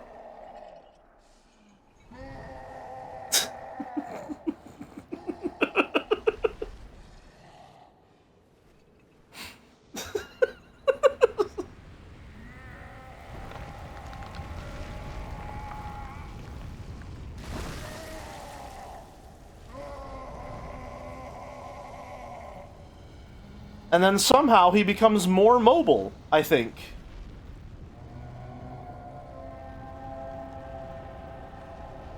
I think as a cinematic, like, this moment is actually pretty cool. I do quite like this as a cinematic moment. It's just a shame that the boss himself is fucking terrible.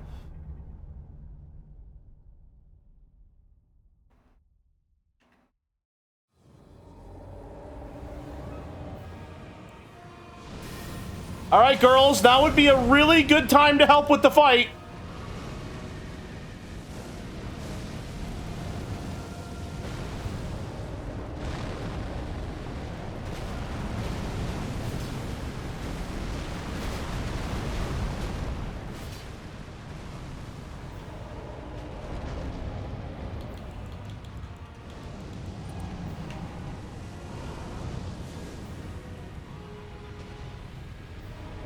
Don't roll on me, don't roll on me, please.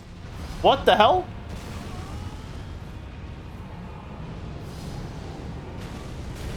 Oh, fuck. Ow. Where did my health bar go? Where are the girls? There they are!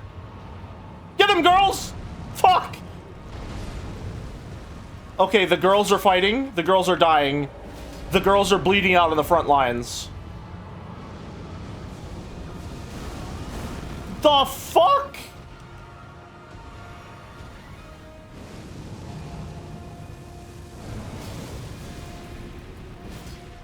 Well, that's bad.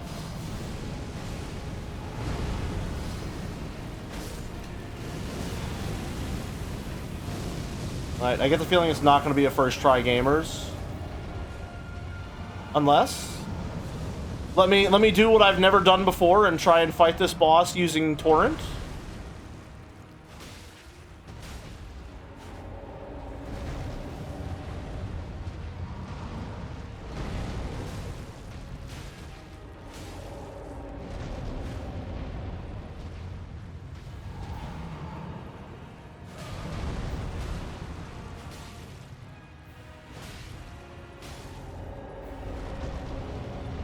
Okay, well shit, now he's fighting like a Dark Souls 1 player.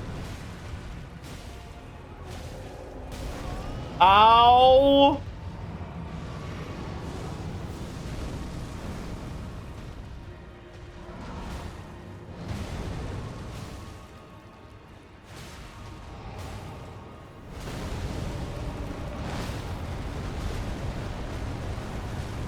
Get him, get his ass, get his ass, get his ass, get his ass. Come on. Big damage, big damage. That sucked! Are you kidding me? What the hell?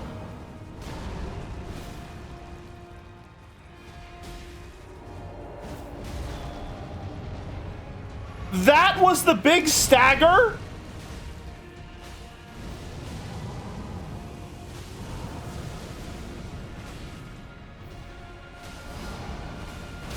I'm dead. And now I'm dead. And I'm dead. I'm dead. And now I have to fight the entire boss all the way over from the beginning because I got caught on some geometry. Awesome! Oh, man. I'm so excited. Yay! Oh my fucking god. Doesn't this leave lava on the ground? Yeah, but that's... that won't do shit. Thank you, FromSoft. Yeah, it's so good that I wanted to do the fight again. Right? That's obviously what happened, so that's why I did it. What do I want to do here? I think I should probably just go, like, fucking impaling thrust and maybe it'll work. I don't fucking... I don't know.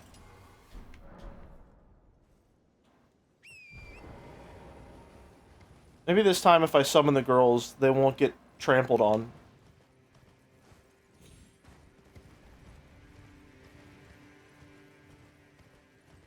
Maybe? Perhaps? Please? Please don't kill the girls? Did you pick up the what? The Hava? Is this a D's nuts joke?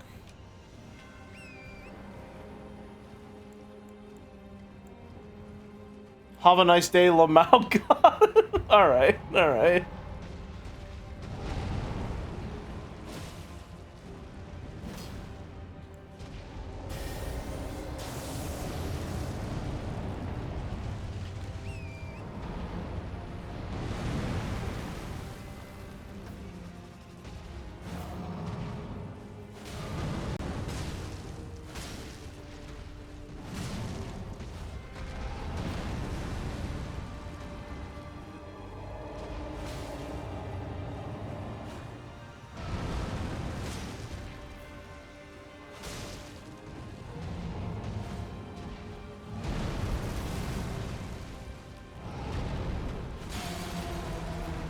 Broke it.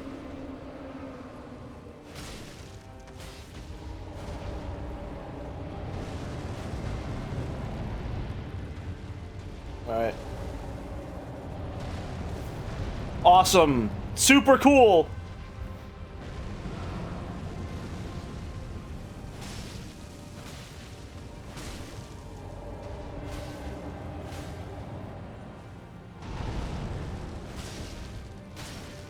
Alright.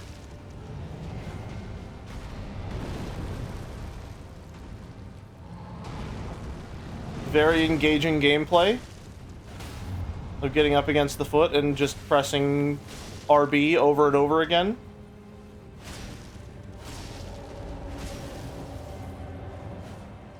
I mean, it is actually doing like a fuck ton of damage though, so I can't really complain. You don't deserve to have your cutscene played again. Let's get him, girls! Fuck him up!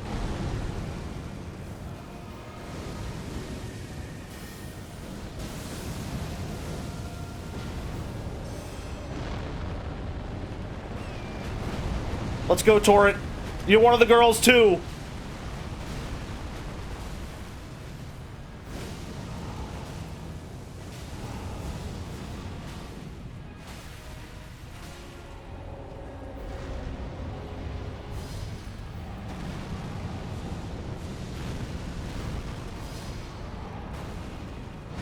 Alright.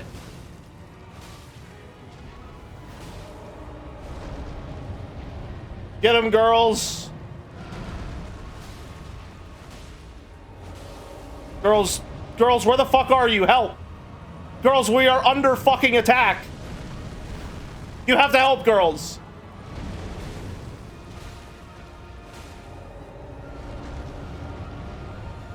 I don't think the girls are helping.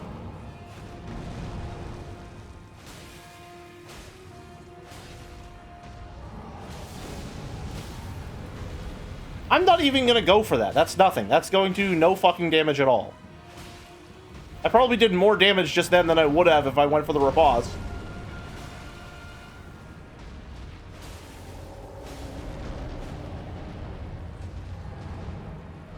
No, no, don't curse the girls. Do not curse the girls. They're doing their best, I assume. Wherever the fuck they are.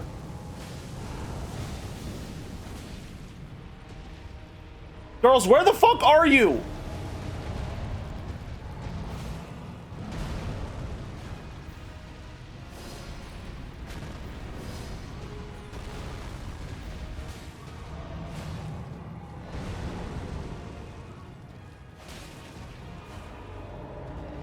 I'm gonna get off Torrent for 1 second to rebuff.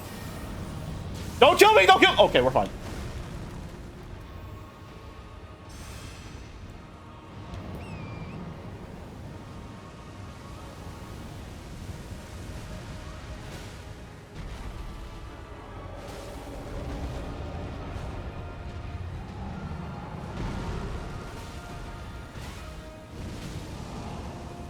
One of the girls is damaged. They're in the fight. Wherever the fuck they are. No! No, no, no, no, no! Oh my fucking god.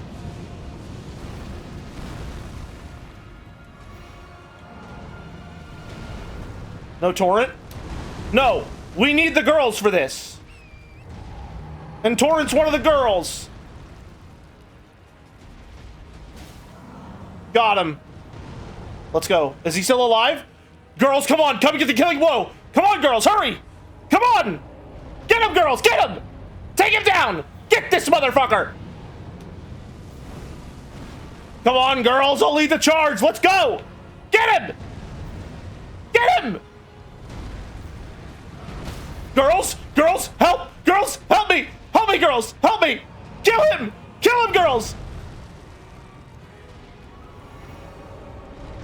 Girls, please! Girls, please!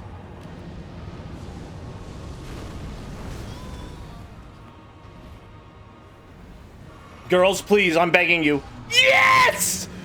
Yes! Let's fucking go! Let's fucking go! A win for women everywhere. Amazing work, ladies, amazing. Off you go, girls. Excellent work. Excellent work. I'm so proud of you. I'm so proud of you. There you go. You alright? Okay, there we go. I'm so proud of our girls. They're so brave. And to think, they were boys 3 hours ago. They're so powerful.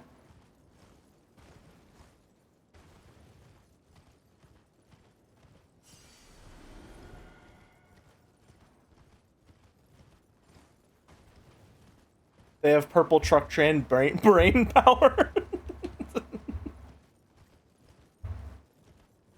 Amazing. Excellent work, girls. Excellent work. That's why they're the best summon in the game. And you know what? You know what the best part about them is? They ask nothing in return. 0 FP cost. 0. That's just value right there. That's just good value. Free rats!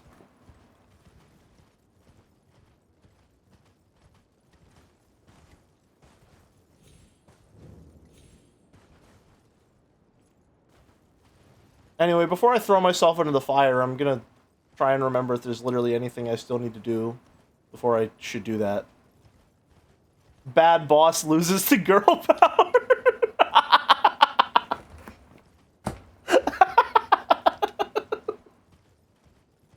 That's an amazing clip title. That's really good.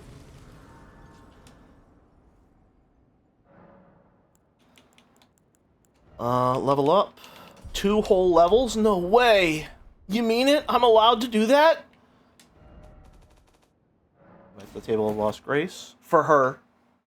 For them, thank you very much. For all of them. Not one girl. For all of the girls.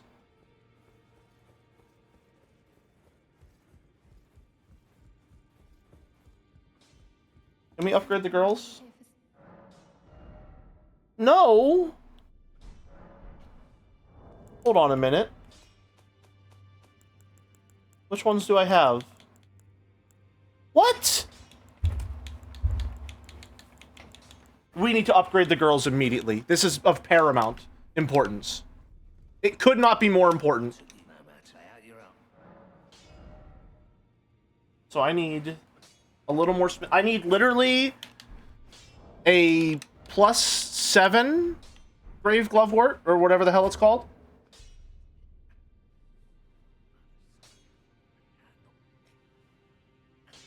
So let me find that.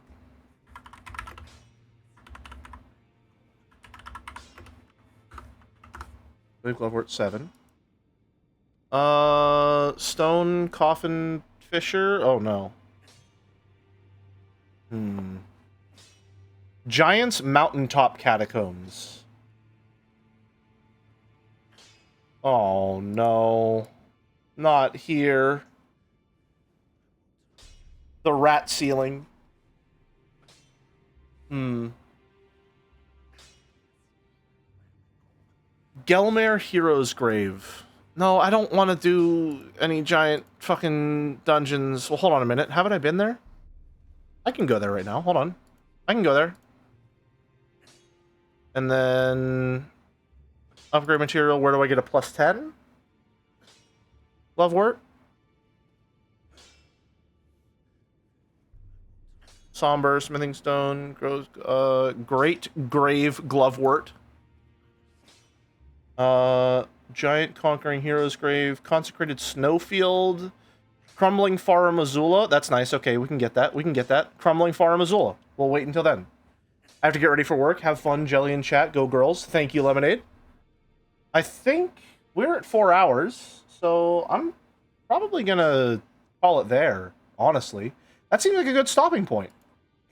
The girls got a big win. We beat a big boss. And I do have to get ready for a regularly scheduled stream later today. So I think we'll call it there. That feels like a successful little stream. There. Our stream still on tonight? Yep, absolutely. This feels like a fool's errand. Is there anyone we can raid? Where's my phone? Where'd I put... There it is. Is there anyone we can raid? Who's live right now? We can raid Shenpai. Games Done Quick is live. Let's go for Shenpai. That seems fine. Yeah.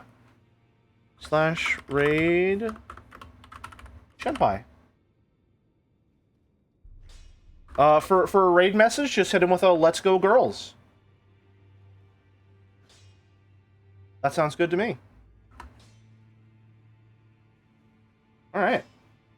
Pretty good little early morning stream here. Almost 30 viewers. Not bad at all for off-season or off-hour streams. Not bad at all. All right. Thank you very much for watching. I'll see you all later today. So until then, have a good one, folks.